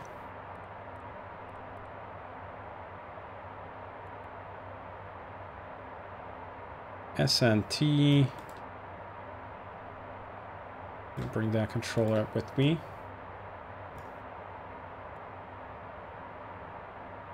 Down to FUN.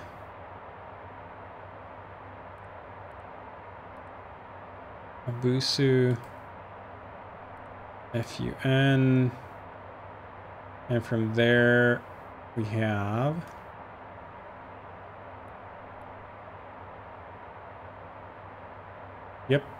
DME MD211. MD211 matches the coding there. Looks like you're getting a direct fun. Yes. Very fun.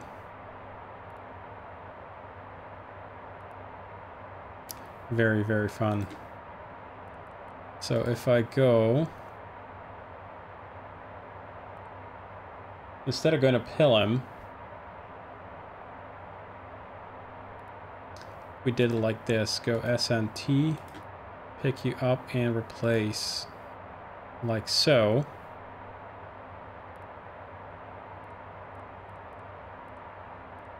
Yep, Raccoon, SNT, D261 Hotel, which would be,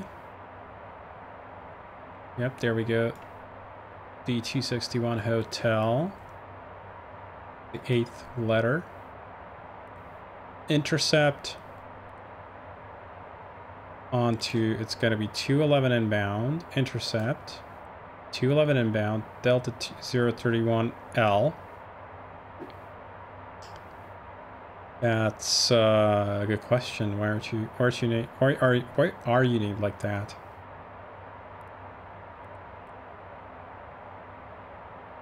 Abusu. Okay, there's probably some intermediate point here. Abusu, then FD211. You don't mention that in the coding either. Lovely. I love it when the charts don't match what's coded in the box. It's just gets my juices all going. And it's a VMDA. So what this means, we have no specific runway. Proceed direct to fun. Wish it was that simple. So we do have a descent target here, 940 feet. Good stuff. What's VPA in parentheses? That is... I try to remember. You know, I knew this, I coded this, and then I forgot.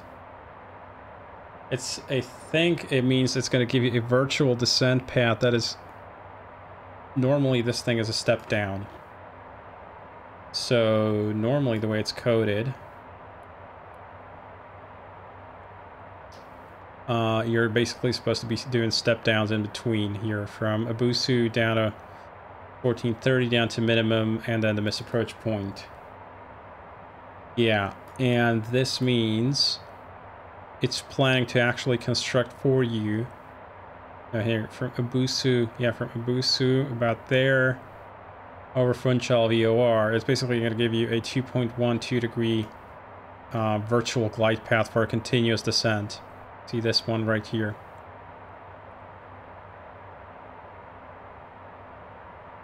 So that's what that means. So even though the procedure is normally designed as a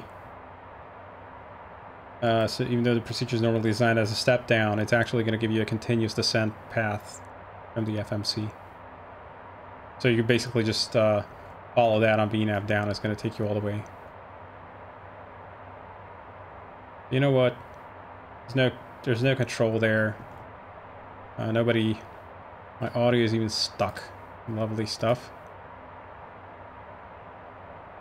There's not going to be any control there. So might as well just YOLO it in. Now this should give us now a accurate top of descent point. Which it says is 120 miles away. And I flew many non-precision approaches. I never saw that in a procedure ever. It does it only for certain cases. I forgot the exact set of conditions. There's a very specific set of conditions for this to show. After the stream, I can, you know, go and do a deep dive inside of the code and tell you exactly when that happens. 130 miles to go to top of descent. 39 minutes. And at TOD, remind me to call Jenny. So we passed NARTA at 5,500 pounds. That was already with the adjusted fuel figures. Yeah, what was our fuel plan? Talk about there, NARTA.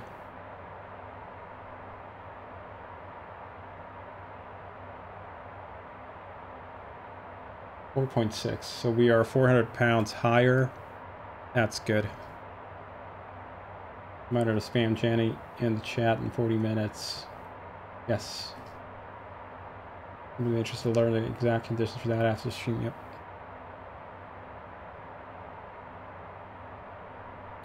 Yep. I'll let you know.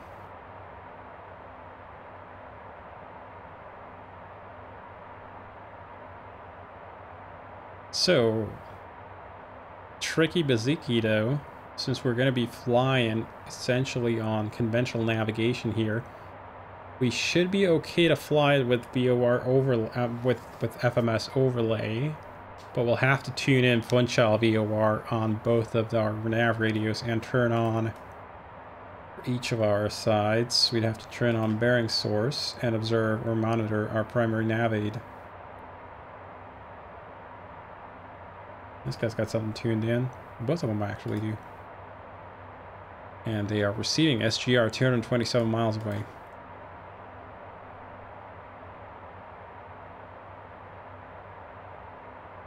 But beyond, I think 120 miles, they don't trust it.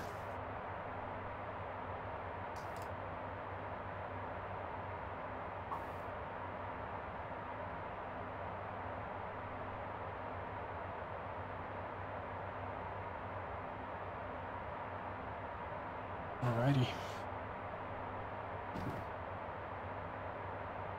So, straight in coming from Abusu. At Abusu, we plan to have 3,000 or above. That checks out. We've got FD211. FD211, which is 7 miles from Funchal VOR. Still 3,000 or above. And then, to Funchal, there is a 2.1 degree constant angle of descent. That's the VOR. Funchal minimum 1430. And MD211 is our minimum descent. That's the missed approach point, and it is 940 feet.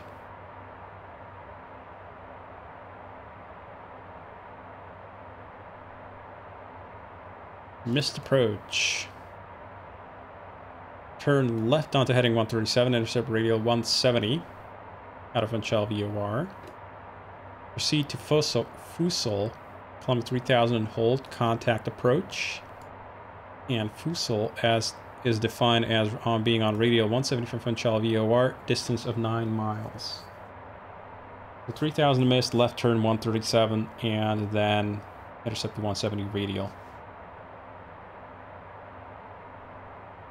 Now, funny story, that the airplane can actually fly conventional VORs. Shall we do that instead? Just to see how far off the navigational solution is. We could fly this in, you know, perfectly automated with VNav and everything. Or we could fly this in conventional navigation.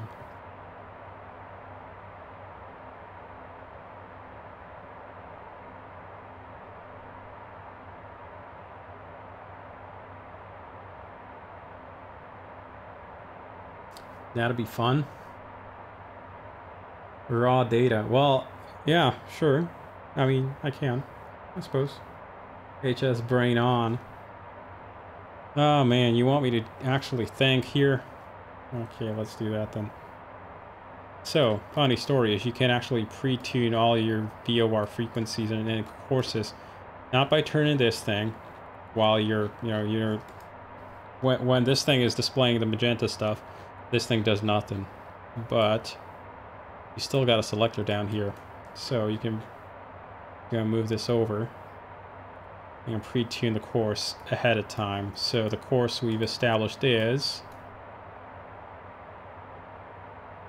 211 inbound and outbound as well, and it should in fact even overfly this thing stable.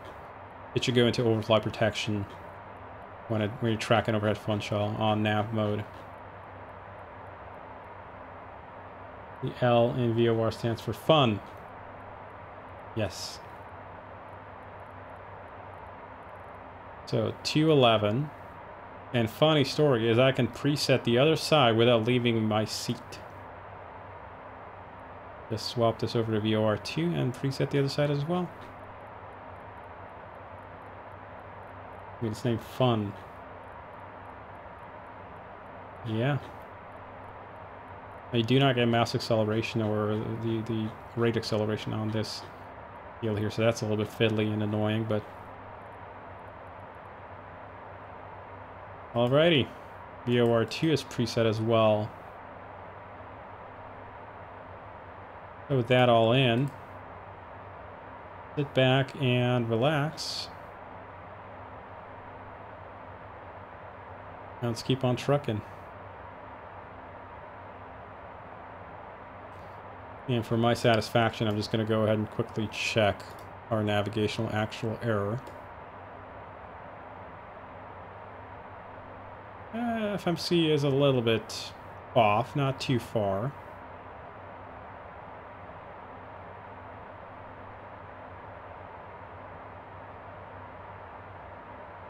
It's about a half mile off at this point. That's FMC 1. What about FMC 2?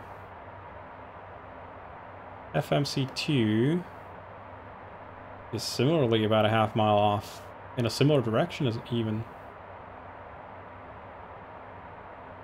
Shall we let him get a glimpse of an update when we get close, or should we just straight up hardball it? Straight up conventional navigation.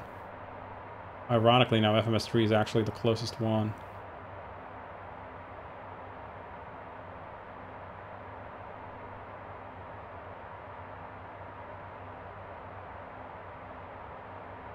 And let's see where IRS non-correct positions are.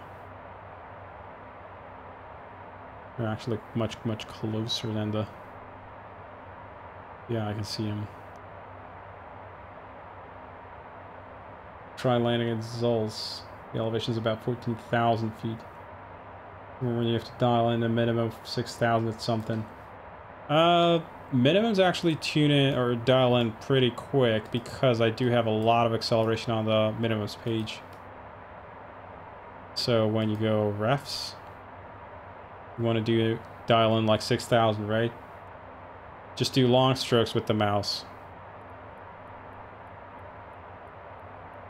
So there's already 2,000, 3,000, 4,000, 5,000. So I'm overshot. There's 6,000. That actually goes pretty quick. That rolled off the button there.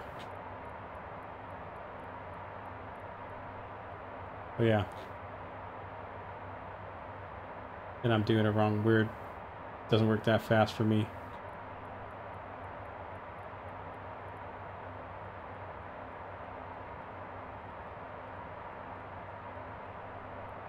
Weird. If it doesn't. Anyway.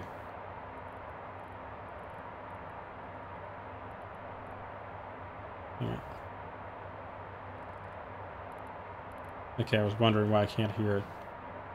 You got the headset on and that dampens down the buttons.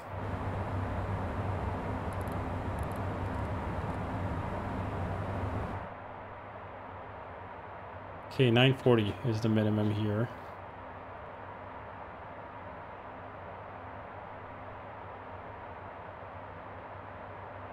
Took half the cruise to dial text with 11. Interesting, it shouldn't be taking that long in a Challenger. We're pretty quick. Alrighty, let's have a look. Let's have a think. So, Funchal VOR is our primary nav aid here. So, I'm going to take over manual tuning. FUN. Fun. Much fun shall be had. It's even receiving it already. 200 miles away. Wow, that headwind is stiff.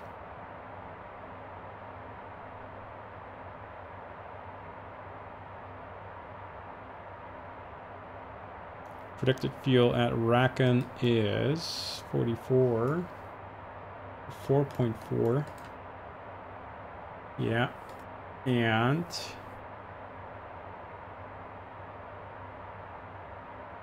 interesting, quarterly flight time should be 3.5.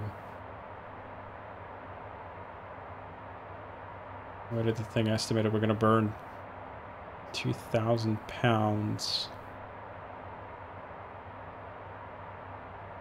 That'll be an hour flying. And the detection of a long stroke is too long. Maybe my mouse is short of play in the wheel. Possible. It's always a bit fiddly to find a common ground. You know, if something fits everybody, it's always tricky.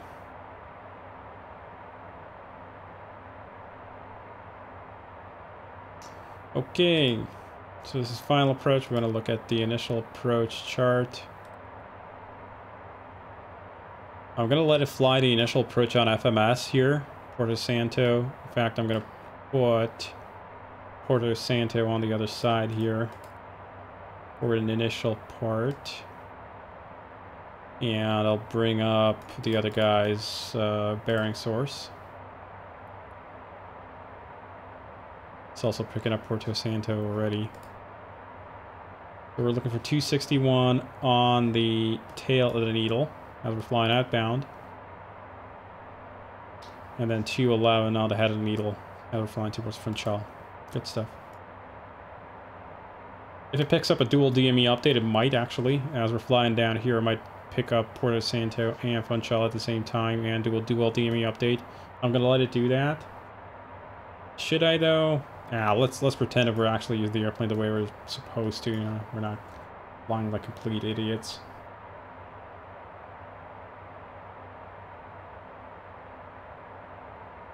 Ah, yeah, potato mash clouds. Classic, classic. The departure from Deira to Porto Santo and a C-152 at night. That was something. Well, hopefully not in real life. Hopefully you're talking about in sim. And a C-152 at night over water. Well, let's just say I wouldn't be doing that.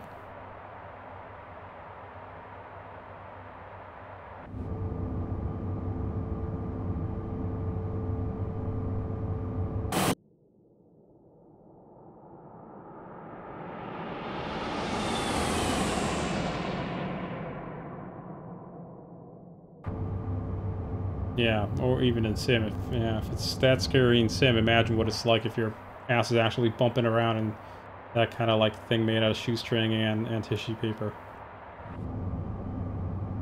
Love my little flashlight. Oh, I bet.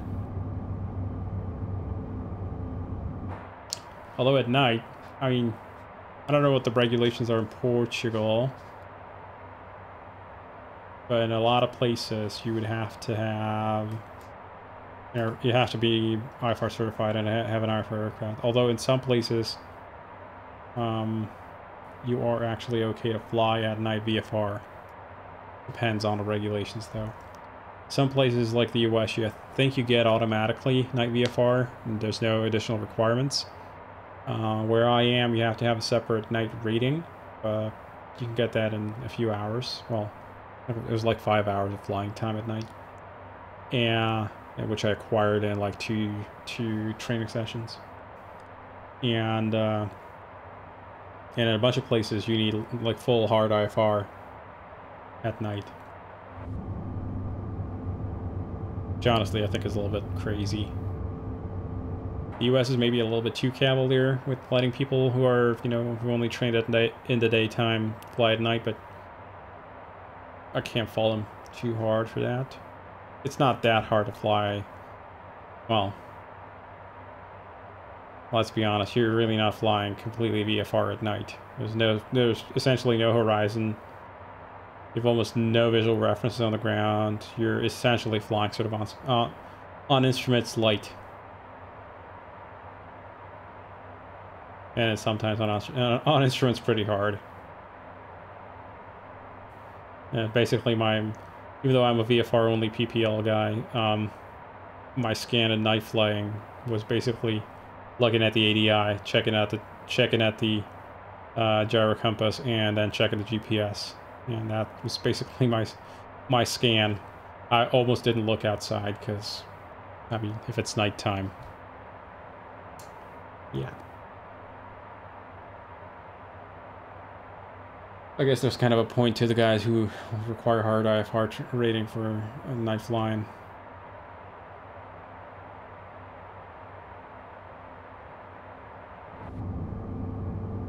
For the check ride, but we also You have night currency requirements in addition to daytime. Ah, right, yeah. Yeah, you do.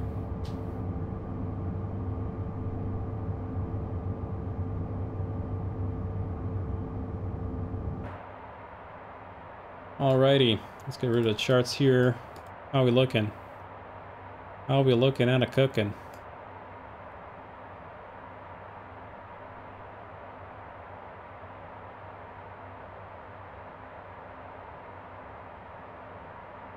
Yep, slowly coming there.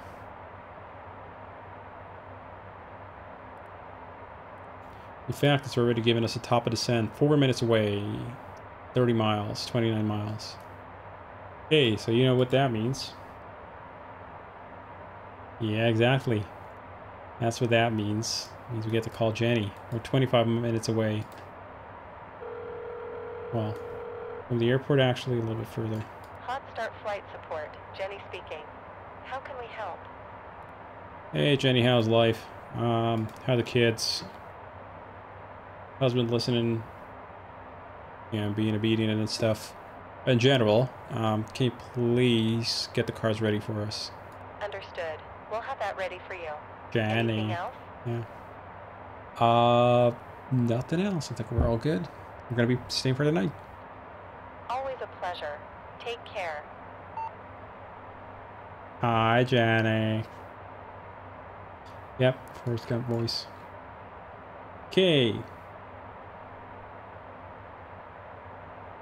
We're 1228, listening to 1215, and other than that, I admit I never used this app phone before. I usually call her after chalks in. She is quick. Yeah, I didn't want to make it too annoying where you have to wait for 15 minutes, which is really sometimes what happens in real life. You call them after arrival and then you're standing there for 15 minutes, stomping the ground, not knowing what to do. Hey Jenny, can you do my tax and pick up my dry cleaning? Sure, I'm sure she would love to. Okie doke. So as soon as we sequence an approach leg, or an arrival leg, it should change automatically to 2 miles, and on the approach it should change down to 1 mile. We're actually EPU 2 miles, so definitely for the approach we'll want to be on conventional navigation with, if we don't, if we're not, we're still flying on FMS navigation. When I did my PPL night qualification, I was flying over water solo. Then I did CPL, the company rules were more restrictive, and we weren't allowed out of the traffic pattern for night solo. Oof, PPL night qualification over water solo. That's ballsy. And by ballsy, I mean probably slightly crazy.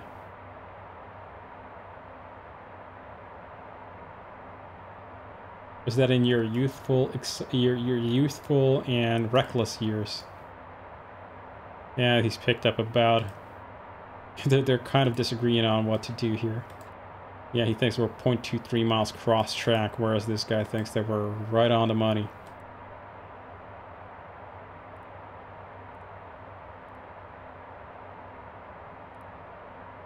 In fact, what I'm going to do is this. We got less than 1 mile to go, so it's hard to descend here.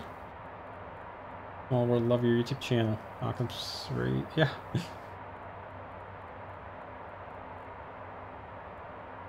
So minimum is 3,000 there. SNT 3,000 there. So we'll go ahead and roll into the minimums.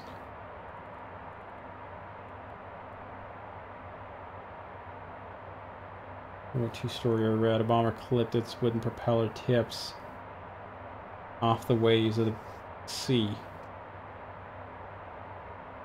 Off of the waves. Okay.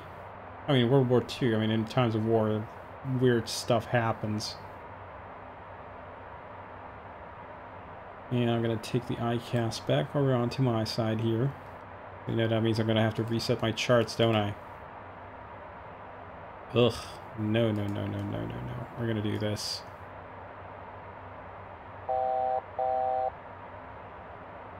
Okay, coming down.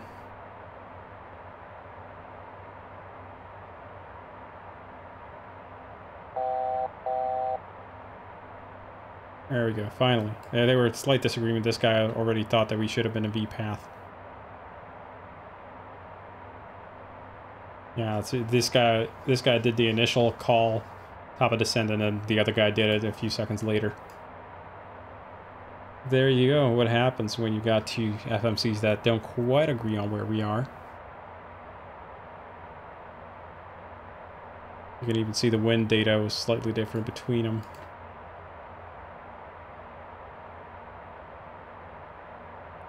Index Prague. Once we pass Racken, it should jump down to 2 miles.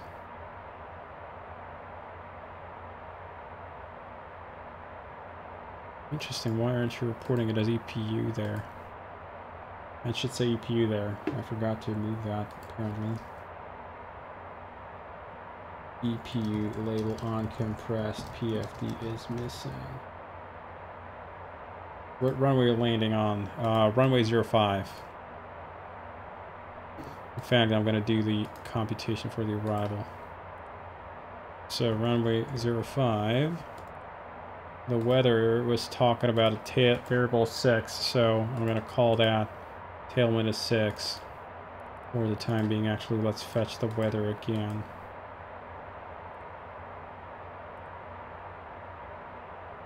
Tailwind is 6.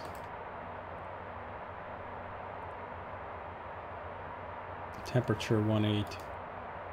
Meter is 1008.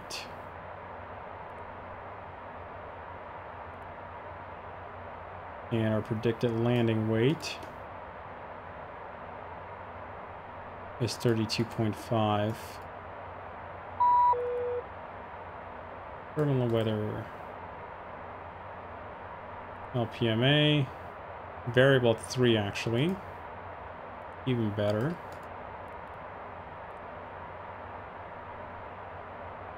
That's a harder one. Circling or RMPAR.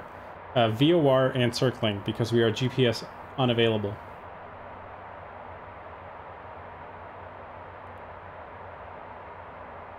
So literally VOR dictates 05. Yes, kind of. I mean, we could probably circle at anything, but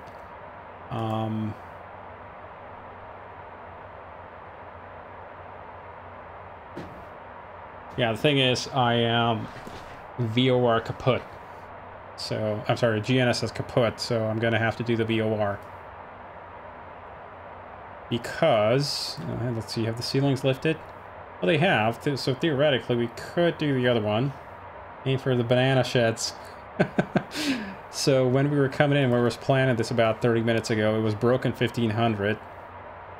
Well, let me walk you through the reasoning here, Graham. When we were coming in, it was broken 1500.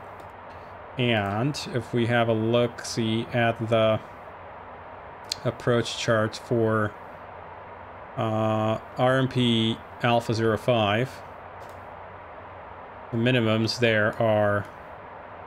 Actually, for 05 it was okay. I was looking at the other end. 940 here, so that's okay. That's a little bit better. I was looking at the other end back then. The wind was favoring, solidly favoring the other runway. And there we had a ceiling requirement of 1390. And the VOR to... the VOR, let's see, VOR for 2.3 was 1300, so it gave us 200-foot margin on the ceiling there. As is, it now no longer makes that much of a difference, but I've kind of planned and briefed the VOR visual circle for 05 already, so that's what we're going to do. I've got the nav aids pre-tuned. We're not going to rely on the FMS, we're going to go old school, raw data at this.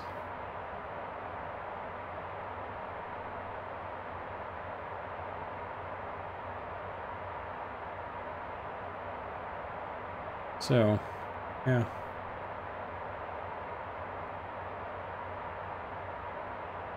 Okay, descent checks. Descent checklist.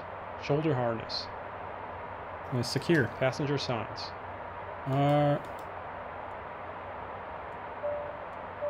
On. Pressurization. Is, let me just quickly check here. Field elevation should be... field elevation should be, yeah, 200 feet.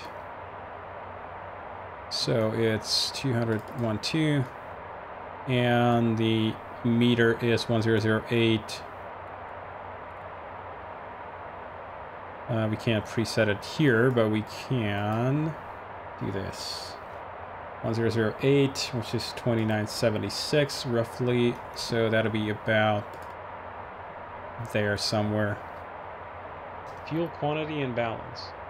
Fuel quantity. Let's have a look on the balance part.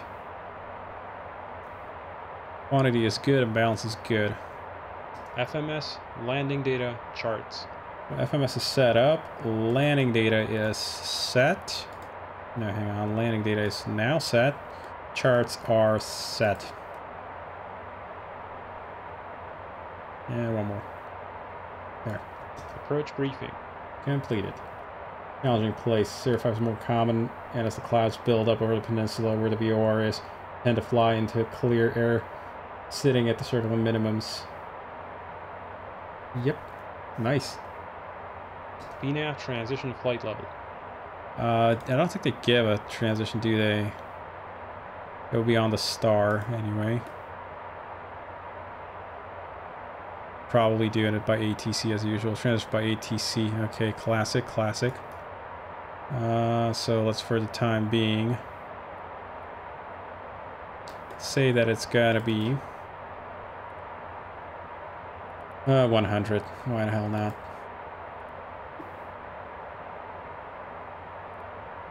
Descent checklist complete. In range checklist next. Okay, so we'll go back here.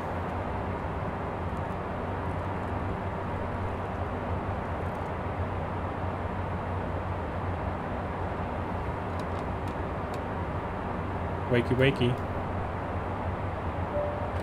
we have your attention, please? We're approaching our destination and will be landing in a few minutes. Please place all storage compartments and tables in their fully stowed position. All portable electronic devices must be turned off. Ensure that your seats are fully upright and the Alrighty. receptacles are stowed. And observe the seatbelt and no smoking signs. It's gotta be a fun VOR approach. So we're looking for 261 on the tail of the needle, flying outbound from Porto Santo, and then 211 inbound to Funchal, continuing on to 211 on Funchal, which we do have preset in the course box. Vertically to Abusu, we are 3,000 or above, so 3,000 or above, 3,000 or above Abusu. FD 211 is still 3,000 or above. That's 7 miles from Funchal. There we can start a 2.1 degree descent down to minimum platform of 940, which we do have preset as the minimums. I'll bring this over like that. There we go, min barrel of 940. Get that out of the way. Yep, 940 is on the minimums. Get that out of the way, rock and roll. Welcome, Souter AU.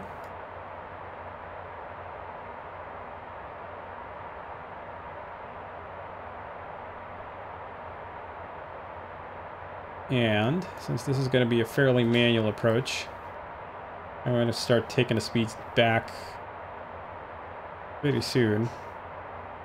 Still got plenty of time, but I definitely don't want to be tracking out of Porto Santo too fast. Morning, Souter AU. Welcome, welcome. Yeah, I would imagine that it's morning in Australia.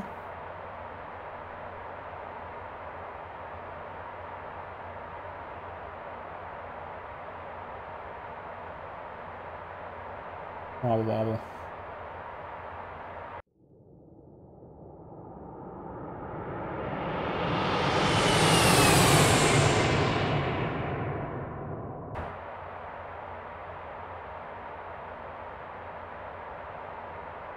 And let's see if Xpilot still works. Not really. It's gotten itself stuck again. But now it's working. Your traffic, yet a Challenger coming in from the north. We're about 50 miles away. Going to be doing VOR Circle Alpha for circle the runway 05, Madeira traffic. Give you much space to stabilize final descent near the runway elevation. If you can, 1200 is better. Well, I'm going to stop the descent. So 940 is going to be the minimum descent, but I'm going to stop the descent whenever I feel like it. If we're going to be in visual conditions, which at this point, looking at the weather report, scatter 1500, we should be able to do it. We should be able to basically be out of the clouds below 1500. Get a clear shot of the runway, and from there on out, it's essentially going to be VFR hand flying down.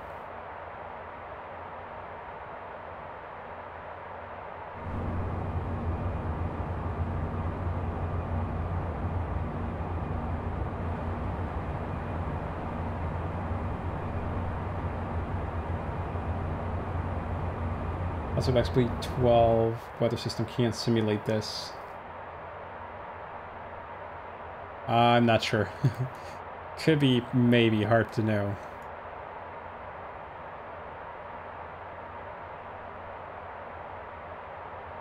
So, Porto Santo, SNT, that's our second needle here.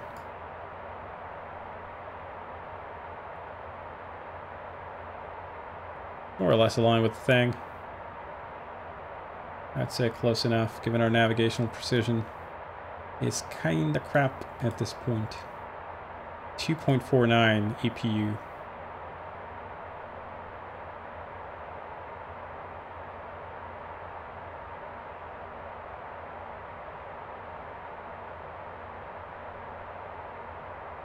Probably going to start yelling about low position accuracy.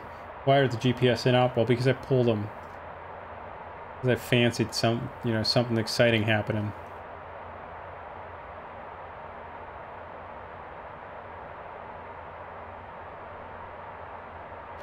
That's why.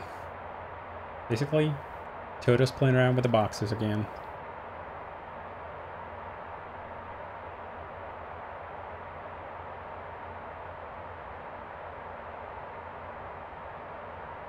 Exciting is bad. Exciting means pilot work. Yeah, that's true. For sure. Can't argue with that. Have a look. Whatever. You're not supposed to use that for navigating anyway. So it's going to be circling initial here. Any chart. Final there. Any chart. Visual circle 05. Okay, I've got my charts set up so I can make the ICAS sit on the correct page now. There we go. All is well, and I'm gonna take, actually no, you're gonna stay like this, and you're gonna go into rose mode. So now we got a nice big HSI here.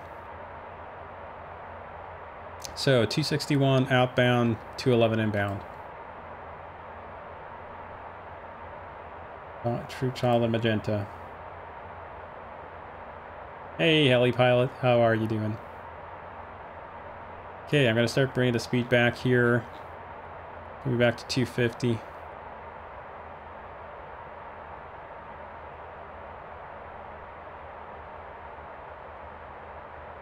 We're gonna be taking it a little bit slower than usual this time. As soon as we're on the inbound leg here, I'm gonna switch to conventional navigation, and we're gonna go VOR.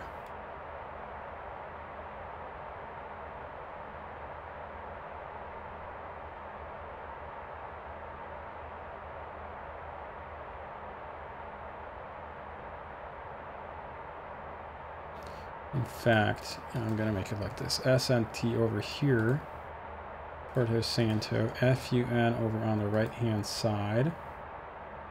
He is already tuned over on the VOR2 radial inbound 211, so over here I'm just gonna quickly preset the new radial. It's gonna be 261 outbound, and then I'm gonna turn it manually when we're inbound. Just in case I need to revert.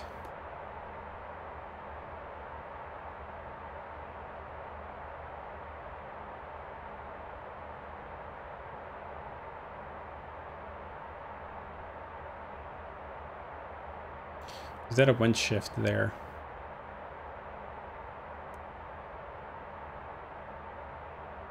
Temperature wise, total air temp plus 14, so no need for anti-ice here. Warm air.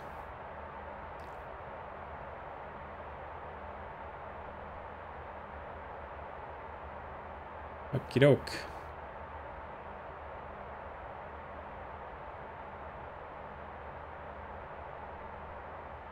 So number 1 is on Porto Santo, the other one is on Funchal. Okay, coming up on the turn here. And we're going to be looking for 261 on the tail of the Blue Needle here, as soon as we flip over.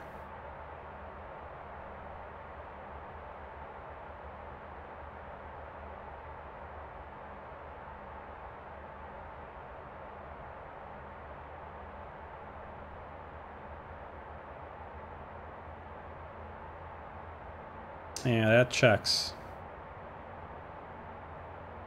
And this we need to be flying for 7.5 miles.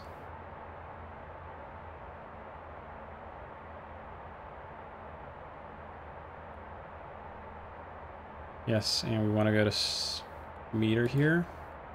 1008, 1008. In range checklist. APU. Yep. Started. Just as your Altimeters. 3 set. Just as you had mentioned that. Avionics. The solid lights here is set. External lights. On. N1 target. Is gonna be coming to there. Yes. Set. DNS is not available is noted. Yes, it's switched over into approach, into terminal guidance phase. So you saw this one dump down to 1 mile.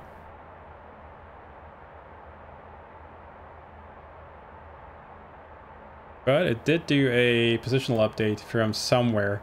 Probably DME from these two guys. Might just be about within some margin of error there. So, APU has started up. He's warming it up. So let's let him do that.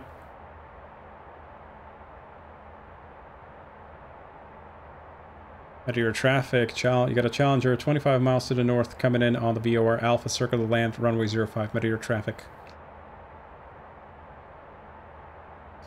Adams, just watch it switch over. Well, not here. There is the turn to intercept, good stuff. So now I'm gonna swap you over to Funchal. FUN. And the course coming in is 211.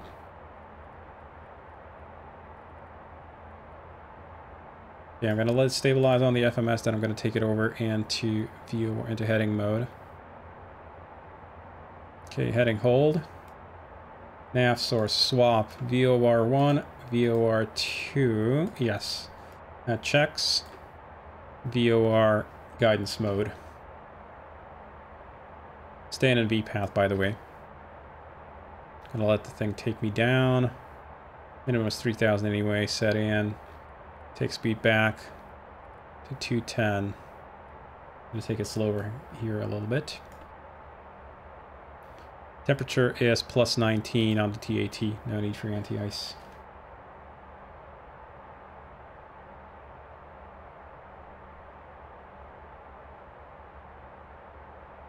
And we are minimum 3,000, so we're now past the starting portion. So we're going to PAX transition. Be looking for Abusu 7 miles. FD 211 is the minimum where we going to be 3,000 or above. Avail completed. APU generator. So 7 miles. We still got a few miles to run there. CAS is checked. In range checklist complete. Before landing checklist next. Good stuff. Good stuff.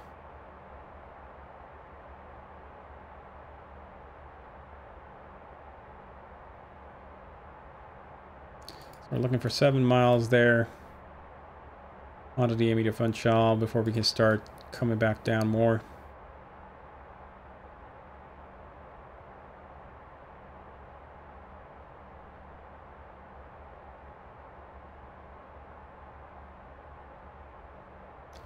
$5 miles to run.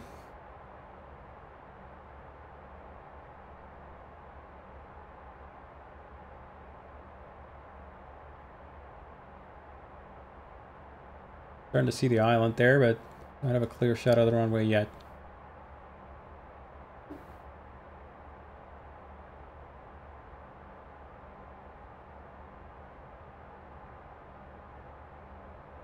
There's a fair amount of wind shift happening, being as the airplane nose is tracking over.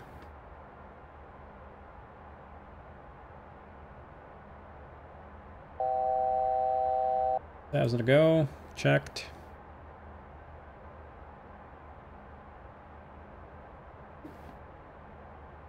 Geez, I wish I had a VS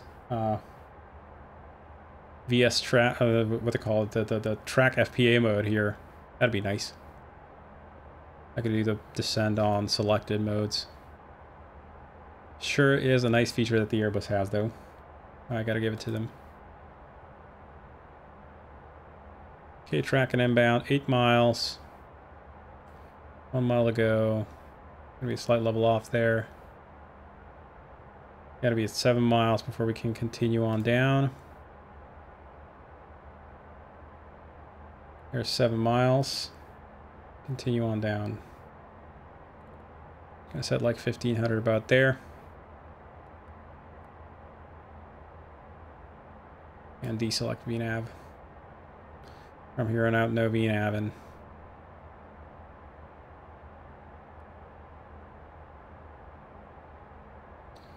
6 miles to Funchal.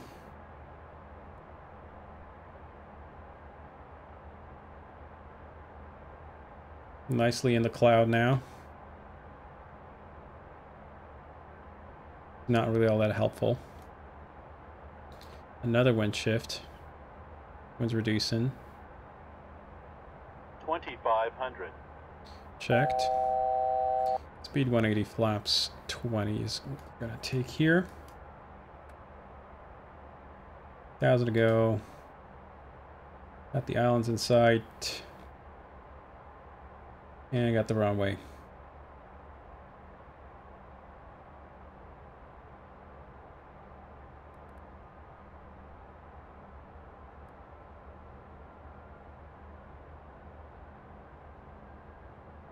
The tracking outbound from Funchal, it's 3.6 until the misapproach point.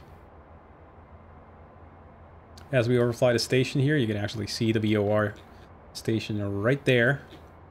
It should hopefully not get too upset. Should go into dead reckoning mode on the VOR tracker.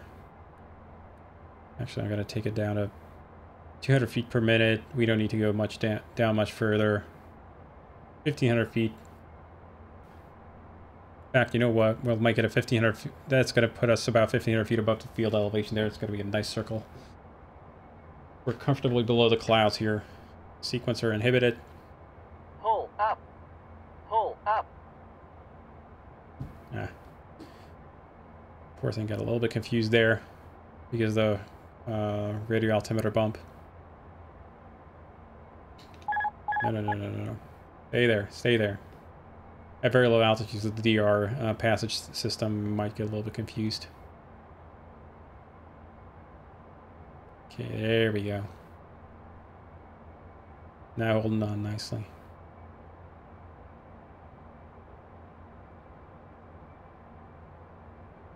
Yeah, poor ground prox mode 1 got confused because of that bump up in there. It saw a massive rise of terrain coming up. And because of the lack of GPS position, it got confused a little bit. Hey, LaKayla. Welcome aboard. How are you? Okay, there's the runway. Speed 160. Gonna take gear and flaps 30 there. Coming up on the misapproach point. 3.6 miles. Yes, there it is. That's the misapproach point. We've got the runway inside. We can circle the land from here on out.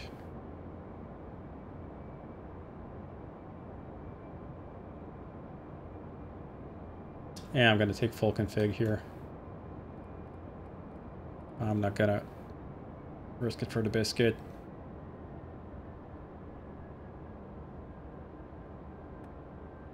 I'm sort of on my own here anyway, so best get fully configured for everything. Gonna give myself every chance. Enough stuff broken on the jet already. Okay. Flight director off, and from here on out, it's just visual. Usually down 145 long.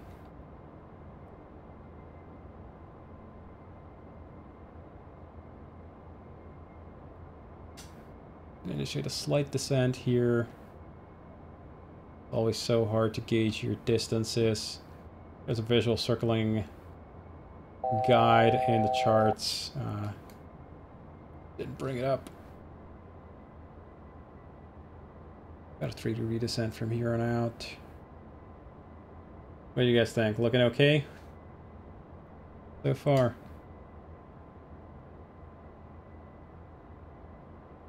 Bit high, it feels.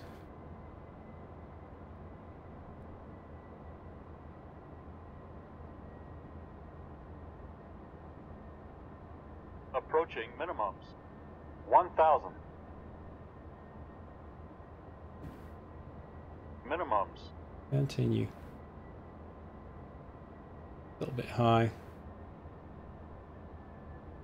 Always my fault on these kinds of procedures.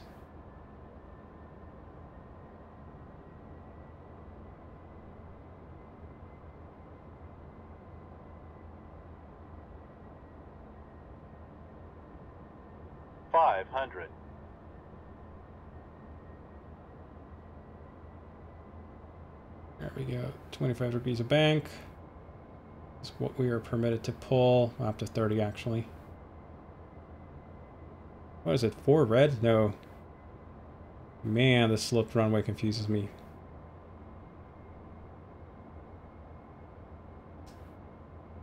Whatever. We'll make it work anyway. 100, 50, 40, 30, 20, 10.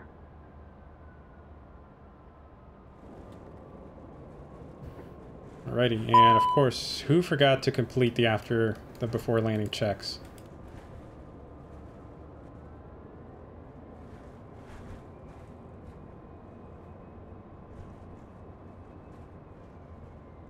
Certainly not me.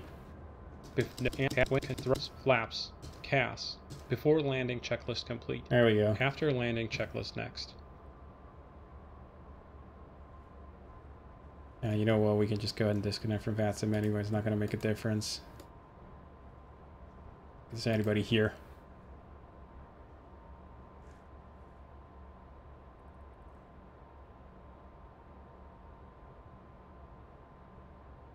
Okay, Jenny's got the car ready for us. This thing ain't really doing anything for me right now. Lovely X-plane. Ground track. After landing checklist. Landing pulse recog lights. Off. Anti-collision lights. Off. Continuous ignition. Off. Windshield heat. Off. Probes. Off. Wing anti-ice. Off. Cowl anti-ice. Not required. Spoilers. Stowed. Flaps. 0. ATC TCAS. Alt on. Radar mode. Standby. After I'll take landing it to the checklist end of there. complete. Engine shutdown checklist next. Ramp area there.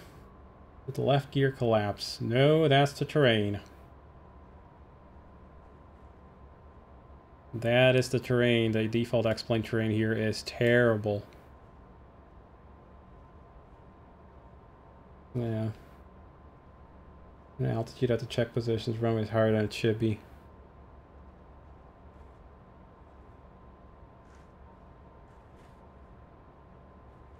I was honestly kind of just eyeballing it. It was basically just pure VFR flying for me.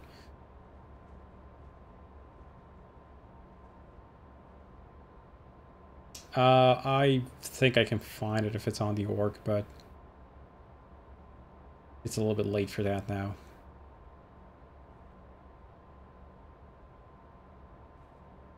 Let's just go right up here.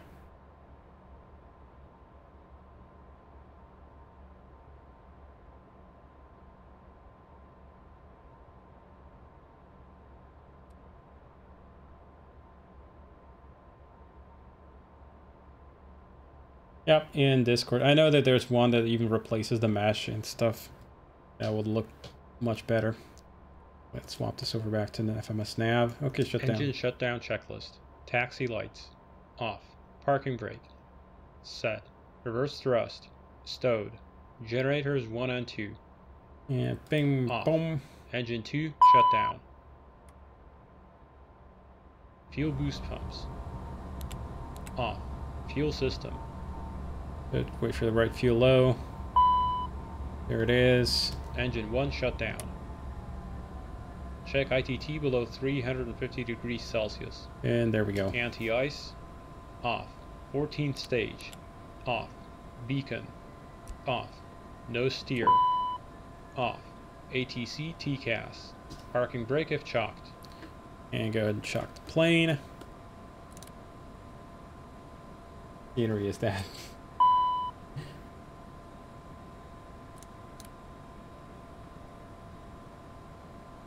That's a hard approach to get it right in the sim. I could have done a lot better than this, I'm sure. If I had been focusing a little bit more. But I'm a scatterbrain. So, shocks are in place. Let's get passenger signs. There we go. Cabin differential. 0 psi. Engine shutdown checklist complete. Cool. Securing checklist next. Wonderful. Let's deboard everybody.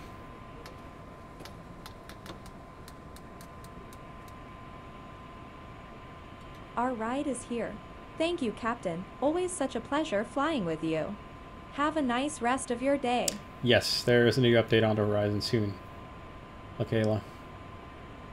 Well, and passengers as well have a rest of your day.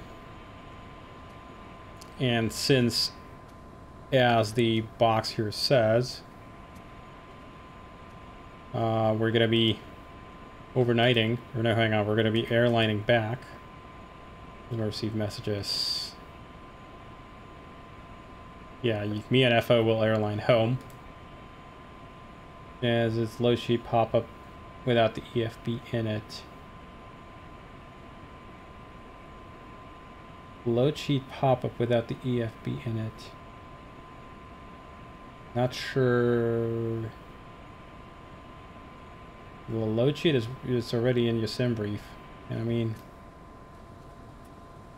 you can bring it up on the Avatar PDF, not EFB. This is not an airline operation. On ACARS, you mean? On the FBO.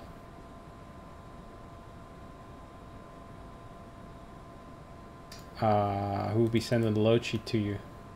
And the FBO, that's not a load sheet. That's a service. That's a ground handling request. Without the FBO, probably. But that's not this update. I'm not sure how we're going to handle that, to be honest. And I mean, you can do all the ground handling from here if you want. You can bypass the whole system. The ground handling via FBO, that's the realistic option. This is the convenience option. So, anyway.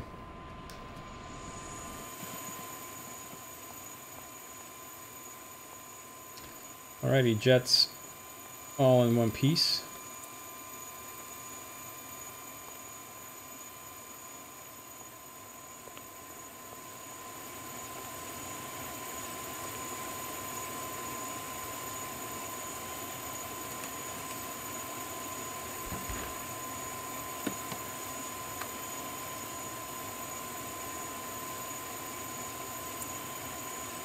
Alrighty.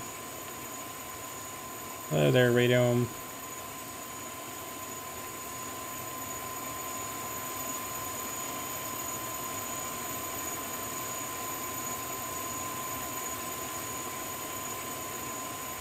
The lights are all still on.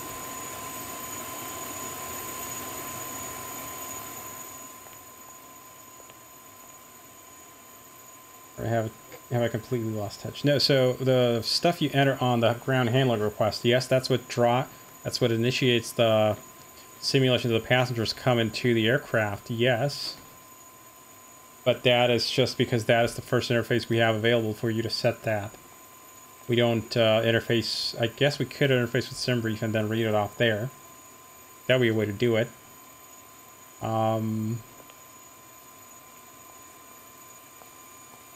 I suppose, yeah.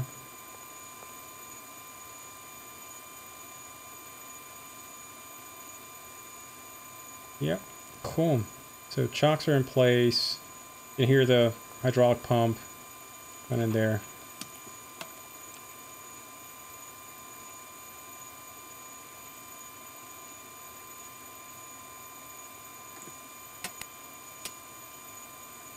I love the FBO. That's for Taylor. Yeah, I got it. These lights are also all still in place. Alrighty. Max passengers anyway. It doesn't make much of a difference. Nose door. Nose door. Well, your passenger load actually does make a difference, Occam's razor, in respect to your capability to take fuel. So just quickly check there's nothing forgotten in the jet.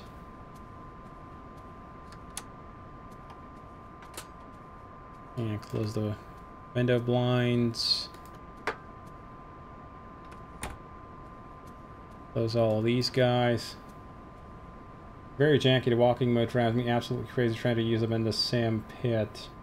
Not the walking, it's just the annoyance I have to use it. However, the X-Plane default loading menu for passengers is absolutely dreadful to use by comparison. Interesting.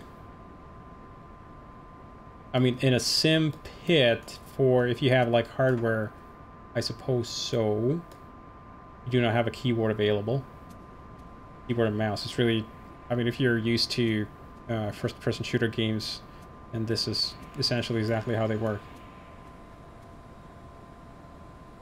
Just never noticed. You know, like here, max passengers is probably trending to 0. Probably. Let's turn off the cabin utilities. Actually, one more thing I want to bring up on here. Oh, come on. It turned you on. Boot up. There you are. Turn off these lights. Good stuff. And go ahead back in here and check the engine oil. We're probably going to have to pour some in. Let me check what the time is after shutdown. You know what, let's pretend 15 minutes have passed. I'd have to fill in a bunch of paperwork to make that actually up. Having a ground sheet. Yep. Fix 90% minus already have workarounds for 9 of the remaining percent. Gotcha. I'll think about it. Do engine oil replenishment. Okay, test the lights. We need oil. So, left side, 3.25 quarts in the... The right hand just came on full. Okay, so left side.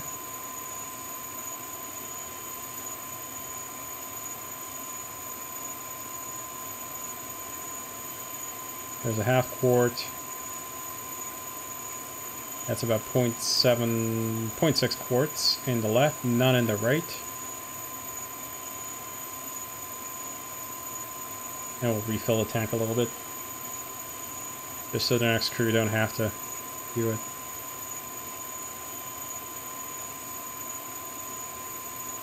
Put it back up to about 4 quarts in the tank.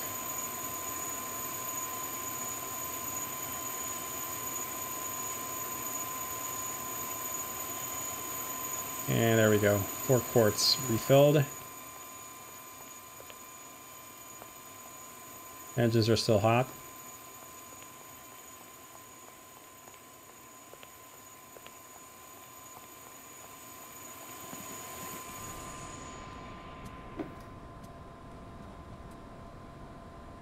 Alrighty. Secure and check. Secure and checklist. Emergency lights Are off. AC/DC utility switch. Is pushed down and 3 Headsets. minutes have elapsed. Headsets are off. Thrust reversers. Are off. Chocks. Are installed. Parking brake. Is off. Hydraulic pumps.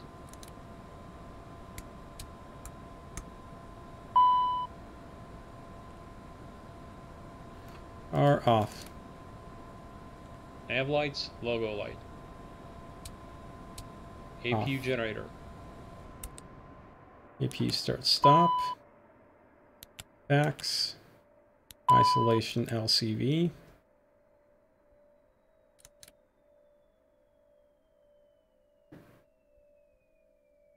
Gotta turn down the integral lighting here just a little bit. Keep it just a smidge on so it's visible at night but not overbearing. And APU is shut down. Power fuel out. And for 1 minute. Yeah, I know. Look, I remember now your issues with the system. We'll figure something out. Don't worry. It's just not for this update here. So I'm focusing on some other stuff. Yeah, we don't have any fault codes on the EPU, so we go ahead and kill the battery. Alrighty. With that, be ready to go to bed. And so am I.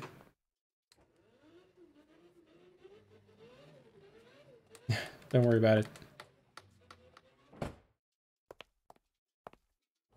Lock her up, and we'll put on covers. The probes that have hopefully cooled off at this point, so we don't burn our fingers off. And that guy there. And so all the covers are on. Pins, once we have the 3D model for the nose door and the ADG pin, those are going to come in. And then you'll also have an extending ADG. Don't forget the paperwork. I'll leave that to you. Melting the covers under the probes. Yeah, that'll be a bit of an oopsie. And with that out of the way, man, she's face down on this horrible terrain. But you know what? I've been voluntold. Yes. Okay, and it's an airline flight back for me and my first officer. So, you miss a cover. Hopefully it didn't. See, this is the kind of stuff that you have to walk out, back out for TCAS climb. Now you make me second guess. Cheeky boy. There we go. 4 on this side, 3 on the other. Correct? Yes. Okay, there we go. Phew. I didn't forget.